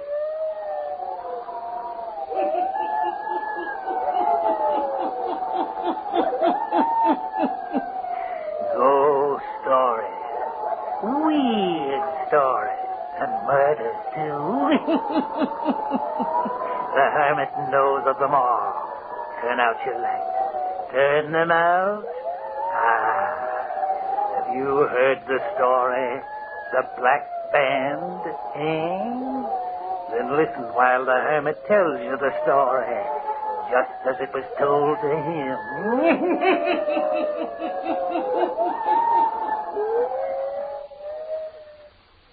You asked me to tell you the strangest story I've ever heard. I did not witness what happened to Jan van Dirk, for it was long before my time. But I've heard my grandfather tell of it, as did his father before him. It is a story that's been handed down through the generations of our family. And it is believed. You see, this young Hollander, Jan van Dirk, was a relative of mine. When he was a young fellow, he went to Paris to attend the university. He came to France during the time of the French Revolution, and he suffered intensely because of it. The howling crowds, the bloody executions stabbed at the very soul of one as sensitive as Jan van Dirk. He had one friend in this city in the throes of violence, Father Perichon, who liked the boy and often invited him to his small rooms. One afternoon, Jan came to him. Sit down, my boy. You look pale and hungry. I am hungry, Father, but I cannot eat. What I see on the streets, it turns me inside out. It is sad for one so young to see only this baser side of man. You need sunlight and only small shadows at this time in your life. Father Perichon, all of this horror, these scenes of cruelty, they weaken my faith in my fellow man. Why do you not return to your own country, Jan? As soon as I finish studying, I shall go. That is why I work such long hours, day and night, to finish the work, so that I may get away and try to forget. Time will help you, my boy. The warmth and beauty of your own land will blot out the place de la Grève. You will marry, and your own life will make you forget the Paris you are witnessing today. I often wonder. About the marrying part, I mean. You see, Father, I admire beauty so much. I know. Since I can remember, I've dreamed of only one woman for me. She is so beautiful, this girl I dream about. I don't think I can ever find her in real life. It is the beauty of soul that counts you. Oh, I know this girl I dream of has a soul of beauty, Father. Come, my boy. Let us eat of the little I have to offer. Outside of the visits with Father Perichan, Jan was a recluse, spending most of his time in the libraries, always surrounded with people, yet always alone, an escape from the realities of the present. One night he stayed in the library late. While there, a storm arose. But it was closing time, and so Jan was forced to step out into the storm to make his way to his lodgings in the old part of Paris.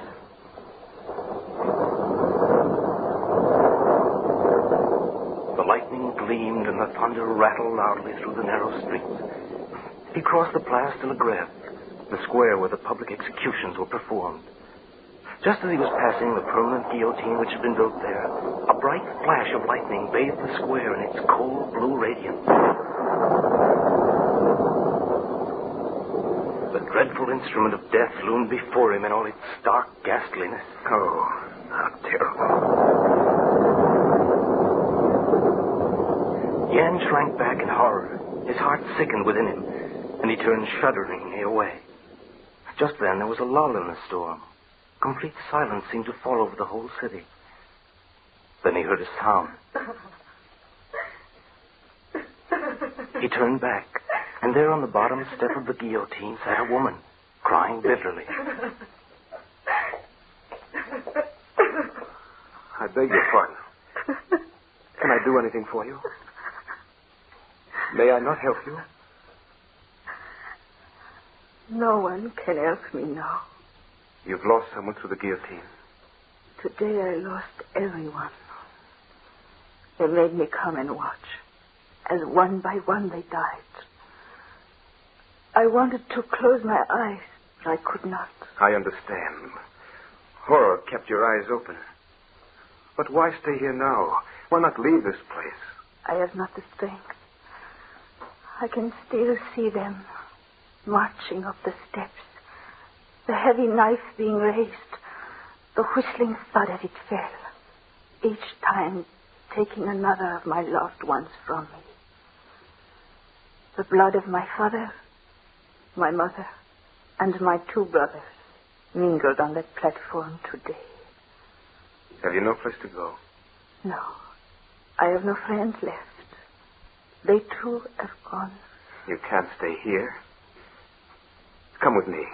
I cannot accept your offer. I want to be your friend.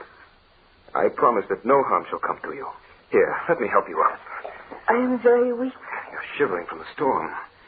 You need warm food and dry clothing.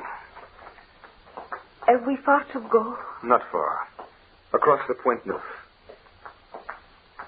How strange it is tonight. All of a sudden, the storm has ended.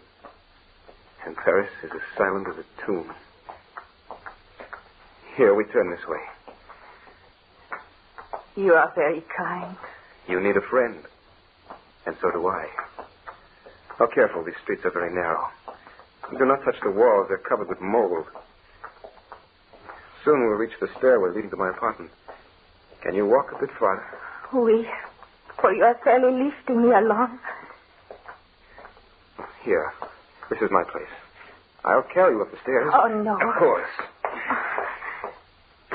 You're very light. And you're very cold. You should not have stayed out in the rain. I'll put you down until I find my key. Oh, yes, here it is. In a moment, we shall have warmth, light, and food. Yeah, stand by the door until I light the lamp.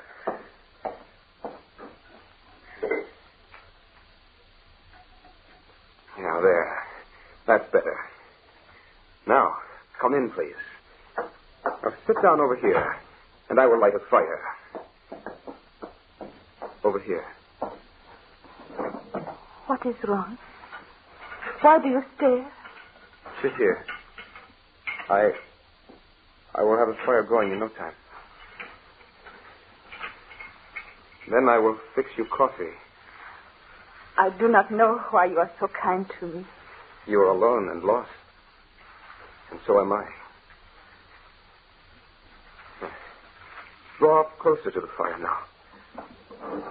Why do you still stare at me so strangely? May I tell you that you are very beautiful. All my life I've dreamed of someone just like you. I feel as if I had known you for a long, long time. You're safe now. You need fear no longer. It may be dangerous for you to arbor me. I am an aristocrat. I'm supposed to be an enemy of the revolution. You may find yourself in prison for giving me shelter. I'm not a Frenchman. They won't put me in prison. But I am an aristocrat. Yes, I know. I could tell. Not only from your beauty, but the black velvet band you wear about your throat. It has a diamond brooch of rare and costly design. It is all I have left. Will you tell me your name? Marie. And I am Jan van Dirk. Marie, I'll not let them find you. If they do, they will put me away where you will never see me again. Listen to me. I am earnest and sincere. All of my life I've been searching for you, Marie. Will you marry me? Oh, no. As the wife of a Netherlander, they can't touch you. You only pity me. I love you. I want you to marry me, Marie. It is true. I do feel that we met a long time ago. And so do I. I've dreamed of you. I've spoken with you. I've looked into your eyes before. But it is all impossible. Say my name, Marie. Jan. Jan. It is not impossible. I want to marry you because I love you. Perhaps you will not want me to be your wife when I tell you what happened to me today. I don't want to hear it. Our lives began when I found you in the Place de la Grève. I'm going out to get a priest, and we'll be married tonight, now. But the clergy has been forbidden to practice the rites of religion. Those who have not left Paris are in hiding. Oh, but I have great news to tell you. My only friend in this city is Father Perichon. Some time ago he confided in me, told me that he is a priest. I will go and find him now. Marie. Jan. You consent? Oui. For I love you. Yes, these two. One who had suffered untold horrors that day, and one revolted by the tragedies all about him, met on a dark night. Met and found that they believed they had known each other during some other hour. Met and fell in love on sight. Jan looked into Marie's soft brown eyes, gazed on the pale face, and knew that she was the girl of his dreams. With her consent to marry him, Jan rushed out into the dark night, now silent, foreboding, as if the black skies were mourning for the dead. Finally, he arrived at the door of Father Perichon. He knocked. There was no answer. He tried again. Then he saw a wisp of light through the darkened door. Father Perichon, it is I, Jan. Step inside, my boy, quickly. Father, I want you to come quickly. I found her. Found who, my lad? The girl of my dreams. I found her tonight. I want you to come and marry us now. Father, don't ask me any more questions. Come with me now and marry us. It's over. We're married. You belong to me now. Oui. For as long as he permit me to stay. He? Whom do you mean? Death. His shadow is always hovering over me. Why do you keep speaking of death? You're not going to die. We have years and years of life and happiness ahead of us. I wish it were so. Oh, how I wish it. Marie, come to the window with me.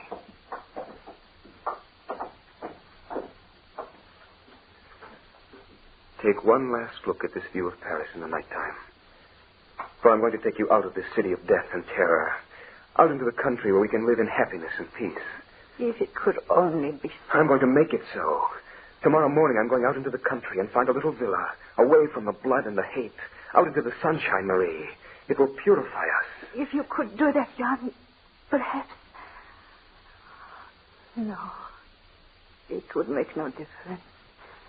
The angel of death is forever with me. You must not talk so. I will find the villa. Marie smiled wistfully. Somehow it gave Jan the hope that she would someday forget all the horrors and sorrow which now held her in their grip. They sat at the window looking out over the sleeping city. They sat silent till the gray of dawn came into the sky, until a rosy haze was over the east. It was then that Marie's fears came back twofold, She was alarmed, quickly agitated. Jan, if you are going into the country, go now.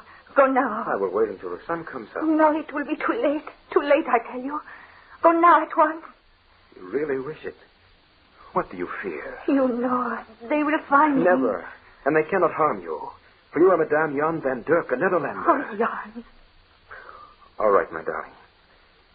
I will go now. For the sooner I go, the sooner we will be away from all of this. Oui. You will be here when I return. You promise? I promise. Then I will start at once. By nightfall of this day, we will be away from here, you and me, starting a new life in the world of peace. Marie, you and I in the world. Jan left. He walked out into the country. He had no trouble finding a charming place. A little house set in a lovely garden, the whole property surrounded by a high wall. Jan knew that here Marie would forget and be happy again. He rushed back to Paris as fast as he could and up to their little apartment. Marie! Marie! Threw open the door. Yes, she had kept her word. She was there waiting for him.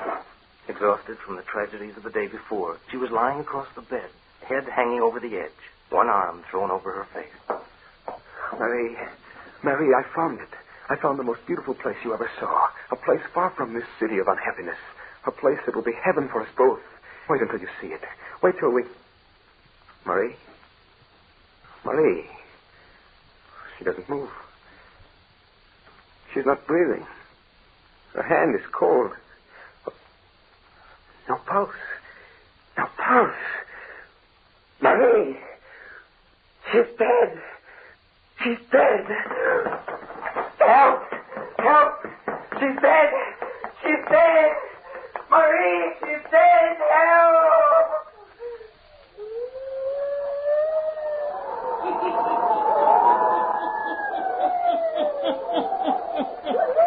They have found her while Jan has been away. They have killed her. Who has done this thing? Will Jan find out, eh? The hermit will tell you before the night is done.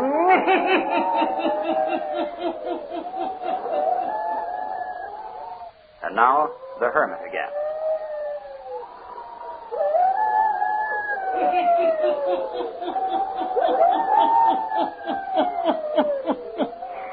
And now he who tells us the strangest stories ever heard goes on, tells us of what befalls Jan van Dirk after he finds Marie lies dead.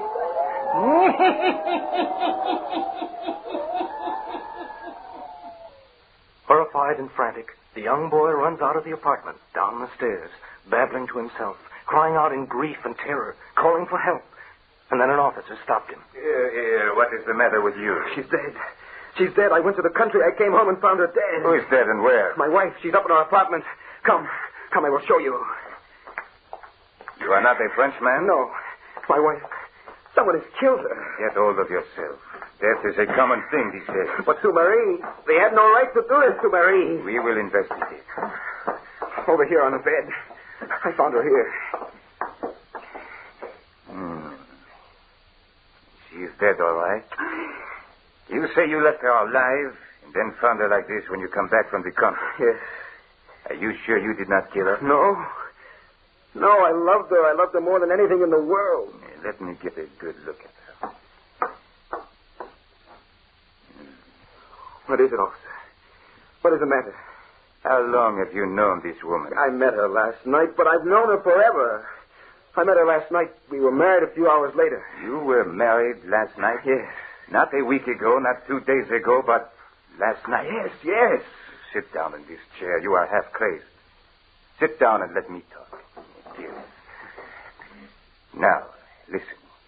Listen carefully. I saw this woman yesterday near sunset. I know who she is. She's the one I love. She's gone forever. Listen.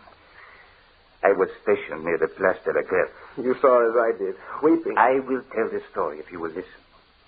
Down the street near sunset came the howling mob.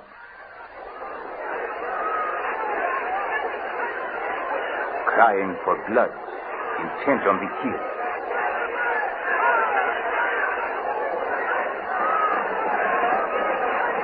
And down the street in the Tombre, carrying its victims. Aristocrats whose time has come. The family of Latarin and the crowds following them.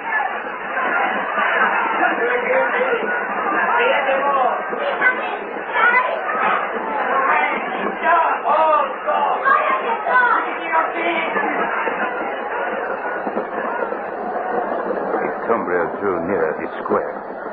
The crowd cried out in fury. Then the cart stopped.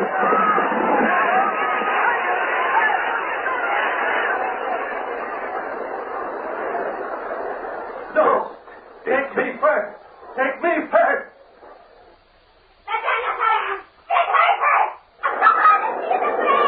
I am afraid of nothing. Do not fear, Marie. Do not fear, Philippe. My son, have your eyes upward. Look at the sky and believe in God. We have harmed no one. We have done no wrong. We have never spilled blood. We have never hated. No speeches. Your time is gone. The guilty. Take us to the guilty. Mama, your eyes in the future, Mary. Look into the eyes of the setting sun. Get it done with. I am ready.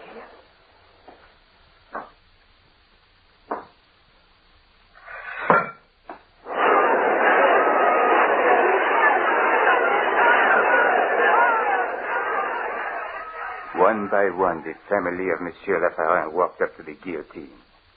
First Madame, then the boys.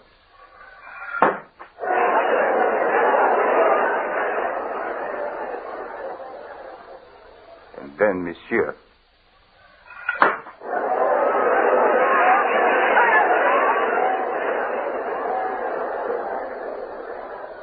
And then the daughter. She stood there, her head held high, her eyes on the sun, now almost gone. The crowd was silent for a minute. She seemed to frighten them. There was a pause, and then...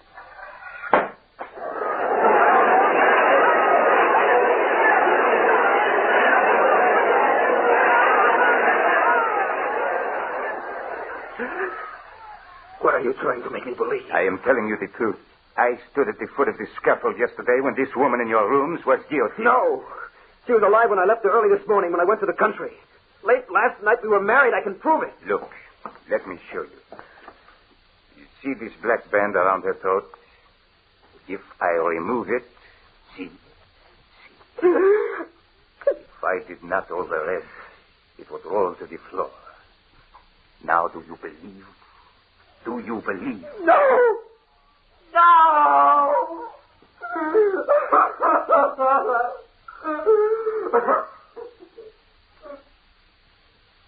A fit of hysteria overcame Jan. It was the beginning of an hysteria that dragged him into madness. He spent the rest of his days in an asylum. The authorities never believed Jan's story. They said he had dragged a corpse into his room and in his madness believed that she was a living person. But to the day he died, Jan insisted that his story was the truth. And Father Perichon, he wrote in his journals, he too said the girl had been alive on the night after the storm. He set the date of their marriage. But it didn't tally with the hour and date of her execution. So no one believed. But as time goes on, the story has been told and retold in our family. I've often wondered if it were not true after all. Of course, Jan was a relative of mine. And he went insane. So you may think I, too, am in touch with madness. But it is the strangest story I have ever known.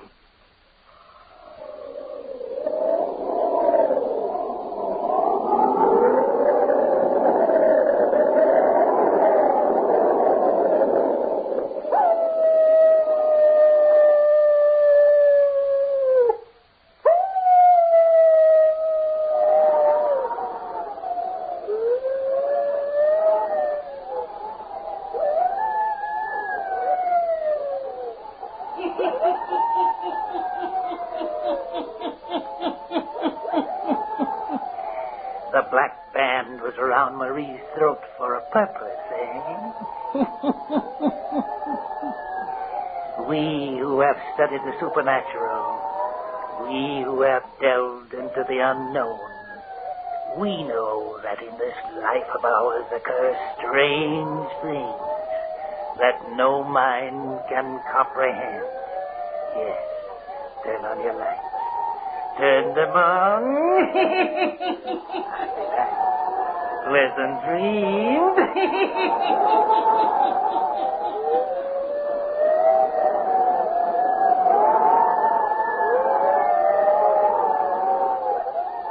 All characters, places, and occurrences mentioned in the Hermits Cave are fictitious, and similarity to persons, places, or occurrences is purely accidental.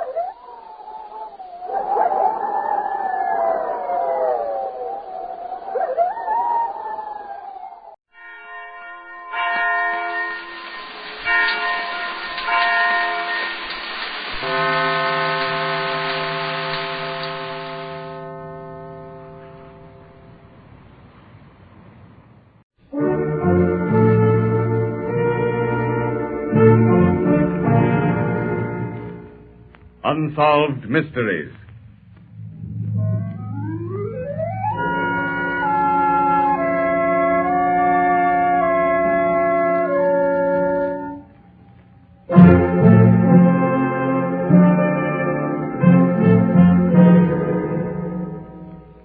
Out of deference to people who may still be living, character names in some of these unsolved mysteries have been changed. The fact that a man may be arrested, tried, convicted, and sentenced for the crime of murder does not always, at least to everyone's satisfaction, mean the solution of a murder mystery. Particularly so is this the case in the trial of Oscar Slater. And to those lovers of the great character Sherlock Holmes, it must be of interest to know that Sir Arthur Conan Doyle spent 17 years of his life trying to prove that Oscar Slater did not commit murder, a murder that to this day is one of Scotland Yard's unsolved mysteries.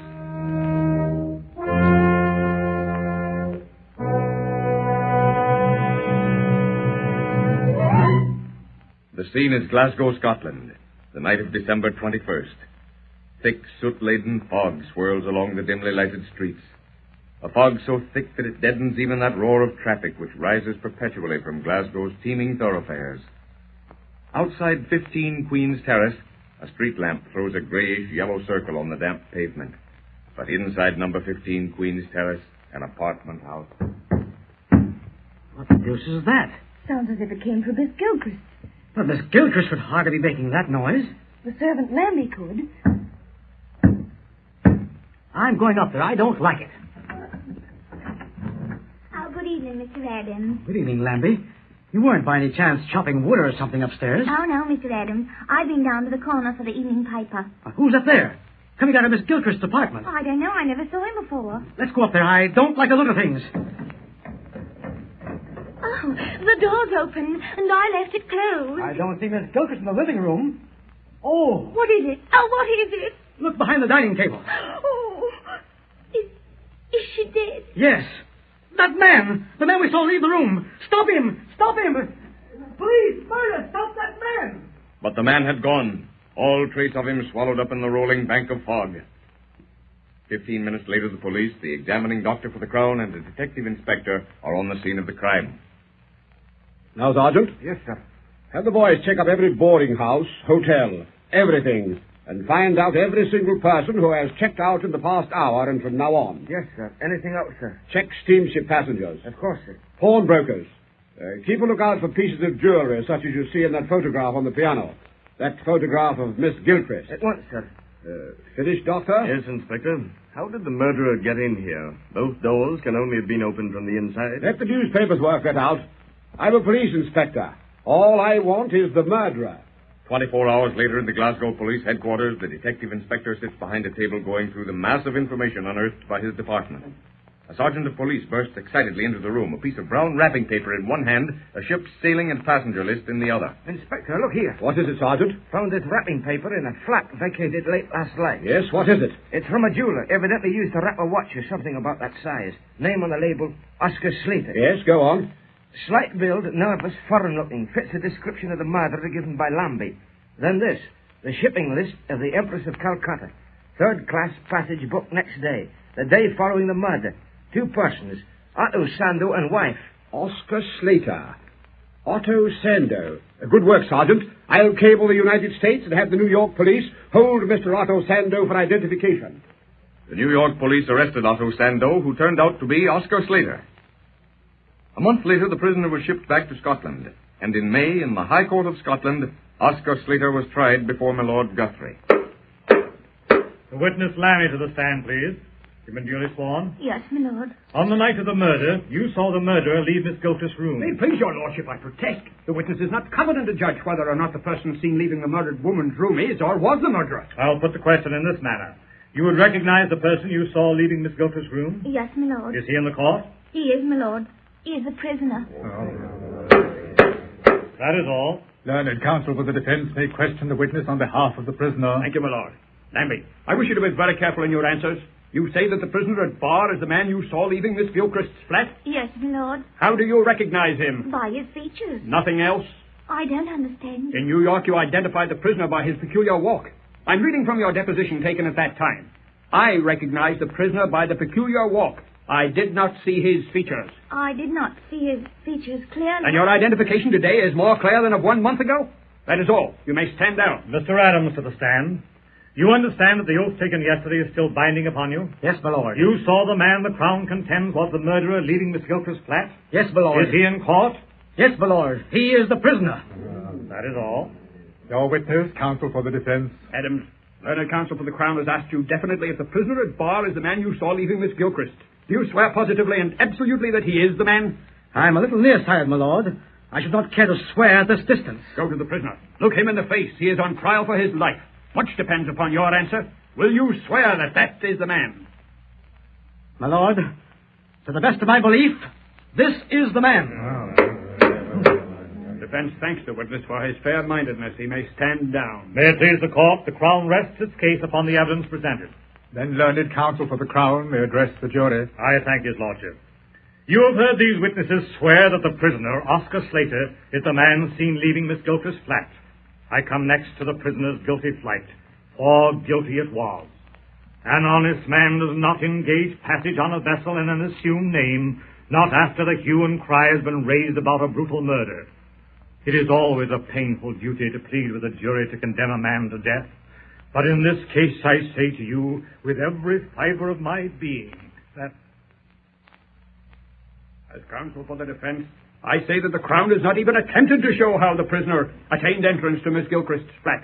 The door to the apartment house was locked with a spring lock. The prisoner had not any means of obtaining a key. Not only that, but the prisoner, supposing that he had obtained entrance to the apartment house, had no means of entering Miss Gilchrist's flat, unless she herself admitted him. And, gentlemen of the jury, Miss Gilchrist was found lying before the hearth in the dining room. She would have screamed long ere that had she been afraid. And I say to you, gentlemen of the jury, that one fact alone clears the prisoner, because the murderer, gentlemen, was someone known to Miss Gilchrist, since she never would have admitted the murderer without protest. Gentlemen, I have finished. The life of a man, a human being, is in your hands. The jury may retire to consider their verdict. Stay close. We'll be back with the verdict and more of our Unsolved Mystery right after this break. And now let's return to Unsolved Mysteries on When Radio Was. On such evidence, then, did the jury retire to consider a verdict. Both the police and the prosecution completely ignored the difficulty of the murderer's access to the murdered woman's apartment. But the jury was absent just 1 hour and 10 minutes. And now they are again in the jury box. Gentlemen of the jury, have you reached a verdict? We have, my lord. We find the prisoner as charged. Guilty. My lord, may I say one word? Will you allow me to speak? I think learned counsel for the defense should instruct his client. But if he insists, I shall allow him to talk. My lord, what shall I say? My father and mother are poor people. I come of mine own free will from America. I come to defend my right. I know nothing about it. I come from America. I know nothing about this murder. Prisoner at the bar, you have been found guilty of murder. You will be taken from this courtroom to the place whence you came, and thence to a place of lawful execution, where you will be hanged by the neck till you be dead. Dead. Dead. and may God have mercy on your soul. But Oscar Slater did not hang. People who saw in the case a mystery not to be solved by the mere bringing in of a verdict of guilty appealed to the Home Secretary, and the prisoner's sentence was commuted to life imprisonment. Oscar Slater served 17 years in prison. Today he is free, absolved of the crime, and the British government, in recognition of the miscarriage of justice, awarded him a considerable sum of money. In just a moment, you will hear a solution to the trial of Oscar Slater.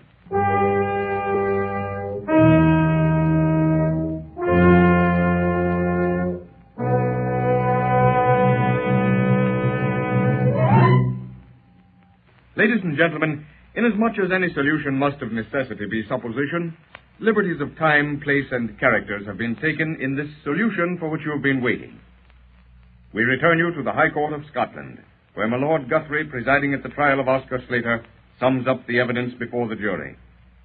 In his lordship's summing up lies the solution as to how the murderer gained access to Miss Gilchrist's home. Order in the court. Learned counsel for the defense has no other motion to make before the bench addresses the jury. No, my lord. Counsel for the Crown has no additional evidence. No, my lord.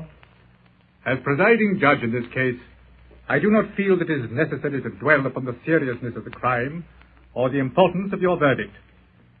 The learned counsel for the defense has made an issue of the fact that Oscar Slater could not gain access to the murdered woman's home. But, gentlemen, I would be delinquent in my duty if I did not point out to you that that was not the impossibility it seems. In the first place, it must be borne in mind that it was not a key which was required to gain admittance to Miss Gilchrist's house. That is, to open the front door.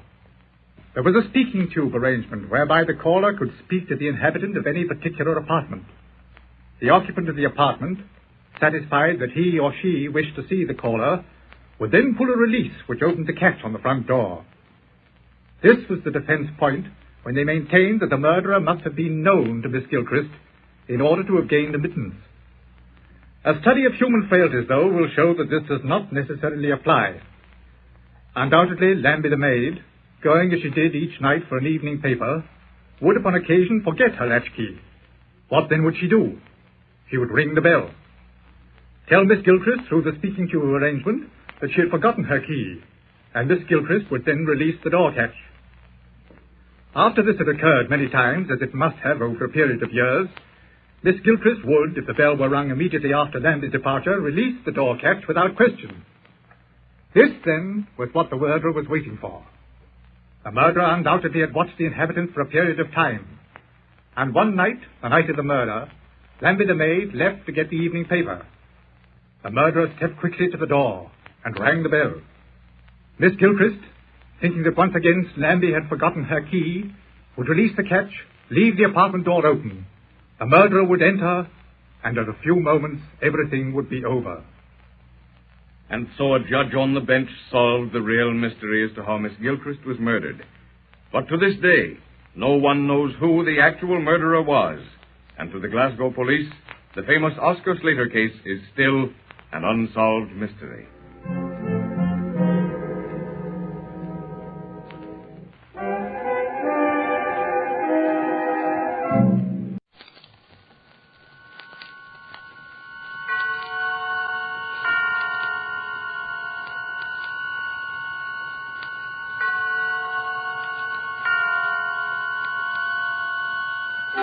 Suspense.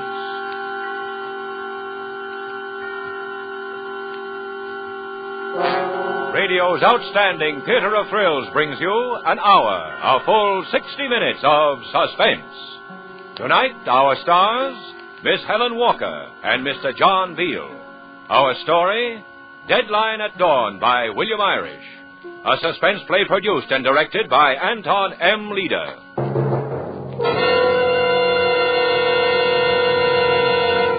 If you've ever been alone in a strange big city, you know the haunting loneliness of it. And you know how the sight of a familiar face, the sound of a familiar voice, can lift your spirits high. Even a stranger who comes from your hometown becomes a long-lost friend because he brings with him a breath of home, a flood of memories. That was the emotion that drew Bricky Coleman and Quinn Williams together. But their meeting wasn't the joyful, happy kind, for it was the beginning of longing and fear and danger. And now, with the performances of Helen Walker as Bricky Coleman and John Beale as Quinn Williams, and with William Irish's great story, Deadline at Dawn, we again hope to keep you in suspense.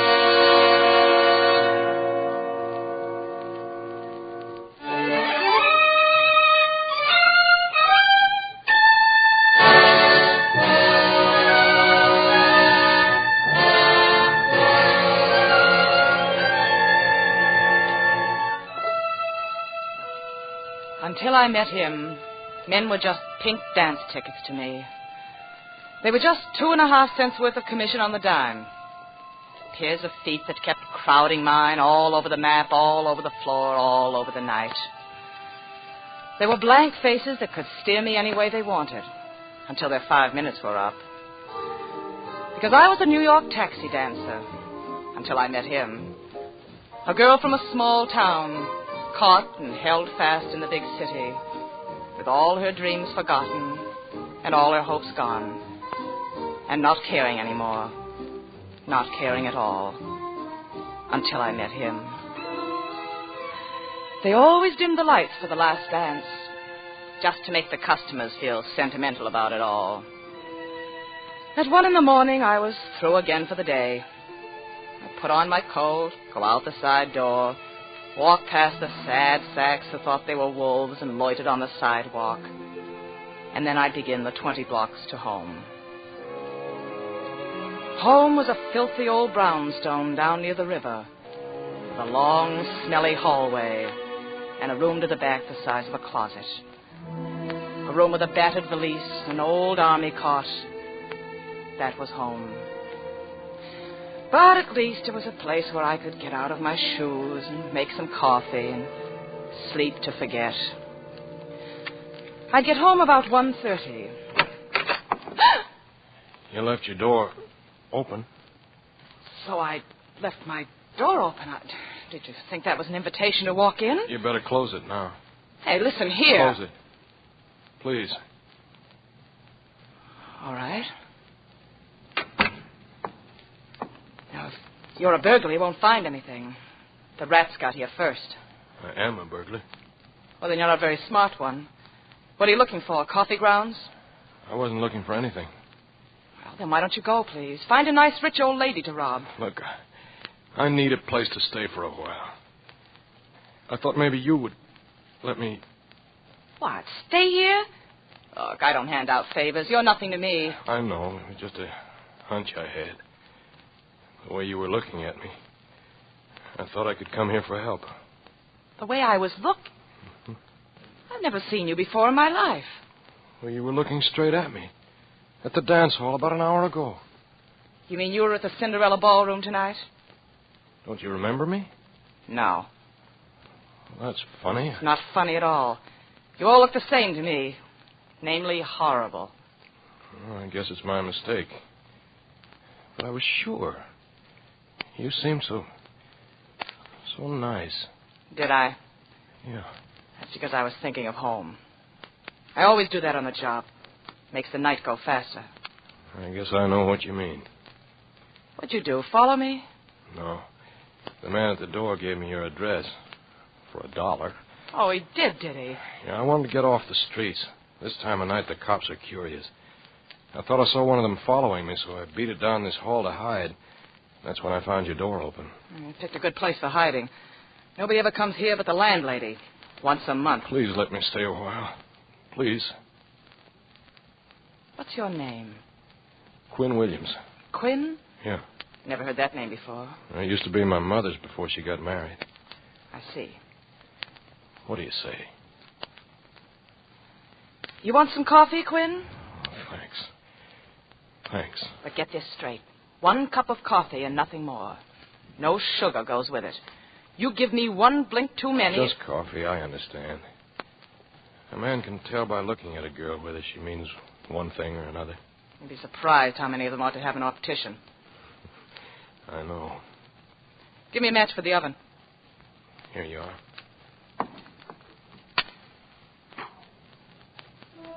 I got the oven lit and reached down some cups and saucers and watched him. Not that I was worried. I wouldn't have closed the door if I hadn't thought I could handle him. It was only that he was so young, and his face was so tight and strained. He'd been beat by the city. Must have been like taking candy away from a baby. And he trusted me because I'd smiled at him while I was dancing. And he thought that smile was for him. I wished it was all of a sudden, because he was different. Coffee won't be long. Oh, that's all right. I'm in no hurry. You're pretty young for a burglar, aren't you? Well, it doesn't take much training. Where'd you come from? And how'd it happen? Oh, I come from a little town. It's nothing much, but I like it. I'm a hick myself. Yeah? Well, my place is Glen Falls, Iowa. What's yours? What's the matter? Nothing. Oh, I thought I said something wrong. Oh, no, you said something right. It's crazy, a crazy coincidence, but I come from Glen Falls, too. Honest? Honest. What? That's amazing. I know it is. What street did you live on? Anderson, up near Pine Street. Second house down between Pine and Oak. When? We're neighbors. What? I live just across the street from you. Well, how is it we never met? I don't know. I came here 5 years ago. Oh, I've been here a year. You must have come to New York before we moved in. Sure. Wait a minute. Have you got a brother with a lot of freckles? Yeah, Johnny. He's just a kid, about 18. My sister's been writing to me about her new boyfriend, a boy named Williams. How perfect he is, except for the freckles, and of course they'll wear off. Well, that's Johnny. Ah, so you're the boy next door.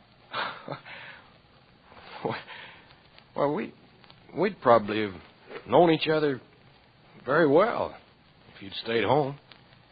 I know. I wish you had stayed. I do, too. What's your name? Ruth Coleman. Everybody at home calls me Bricky. They started it because I know, because of your hair, huh? That's right. Do you ever feel that you want to go back? Every day. There's a bus leaves New York every morning at 6. I know. I've inquired. I've got the fare sewed up in my mattress. Why haven't you gone? Because my mother thinks I'm dancing in a Broadway show. Because I'd be too ashamed. Because it's so hard to go back. Yeah, but you ought to go, Bricky. This morning at 6 o'clock. You ought to go back. Hard going back alone. If someone could come with me, Would you come home too, Quinn? No, Bricky. You want to escape from the city, don't you? Just like me. You want to go back? Yeah, sure I do. Well, then come with me. If it's the fare you're worried about, I've got enough for both of us, including a good dinner in Chicago. Anything for the boy next door, Quinn. Thanks, Bricky, but it's too late. The police will be looking for me around 8 o'clock this morning. Oh, yeah. I forgot. How long have you been a burglar? About 3 hours.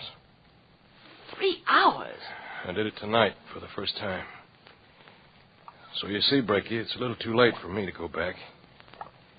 I've missed the bus. About 3 hours. Coffee's ready, Quinn. Huh? Good. Cream and sugar? No, thanks. Black.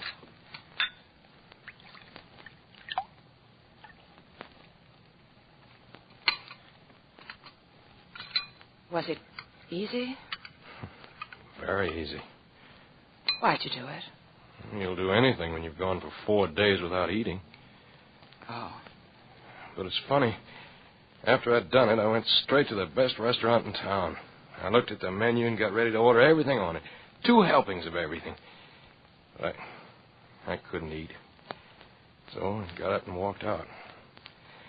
That's when I began to think cops were trailing me. I'm not used to being a robber. So you still got it all with you? $2,500 in cash. Divided up into small rolls in all my pockets. You want to see it? No. Neither do I. But it's there. I can feel it. Against my skin, all over my body. Where did you get it, Quinn? Well, I was working for an electrician about 4 months ago. One day I got a call to go to a big house on 71st Street and put a fixture in the bathroom wall. I had to cut a big hole in the wall to do it. While I was doing that, I ran into a wooden box in the wall. I did my work just beside it. And that box? That box was the back of a safe. Oh. Put into the wall of a study in the next room. The front of the safe was good, heavy steel. When they built it, nobody thought it could be broken into from the other side through the bathroom. And nobody ever would have either, until an electrician ran into it one day by mistake. But all this happened 4 months ago. Yeah. You see, I'd brought more tools with me than I needed that day, and I left some of them in my bag downstairs on a little table near the front door. Well, when I got back to the shop, I found a key in the bag. I must have brushed it in while I was putting the tools back after finishing the job. It turned out to be a key to the front door. You didn't return it? I didn't. Oh, I meant to, but right then I forgot all about it. And when I did remember that I had the key, I was out of work and hungry and wanting money badly, so I went back there tonight. I opened that hole again, pulled the back of the safe out. I didn't bother with any of the papers or securities. I just took the cash. The house was empty. The man who lives there, a society fella by the name of Graves, was probably out on the town, so I just walked out the front door. Seems like 10 years ago. It was only 3 hours. So this Graves man will see the hole in the morning when he goes in to take his shower, and then he'll call the police. It'll be a quick trial and a short one. But the sentence won't be so short. The boy next door. The boy you wave to when you come in or out of your gate. The grinning boy next door, friendly as a puppy. Go back, Bricky. It's where you belong. It's the only kind of life for you. Come with me, Quinn. I've told you I can't. They've got a long arm. They'll find me. And I'd rather have them find me here in the city. Have you still got the key? The key you went in with? Yeah. Why? Well, if you can get back in before he comes home, just in and out, long enough to put the money back, they won't come all the way to Iowa for you just for chopping a hole in the wall if nothing's been taken. But Bricky, that probably... Don't you want to go home at 6 o'clock this morning? Yes, Bricky. If he's out on the town, he won't be home yet. At least that's what we'll pray for. We'll go together, now. I'll wait outside for you, and then we'll go down to the terminal and buy our tickets and wait for the bus. We'll wait for dawn together, Quinn. You mean you'd do this for me? For the boy next door? Anytime. Anything. There was no time to lose. Graves might be coming home any minute. I ripped the money out of my mattress, and we ran out into the cold, empty streets, just as a cab cruised by. We piled into it and told him to take us to 71st Street, and to take us fast. Everybody's always in a hurry. What's your hurry? The night's young yet. Never mind the conversation, Joe. Drive. The customer's always right.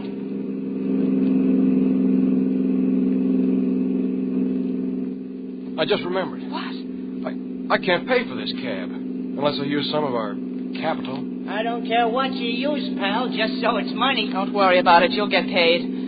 I'll pay him. We don't want to use any of our capital, not a single penny. It's all got to go back. Ricky, when we get out of this, when we get back home, I'll thank you then. I'll find a way to thank you. 71st Street. Any special number? No, just let us out here on the corner.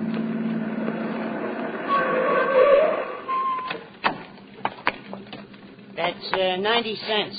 And I can break a 50 if I have to. Here's 90 cents. And here's a dime. Have fun.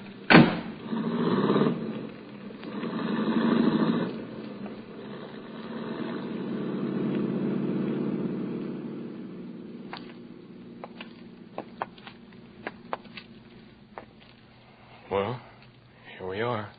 Where's the house? Across the street and up a little. You wait here. All right. Don't come any closer than this. I'll be back in no time. Don't be frightened, Bricky. Don't take any chances, Quinn. If you see any lights, if it looks as if he's gotten back already, don't go all the way in. Just drop the money inside the door. All right, Bricky. Goodbye, then. Goodbye, Quinn. Hurry back.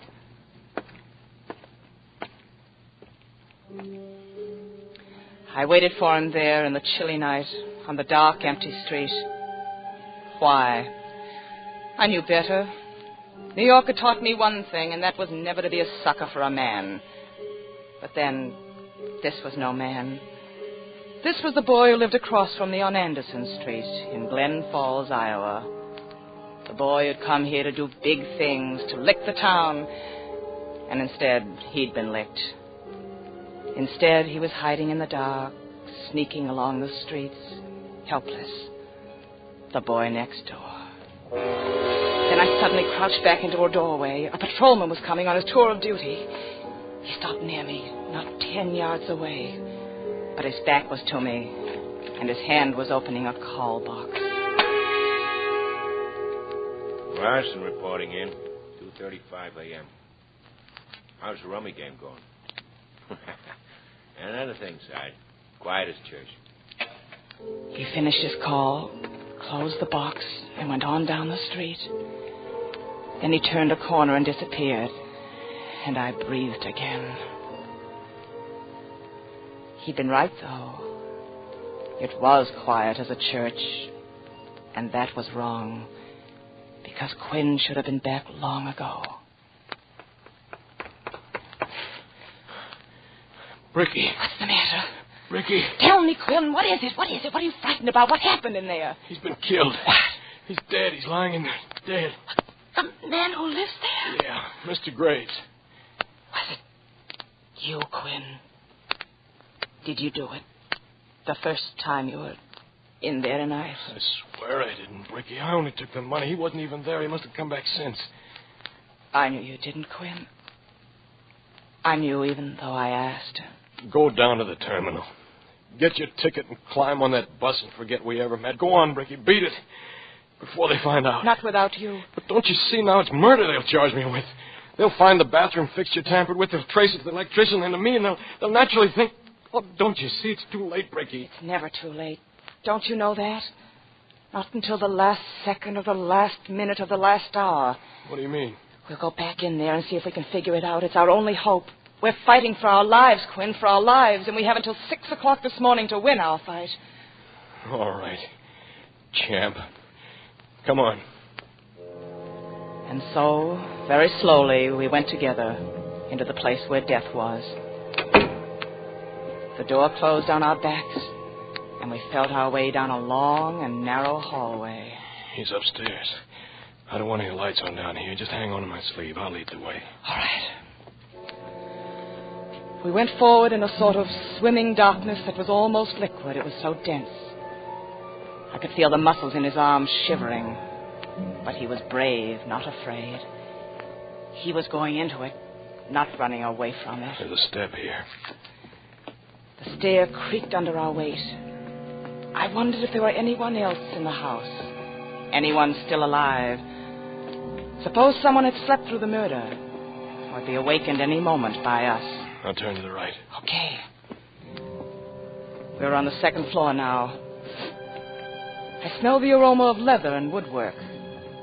I smelled the last lingering trace of a cigar. I smelled powder. A harsh, deadly powder.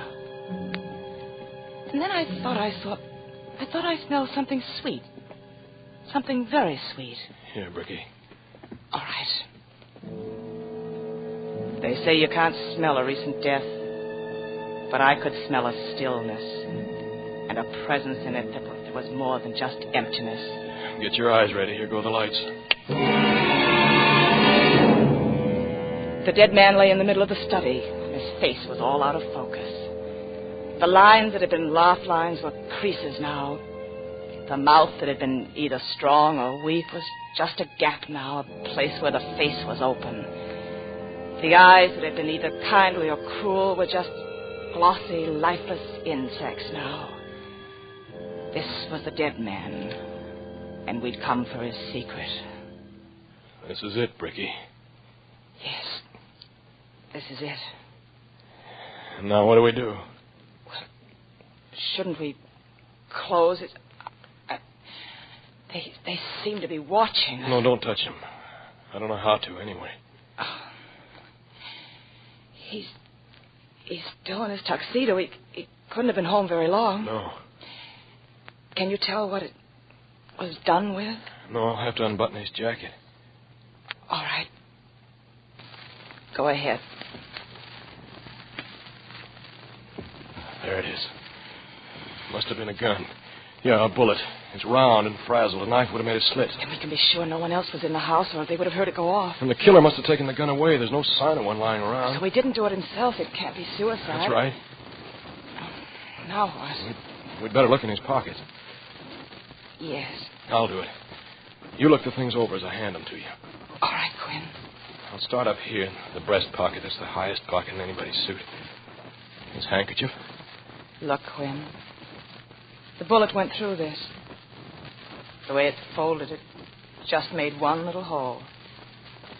But when you open it up, it makes 3 separate holes. Like when you cut papers and make them into patterns. The one on the left side's empty. The right-hand pocket, empty, too. Try inside the jacket. Yeah.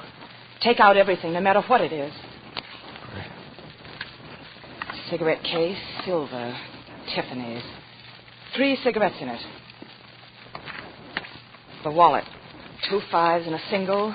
2 ticket stubs from tonight's show at the Belasco. C112 and 114. So we know where he was from 8:30 to 11. Anything else? Business cards. Stafford, Holmes, Inglesby, whoever they are. Oh, and a snapshot. Girl in riding togs. Let's see that. Yeah, it's the same ones in the silver frame over there on the desk. To Stephen with love from Barbara. Then she didn't do it. If she had, she wouldn't be there on his desk anymore. Just the silver frame, maybe, but not her anymore. That's common sense. All right, let's go on. I'll have to lift him a little. Go ahead. Left rear, in the trousers. Nothing. Right rear. Spare handkerchief. Left side. Nothing. Right side. Match folder. Some loose change. Latch key. That's it.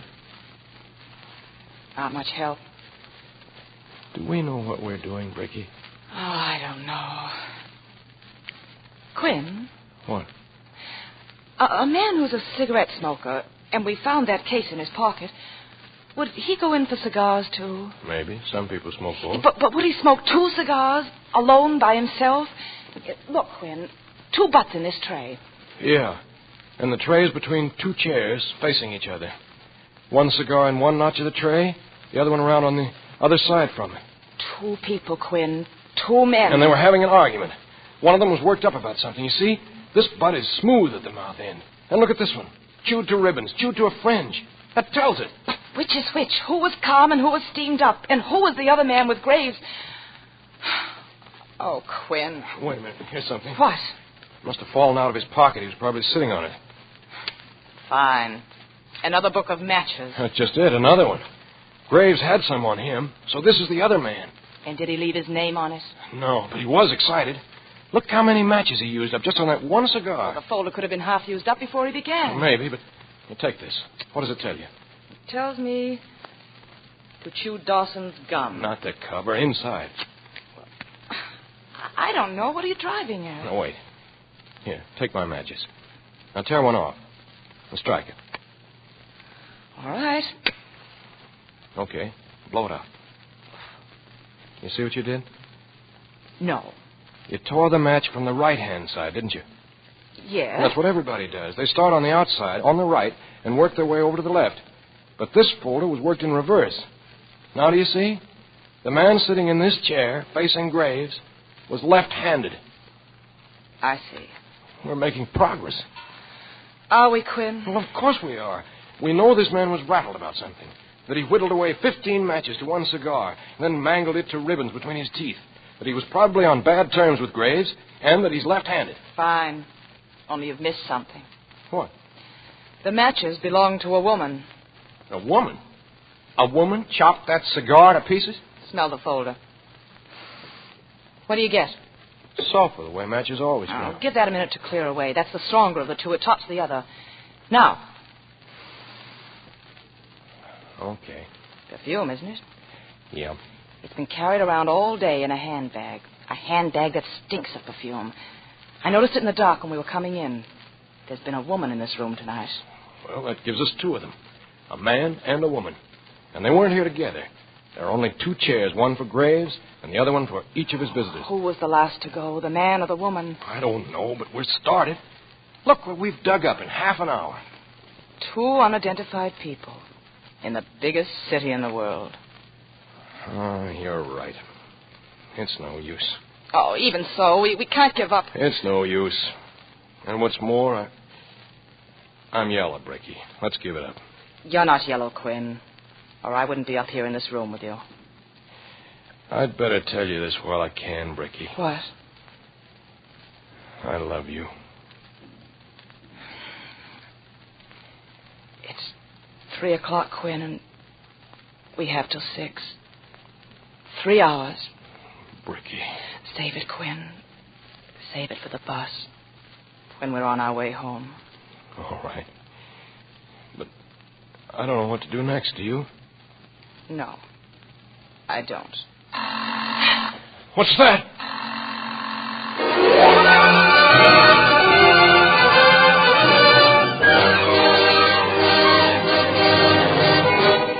In tonight's full hour of suspense, Helen Walker and John Beale co-star in Deadline at Dawn by William Irish. Tonight's study in Suspense.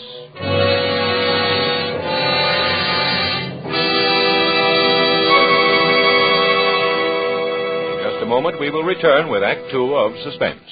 This is CBS, the Columbia Broadcasting System. And now, back to our Hollywood soundstage and Act 2 of Deadline at Dawn, co-starring Miss Helen Walker as Bricky Coleman and Mr. John Beale as Quinn Williams, in radio's outstanding theater of thrills, Suspense.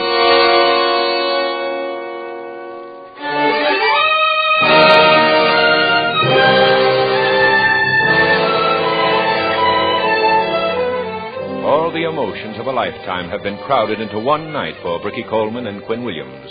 And dawn is a fast-approaching deadline which they must meet. The bus which will take them to home and safety seems remote and unattainable as they stand now over the body of a dead man in the quiet apartment, knowing that they must find his murderer or stand incriminated for the crime themselves. And suddenly, a terrifying sound comes to them. What is it, Bricky? What is it? Sounds like a burglar alarm. The front doorbell, maybe. Wait a minute, there's a box over there against the wall. A telephone. Follow the cord. It's in his desk. In the drawer. What shall we do? Well, answer it. Oh, be careful. You'll have the police here. They'll know it's not his voice. I'll talk low. I'll pretend I'm him. Say a prayer, Bricky. Hello? Darling, this is Barbara. I had to speak to you. We've never parted angry like this before. I know. Maybe if we hadn't gone there, to that parakeet place, it wouldn't have happened. No. Who was she? The tall redhead in the light green dress? I don't know. You told me that before. Then why'd she slip a note into your hand? I saw her do it, you know. Did you? And then you couldn't wait to see me to my door and get me off your hands. What happened, Steve? Did this woman come by to see you afterward? Is that why you wanted to get rid of me? No, Barbara. Steve, you sound so far away. Is it the telephone? Or is it you? Poor connection. You sound so cagey. As if someone were there now. Can't you talk louder? I'm sorry. What's going on there? This is Stephen, isn't it? She's catching on. I'm sunk. Take your hand away from the mouthpiece and turn it my way. Sugar, come on. I'm getting tired of waiting. How much longer are you going to stand there talking? I'm sorry, Stephen. Forgive me. I didn't know. You can hang up now. I feel like a heel. Well, stop it. We don't have time. The Parakeet. That's a nightclub, isn't it? Yes, on 54th Street. A woman slipped him a note, Quinn. Our woman. Could be. Do you think he tore it up? Well, maybe not. Maybe he wanted to have a good look at it when he got home, alone. Let's look again. Well, I went through those pockets pretty carefully. I'm sure it's not there. We might have missed something. Quinn, turn him over again. All right.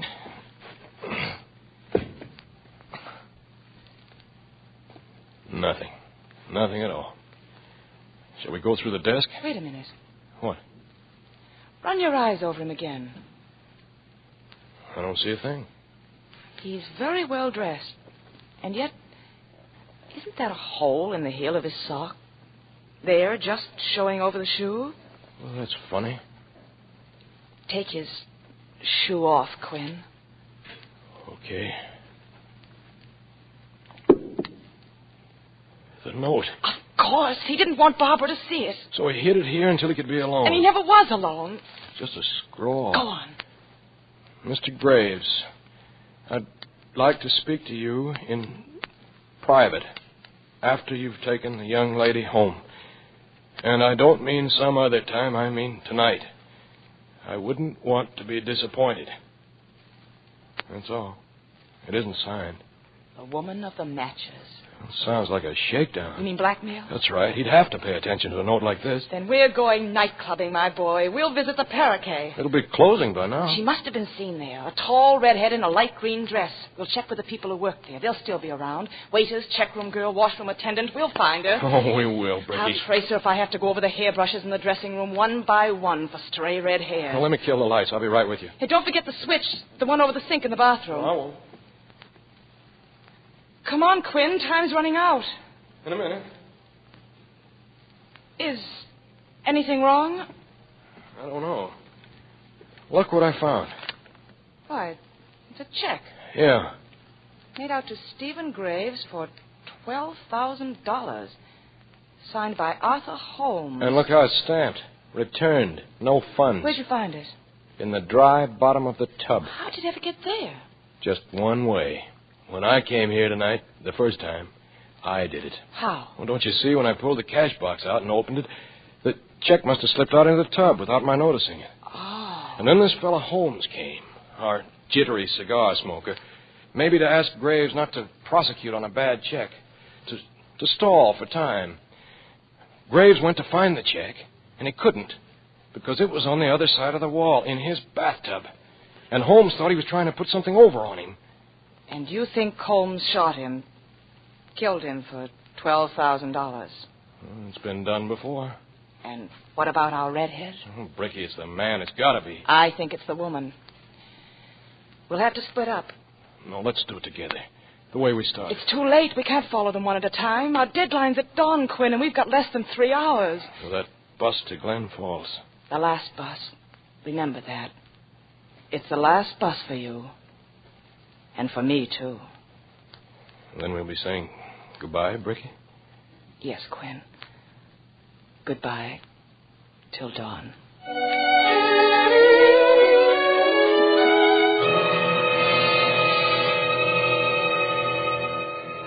We went down into the empty streets without talking to each other again. And I went one way, and Quinn went the other. In 10 minutes, we were blocks apart. Maybe miles. But it seemed to me that I was still at his side, still with him, as he finally found an all-night drugstore and went back into a booth. I knew he'd dial all the Arthur Holmeses in the book and talk to a lot of angry, sleepy people. And then he'd find the right one, the Arthur Holmes we wanted. What would Quinn do then? What would he say? What would happen?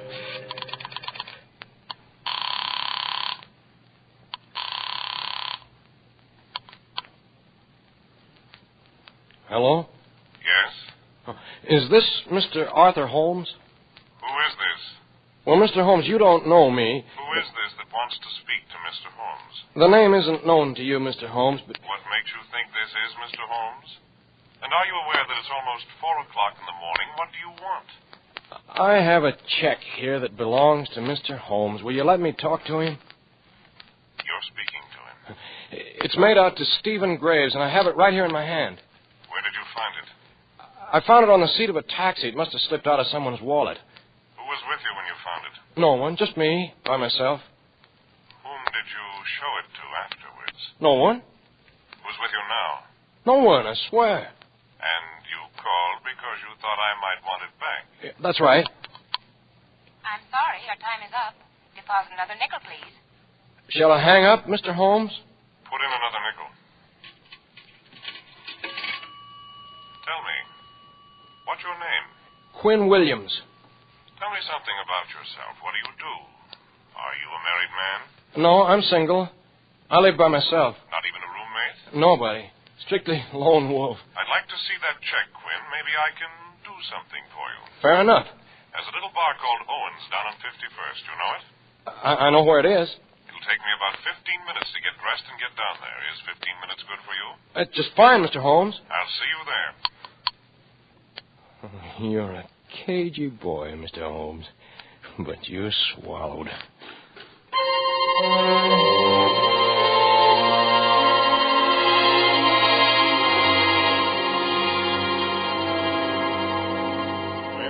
Yeah? Over here in the booth. Oh. Good evening, Mr. Holmes. Good evening. Sit down, won't you? Yeah, I will. You're right on time. Sure. So are you. There's a drink for you. I had to order ahead so I'd be allowed to stay in here. It's past closing time. Thanks. What's the matter, son? Nothing. It'd just be funny, that's all. Funny and kind of corny if you'd slipped a little something into this. Take mine, then. I haven't put it to my mouth yet. I think I will. Well, bottoms up. Bottoms up. My car's around the corner. Would you rather talk about it there? Yeah, I would. I think we ought to be alone. That's easy, son. We can be alone.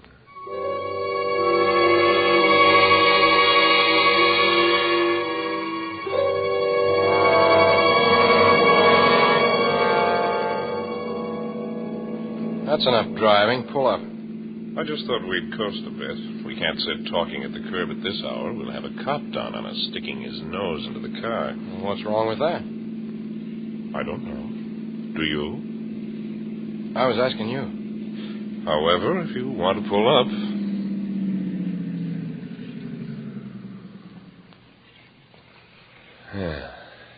The East River. A mighty mysterious place at this time of day. You're pretty close to the edge, aren't you? The wheels are blocked.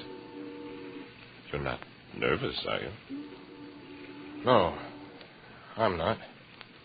Now, about that check. I didn't find that check in a cab, Mr. Holmes. I found it in Stephen Graves' house, where he's lying right now on the floor, dead. Stephen, dead? And your cigar is still in the room with him, chewed to a pulp.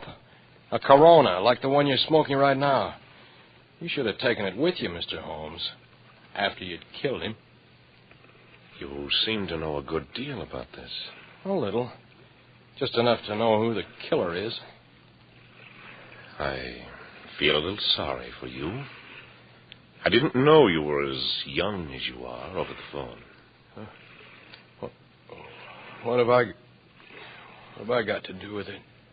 You're having a lot of trouble with your eyes, aren't you? Lights on the dashboard have got rings around them, haven't they? Like big soap bubbles. What are you talking about?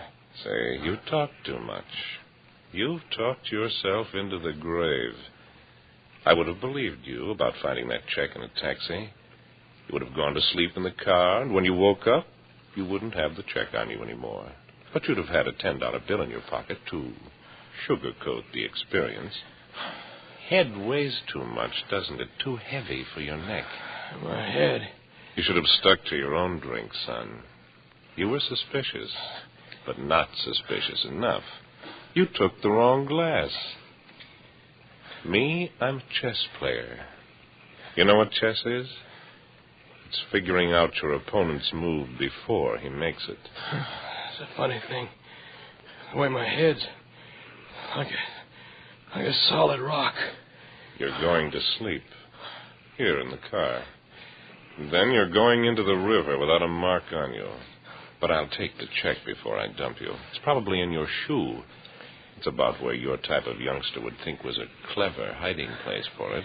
Just clear my head. And then kick.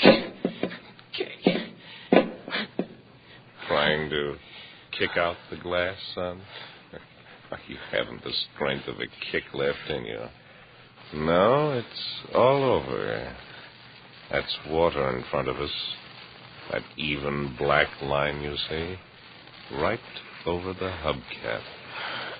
Now, you can't even move, can you? That's right. Make a lazy pass with your hand like you're brushing away flies. That's about all you're able to do. In a minute, you won't even be able to do that. There go your eyes. Down, down, down. You won't get away with this, mister. Bricky knows. There are two of us. Not just one.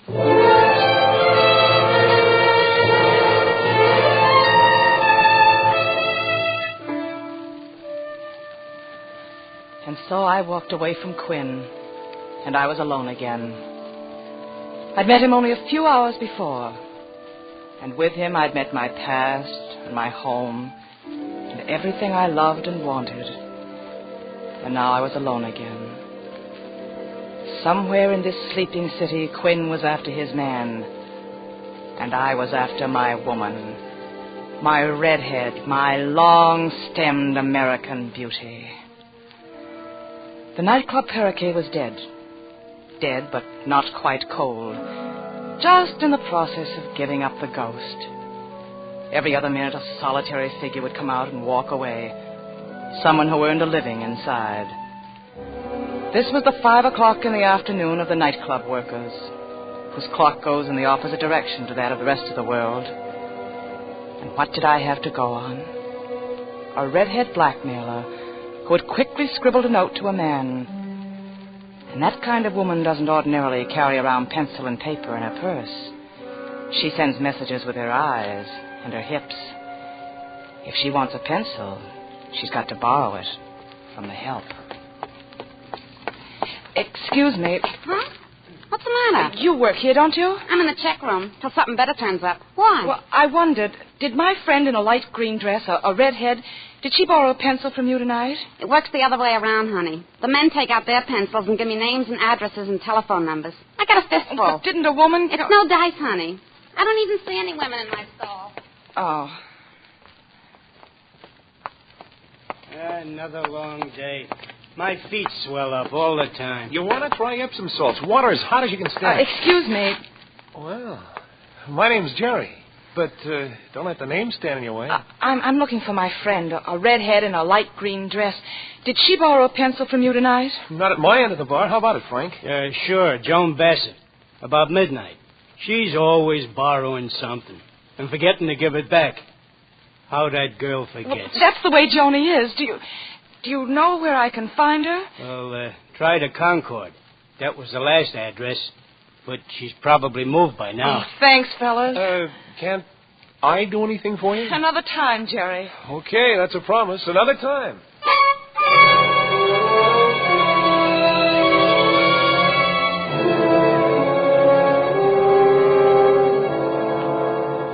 Yeah, what can I do for you? Well, be friendly, Pops. Say hello. Hello. That's better. Yeah, what do you want, a room? We full up? What room's my girlfriend got? I want her up and tell her something. You know, Joni. Joan Bassett? Yeah, Joan Bassett.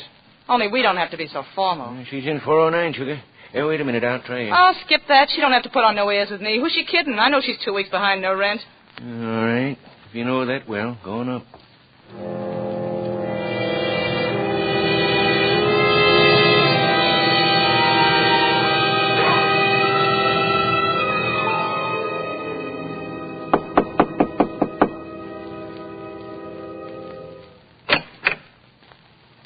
What do you want? You. I want to talk to you. Yeah? Well, just stand out there a minute and tell me what about. We got a friend in common, you and I. It's possible. Go on. This friend's name is Stephen Graves. Suppose you come in a minute. I'll hear what's on your mind. Sure. I thought that might do it. Do you have to lock the door? Yeah, I think I do. Whatever you think best. Begin with your name. You can put me down as Carolyn Miller. All right, Carolyn Miller. Now about Stephen Graves. What makes you think I know him? Stop being polite. You know him. Did he mention me to you? No. He wasn't doing any mentioning of anybody. He wasn't doing anything. You've been over to see him lately? Very lately. I just came from there now. How did you find him? I found him dead. I see. That tap in the kitchen is loose again. Excuse me a minute while I tighten it. I'd known we weren't alone the moment I came into that room. And I knew that faucet in the kitchen was a signal for a quick conference. It was my chance. Maybe I had a minute, maybe only 30 seconds. There was only time for one thing, the open handbag on the dresser. Nothing there. Lipstick, powder, usual junk. And then an unpaid hotel bill for $17.89 from this place, the Concord. No good, worthless, and my time was up. Yet something screamed at me to hold on to it, to slip it inside my stocking high up and to get back into my chair. Well, that's done. Now, where were we? With Stephen Graves. Oh, yeah. Did you go up there alone, or did you have somebody with you? Alone. I don't take my grandmother with me when I'm visiting. I see. Somebody stop you at the door and tell you, is that how you found out? Cops and people hanging around, lots of excitement? No one knows it. I found him alone. I had a key to the house that he'd given me. I went up, and there he was. Dead. What'd you do? Holler bloody murder and bring everyone down the place? I got out of there fast and quiet. I don't want to be mixed up in it. Smart girl. And all this happened just a little while ago, huh? Yeah. Nobody knows yet but you? Me and you. Did you come here alone? All alone. Everything I do alone. I guess I've hit the jackpot. Yeah, you sure have, baby. You've hit it hard. Make it tight, Griff, so she can't make any noise. It's tight. Don't worry about that. Well, Miss Carolyn Miller, you're in trouble now. You tell her. So Stephen Graves is dead, and you felt a little nosy about it, huh? You wanted the details. All right, you can have them. You seem to have known him pretty well. Maybe he told you, did he? Did he tell you about his kid brother who married a tavern hostess back in Boston? Did he tell you what that did to the fine old family name when this girl began asking for money? When she came to New York and began asking Stephen for money? Did he tell you that he paid and finally decided to stop paying? So this girl and her friend had to pay him a little visit tonight to try to persuade him? Did he tell you that? Did he tell you what happened when he couldn't be persuaded? No. No, he didn't tell you that. Because he wasn't talking by then. By then he was dead. That's enough. You want to spend the night at it? All right. Well, what's the play now? Don't you figure we ought to... No, not here in the room. That's begging for it. You don't understand. I don't mean chop, that kind of stuff. I mean, we're 4 flights up. That ought to be enough. The 3 of us get the drinking up here. She goes over to the window to try to open it for a little air, and it jams, so she's got to push it. There's always a follow-up. It's a little messy. Let me take care of it. Yeah, like you took care of the other. When I told you just to throw a scare into him so he'd come across. Huh. Well, some scare you threw at him, Griff. Yeah, I scared him right out of his skin, right out of his hide. I don't want you to be so impulsive this time. Well, then let's blow. We'll stuff her in the closet. Backs up against a dead wall so she'll never be heard. Right. It'll be days before they get around to busting the door down. Yeah, we'll be far away by then. Yeah, far away. Okay, I can pack in 10 minutes. Les, I'll give you a hand. Hey, wait a minute. I'm missing that hotel bill. It must have fallen somewhere on the floor. No, don't worry about that. He can make up a new one for you down at the desk. Oh, yeah, sure, that's right. Well, shall we get her out of the way first? Yeah. Hang Carolyn Miller in the closet. Oopsie daisy. Make her comfortable, Griff. Sure. We want to be extra nice to her because there's a little fresh air in there. It'll only be a minute. Griff. Yeah, what's the matter? Put her down. Well, what do you mean? Put her down, quick. Oh, I ought to have my head examined. You mean you slipped on something? Yeah, forgot. We both clean forgot. What was it tipped her off to me? She didn't pull my name and address out of a hat. Yeah. Take that gag off her. You try to scream and I'll dent you. I won't scream. Now talk. How'd you know I knew him? How'd you know where to find me? I'm going to let you have it, and I'm going to keep letting you have it until you answer. You dropped your hotel bill over there. I found it lying in the room with him. I ought to slap you down to the soles of your feet. You left your calling card, that's what you did. Oh, she's lying. I swear I saw it in my handbag after I got back. Did you take it out to show him? Answer me, did you? Sure. While you were waiting downstairs, it was part of the build-up to show him how bad I needed money, but I know I put it back again. You think you know. Well, I'm almost positive. It fell out. It It was for $17.89. It had past due stamped on it in purple ink. It even had your room number on it. And what did you do with it? Did you bring it with you? I left it where it was. I was afraid to touch anything. We'll have to go back and get it. All right, we will. We'll take her with us. Fix it to look like she did it to him. What you want to do in the first place, Griff. Why do it over there? Give him a double-header to figure out. Maybe. Oh, it's the only way. Rub out this detour by finishing her off where she started from. All right. Come on, Carolyn Miller. We're going for a little ride.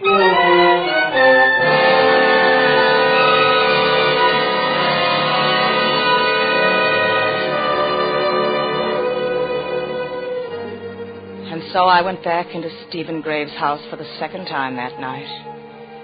They pushed me ahead of them in the darkness, whispering to each other not to use any lights yet, just as Quinn and I had done a few hours before. Or was it a few years before?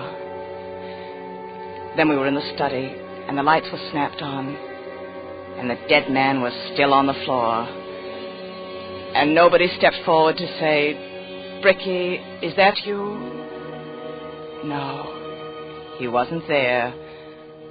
Quinn wasn't there, waiting to help me, to save me. Now, let's do what we have to do and get out fast. No, not yet. There's something else first. Well, you. Where is it? Where's that hotel bill? Where'd you say you saw it? Over there by him is where I said. What? And you believed me. Then you did.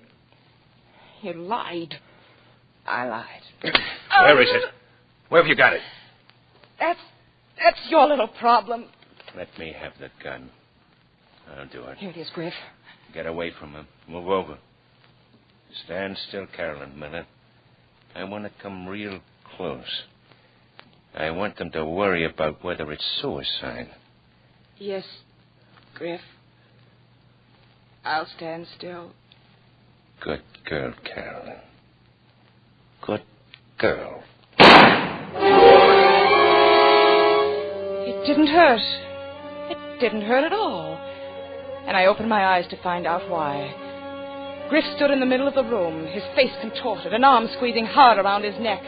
And behind his face was another face, a face I knew, Quinn's face, the boy next door, fighting for me, fighting to save me. Then Quinn went down, all lopsided, and Quinn was on top, punching at it again and again, and Joan was racing across the room with an andiron, raising her hands. I never played football as a little girl, but on this night I decided it was time to try.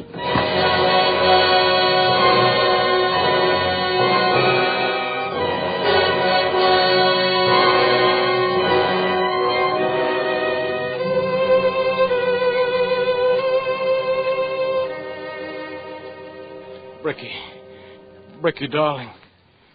Quinn. Are you all right? Somebody's ringing church bells in my head.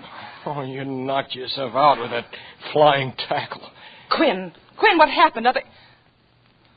Oh. Yeah, they're both asleep, Bricky. As sound as can be. I see you've wrapped them up nicely. Yeah, I had to tear up a few good sheets to do it, but I don't think Mr. Graves would have minded. I'd given up, Quinn. I thought I'd beat you back here, and I'd given up. Oh, Bricky. I saw them coming in with you outside on the street. I was watching from one of the front windows. And something about the way you were walking between them, sort of stiff, told me they had a gun on you. So I backed up into the bathroom and laid low. They're the ones, Quinn. They did it. I know. And we can go now. It's 5:45. We can catch that bus for home. Well, there's one more thing to be done, Bricky. It'll only take a minute. And then you and I aren't going to have any more to worry about. Is this the police? I want to report a murder. Oh, Quinn. Stephen Graves, in his home on East 71st Street. There are two people tied up in the same room with the body, and they're the killers. You'll find a special delivery letter in the desk from Graves' younger brother, and that'll tell you the reason for the killing. What? No, this isn't any rib. I wish it was. Me? Oh, just a guy who happened to be passing by. We can take their car. He left his keys in it. Come on, Quinn, hurry.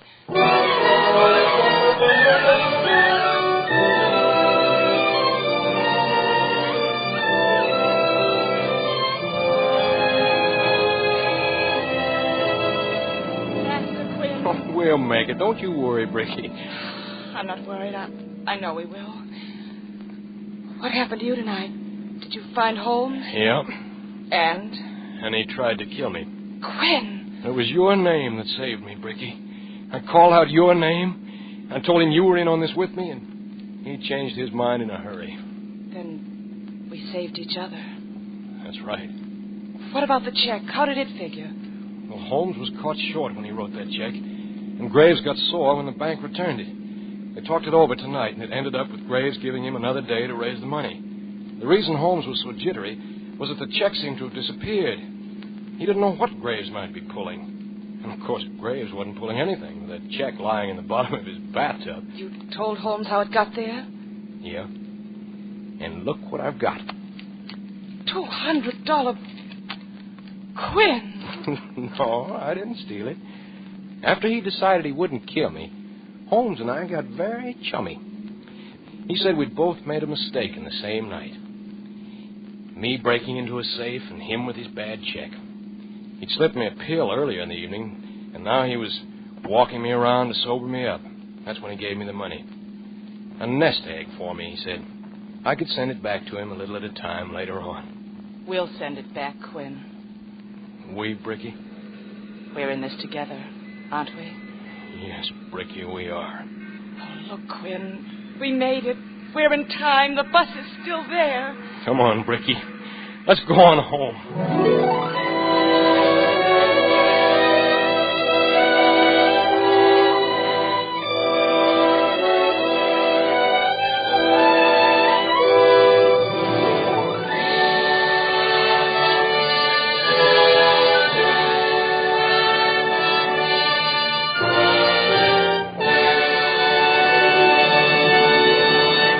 Thank you, Helen Walker and John Beale, for your truly wonderful performances as Bricky and Quinn. And to Lillian Byeth, Rye Billsbury, Edith Tackner, Buddy Gray, and Bill Johnstone, thanks for your splendid support. With this performance, Suspense leaves the air for a short vacation period. We will return on Thursday at 9 p.m. Eastern Daylight Saving Time, starting Thursday, July 8th. With an outstanding series of gripping suspense stories featuring the acting of your favorite stars of the screen. Watch for the new Suspense series starting Thursday, July 8th. Miss Helen Walker may soon be seen in My Dear Secretary, and Mr. John Beale will soon be seen in Paramount's Abigail, Dear Heart. Deadline at Dawn by William Irish was adapted for radio by Irving Ravitch and was produced and directed by Anton M. Leader.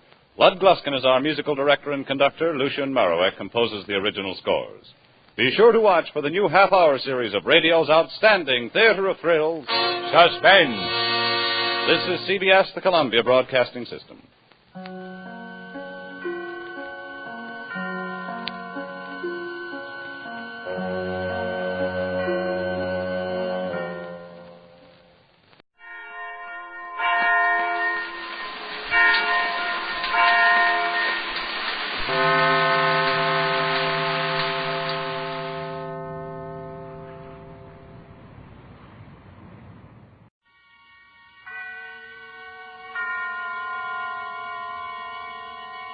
Now, Autolite and its 60,000 dealers and service stations present Suspense.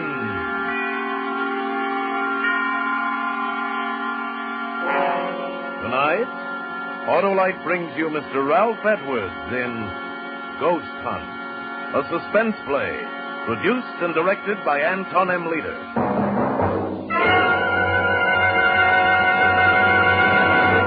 Friends, replace worn-out narrow-gap spark plugs with a set of those new wide-gap Autolite resistor spark plugs. Your motor will idle smoother, give better performance on leaner gas mixtures, actually save gas. These winning benefits are all made possible by a newly developed Autolite 10,000-ohm resistor, built right into every Autolite resistor spark plug, making practical a wider spark gap setting, and that's what does the trick. What's more, Autolite resistor spark plugs with this exclusive Autolite resistor have greatly increased electrode life and cut down on radio and television interference. So, folks, see your Autolite dealer and have him replace old, worn-out, narrow-gap spark plugs with a set of the new Autolite resistor spark plugs. Remember, you're always right with Autolite. And also remember, the Autolite Suspense show is now on television. Every Tuesday night in many parts of the country. And now, Autolite presents Ralph Edwards in a tale well calculated to keep you in suspense.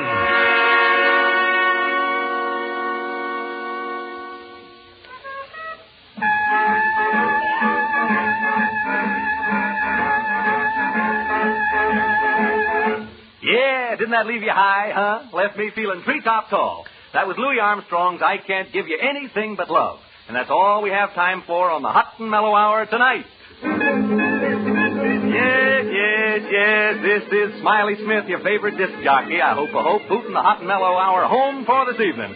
I'll be back again tomorrow night, minus the music, but with a little surprise for you. Tomorrow night, Friday night, as you know, is stunt night here at station WXP, and have I got a stunt for you. Last week, if you remember, I planted my wire recorder in the steam room at a lady's Turkish bath and let you listen in on the playback, remember? Well, tonight, as soon as I leave the studio, do you know where I'm going? Your friend Smiley is going to spend the night in a haunted house on a spook hunt. You heard me, a spook hunt in a haunted house. I'm bringing a little old wire recorder along with me, and if you tune in tomorrow evening at this time, you'll learn what it's like to spend a night in a haunted house. Ain't that something? Yeah. A real haunted house. No kidding. 4 people are known to have committed suicide there. So tune in tomorrow night and share a real thrill with your old pal Smiley. I must be crazy, Smith. Good night.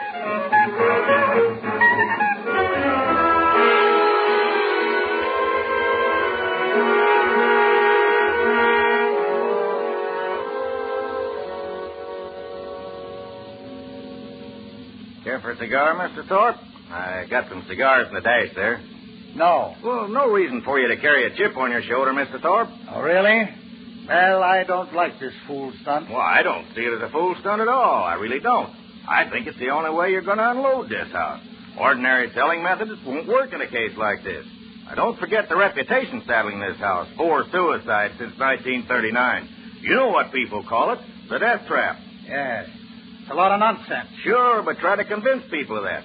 Anyway, when this disc jockey offered me this chance to kill all the rumors about the about the property, I just naturally jumped and took him up at it, especially since it don't cost a cent. You sure about that? I'm not liable for a penny. Not a cent. We're doing him a favor letting him use the place, he said. Thanked me for the chance last night when I drove him out here. So one hand washes the other, as the feller says. He got a chance to pull off a stunt, and the wire recording will prove the people the property is number 1, and we increase the chance of selling the place. Well, as long as it doesn't cost me anything. Not a cent.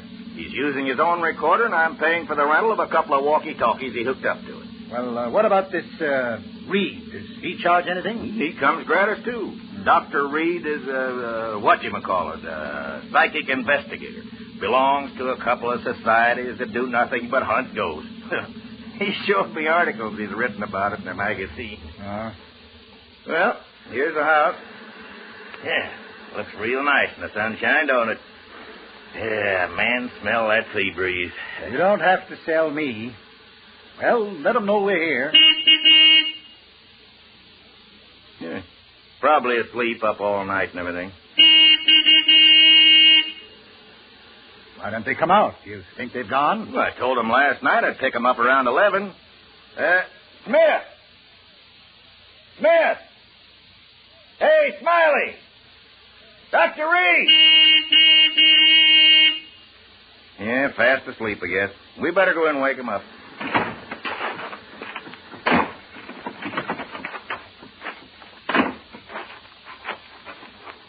Of course, they may have taken the bus back to town. Oh, no. It's a 2-mile hike, the main highway.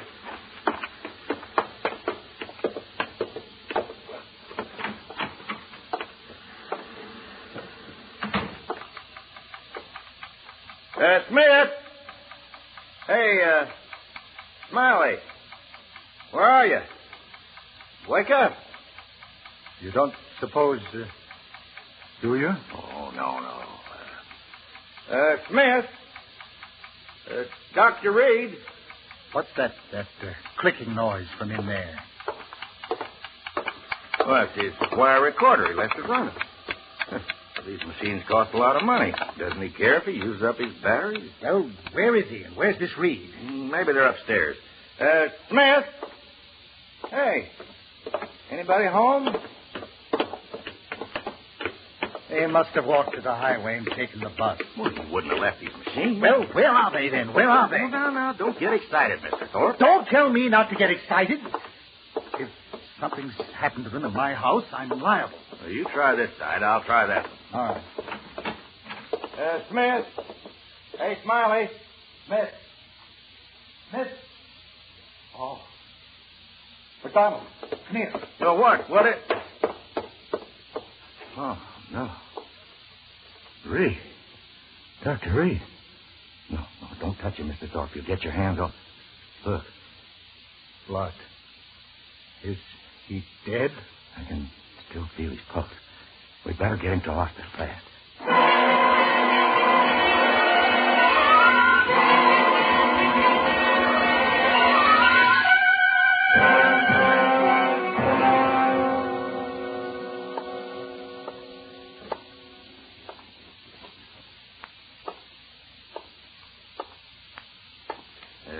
Care for a cigar, Mr. Thorpe? No, thanks. Oh, why not try to relax? The nurse said Reed would be all right as soon as he's had a blood transfusion. You told the radio station to be sure and call us as soon as they had any word about Smith? Yes, I told them. Why don't you sit down? No, I'm all at 6s and 7s. What do you suppose happened out there last night? We're going to know in just a second, just as soon as I can get this recorder set up. You don't suppose Smith and Reed got into a fight, do you? Yeah, there. Huh? A fight? I don't know. Well, what's wrong? Won't it work? It works. Take it easy. 1, 2, 3. Testing. 1, 2, 3. There. Testing. 1, 2, 3. All set, Dr. Reed? Miss McDonald, eh? Okay, here we go. This is Smiley Smith speaking. Smiley Smith, the ghost hunter. I don't know whether to hope this will turn out to be a success for the sake of the program or a failure for my own sake. Anyway, all the preparations have been made now, and it's up to the spooks. I better tell you where we are. Right now, we're standing on the lawn of a house about 12 miles above Malibu Beach. The ocean is 100 feet away, straight down. The house is perched on a cliff, and there's a sheer drop of about 100 feet right into the old Pacific. Maybe you can hear the surf pounding. I'll turn up the volume. Hear it? Now, I'm going to have you meet two gentlemen who are here with me. Incidentally, we're the only people around for miles and miles. First, I'd like you to meet Dr. Clarence Reed of the British and American Psychical Research Guild. Dr. Reed is a famous investigator of psychic phenomena, and I'm very honored to be associated with him on this ghost hunt. He's smiling in an embarrassed sort of way. You're much too kind, Mr. Smith. Dr. Reed has conducted experiments in this field with such great believers in spiritualism as Oliver Lodge and Arthur Conan Doyle. He looks a bit like Santa Claus. He's short, stocky. You don't object, do you, Dr. Reed? No, indeed. And he has a magnificent white beard, a truly great beaver. Dr. Reed is so enthusiastic about ghost hunting that he got out of a sick bed this evening to be with us. Excuse me. My lungs. Mm-hmm. I was gassed in the First World War. Yeah. Anyway, Dr. Reed and I are here on the lawn looking at the house. Can't see much. It's around, 11 p.m. now. Seems to be a rambling sort of house, 2 stories high. Since it was built, there have been 4 suicides here. Is that right? That's right. Into the mic, please. Yeah. 4 suicides since 1939. I better tell them who you are so they won't think you're a ghost. Standing with the doc and me is a real estate agent, Mr. Charles McDonald. He handles this property, and he can tell you a lot more about it than I can. Well, the house was built by a man named Marcus, Toby Marcus, an orange grower. Built the house as a wedding present for his wife. A month after they moved in, she took her own life.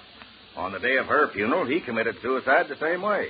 There have been 2 other cases since then, and Did they all jump into the ocean? Yeah, all 4 of them, right over there. Yeah. The last one was actually seen doing it about 3 years ago. He was seen running like all get out the edge of the cliff, and he was shouting and laughing and yelling as though there was people at his side running right along with him. You kidding? No, it's fact.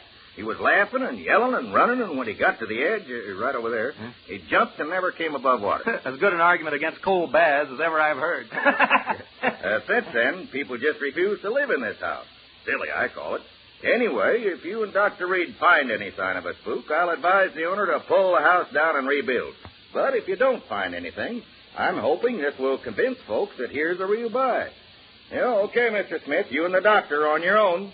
I'll be by in the morning to pick you up around 11. Goodbye, Miss McDonald. I hope there's something left for you to pick up in the morning.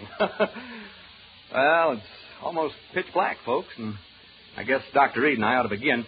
I don't believe in ghosts, never have, but what I say is this. If you're dead set on looking for them, this is a dandy place to do it. So long! Mr. McDonald just checked out. Then there were 2. Well, 3. Oh, my dog, yeah. Folks, I have my dog, Jeff, with me. He's a wire-haired terrier, 3 years of age, and he can talk. Yeah, say hello, Jeff. Come on, Jeff, say hello. Come on. Well, anyway, he's a wire-haired terrier, and he's 3 years old. Shall we go inside now, Dr. Reed? I was about to suggest it. Now, how do we hunt ghosts, Doctor? How do we do it, huh? Well, we don't really hunt them. If there should be any in the house, they will come to us. How cozy. And please, not ghosts. Do not refer to them as ghosts. We know them as apparitions. Now, remember, I've no desire to hurt their feelings. Where ghosts are concerned, I say live and let live.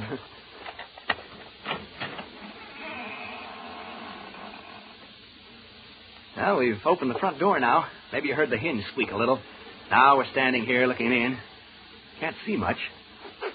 Smells sort of musty and damp. But... What's the matter, Jeff?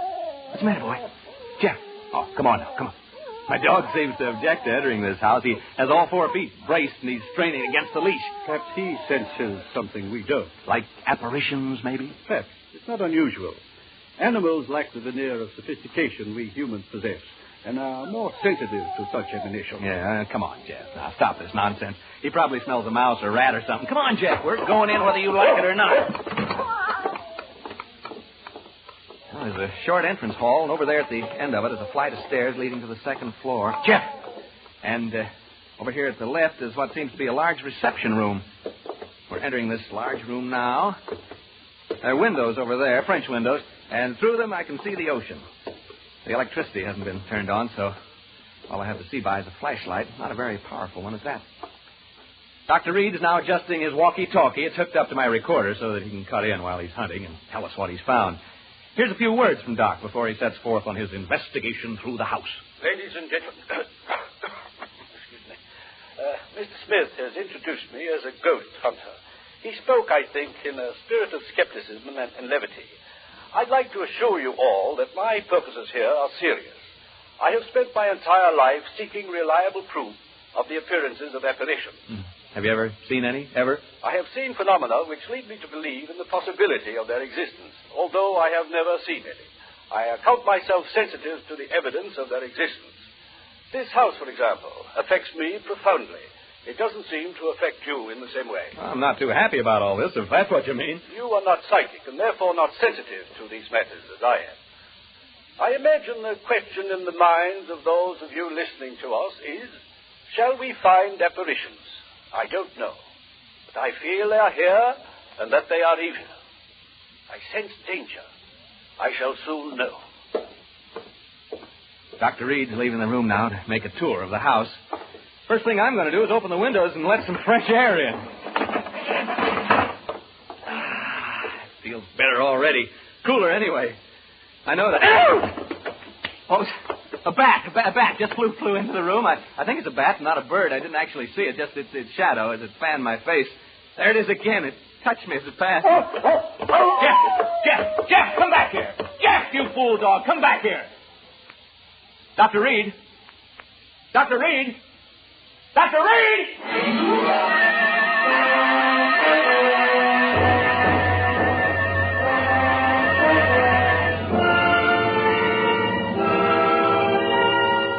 For Suspense, Autolite is bringing you Mr. Ralph Edwards in radio's outstanding theater of thrills, Suspense.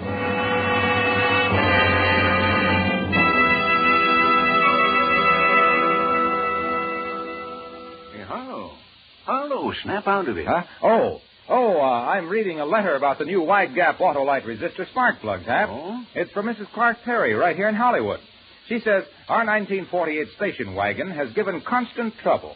Finally, the garage man said all the difficulty was spark plugs. and he installed a set of Autolite resistor spark plugs. Now the car runs beautifully. The very first time my husband has been really pleased. Well, smart garage man. Smart people to take his advice.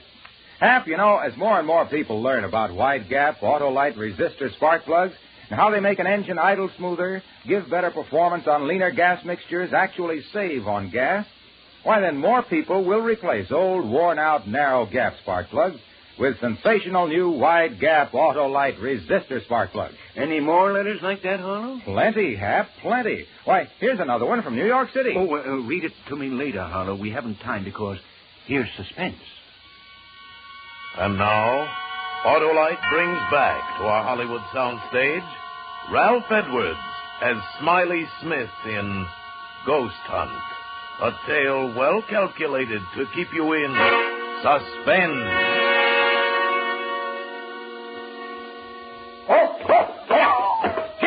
Jeff, come back here. Jeff, you fool dog, come back here. Dr. Reed. Dr. Reed. Dr. Reed. Reed speaking. What is it, Smith? Jeff has run off. My dog, he jumped through the window and ran off. Oh, so? I told you he said something about this house, didn't I? Yeah, you want to come and see if you can determine what it was exactly that set him off? Soon. I'm making my way slowly up the stairs toward the second floor now. I'm halfway up.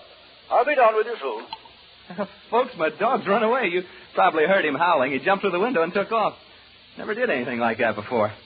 Frightened by the bat, I guess. Personally, alone here in this big room, I can understand how he must have felt. This isn't a cheerful spot by any means. I may not be psychic, but I sure have a feeling this house doesn't want us here. Read again. Excuse me. I have something of great interest to report.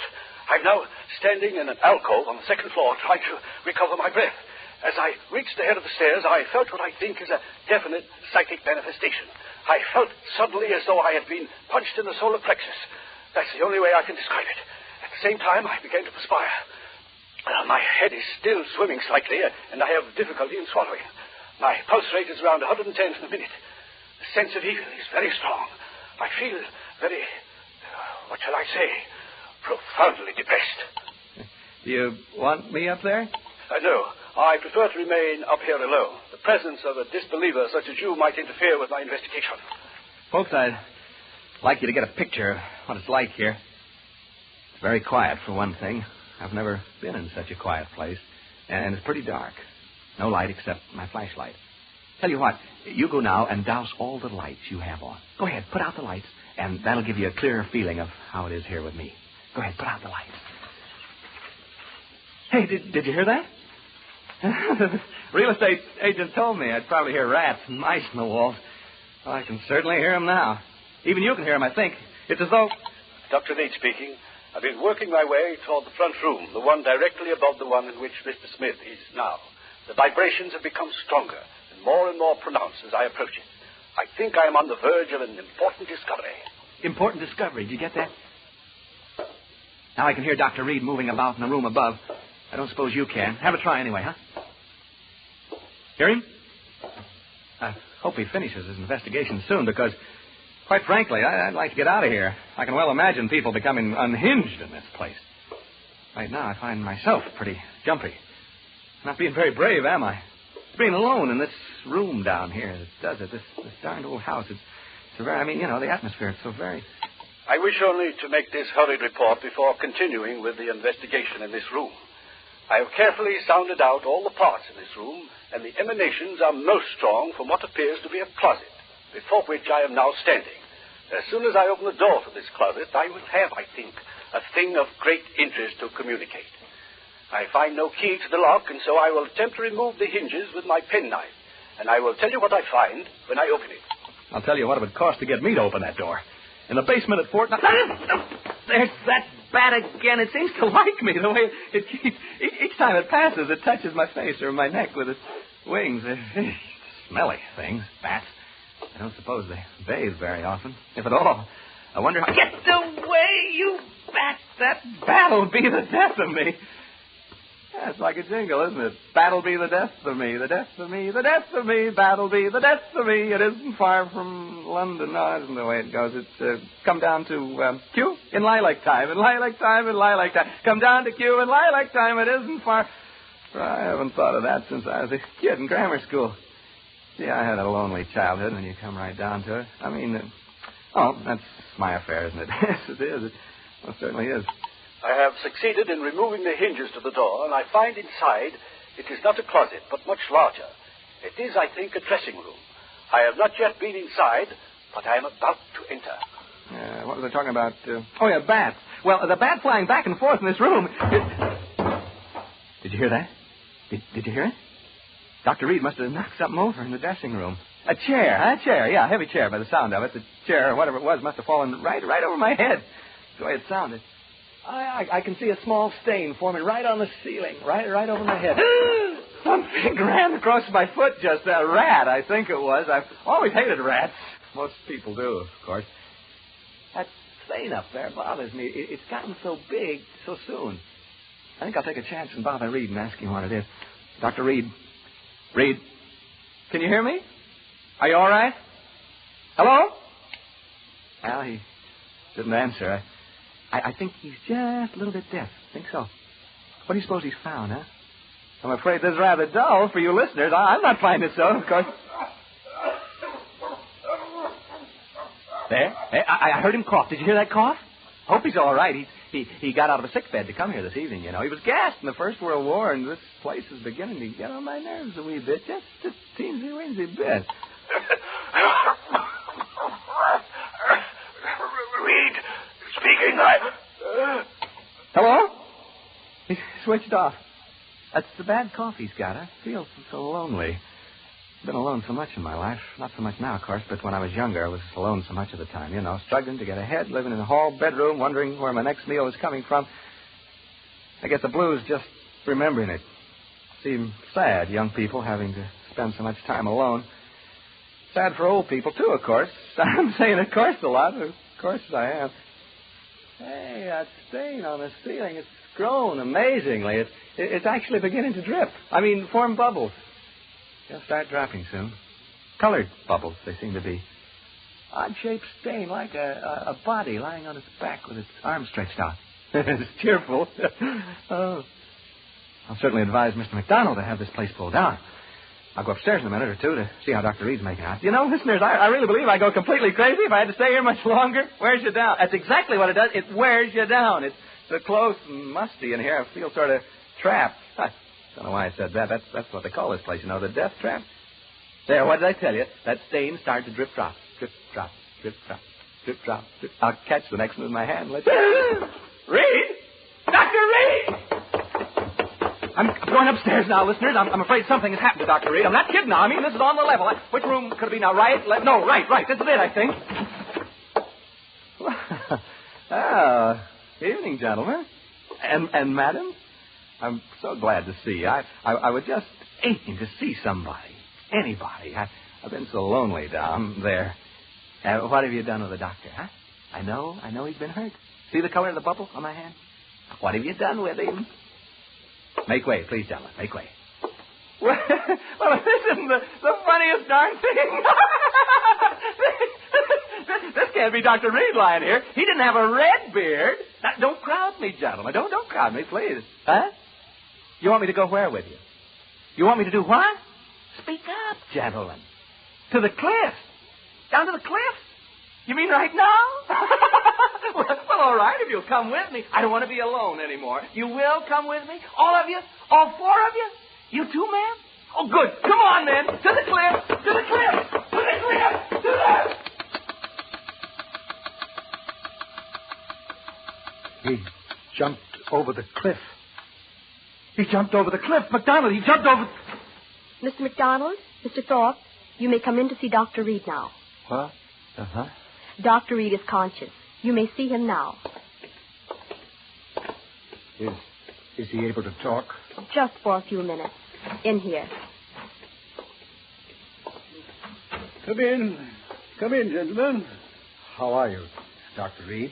We've been waiting to see you. Yes, and I must apologize, gentlemen. I had a most unfortunate accident. Hemorrhage. Hemorrhage? Yes. My lungs, you know. Now, gentlemen. Hemorrhage? Dr. Reed, what happened in that house? What happened to Smith? We've just been listening to a playback of the recordings you made out there. Smith?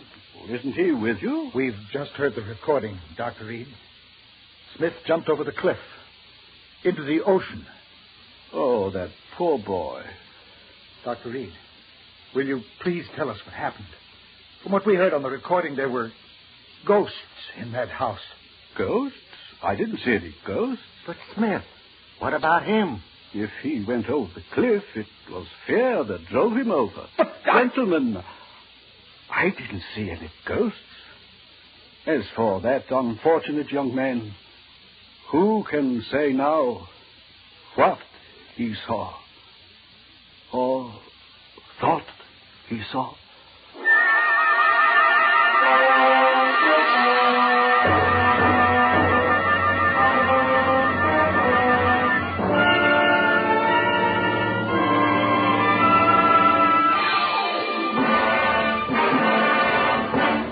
Thank you, Ralph Edwards, for displaying your versatility by appearing as guest star on Suspense. Say, Harlow, that Edwards does everything. Hap, no does. Don't use that word on our Autolite show. Oh, come now, Harlow. I can make you use that word, as you call it. How? Now, don't you say that Autolite resistor spark plugs make your car engine idle smoother? Yes, but... And your car gives better performance on leaner gas mixtures. Saves gas. Sure does. I mean, does. Aren't we devils? Ralph, you tricked me. Well, anyhow, it does my heart good to tell people that Autolite resistor spark plugs are ignition engineered by Autolite, which makes more than 400 products for cars, trucks, airplanes, and boats in 28 plants from coast to coast. Autolite also makes complete electrical systems for many makes of America's finest cars. Batteries, spark plugs, generators, starting motors, spark plug wire, battery cable, coils, distributors. All ignition engineered to fit together perfectly, work together perfectly because they're a perfect team. The lifeline of your car. So, folks, don't accept electrical parts that are supposed to be as good. Remember, you're right with Autolite.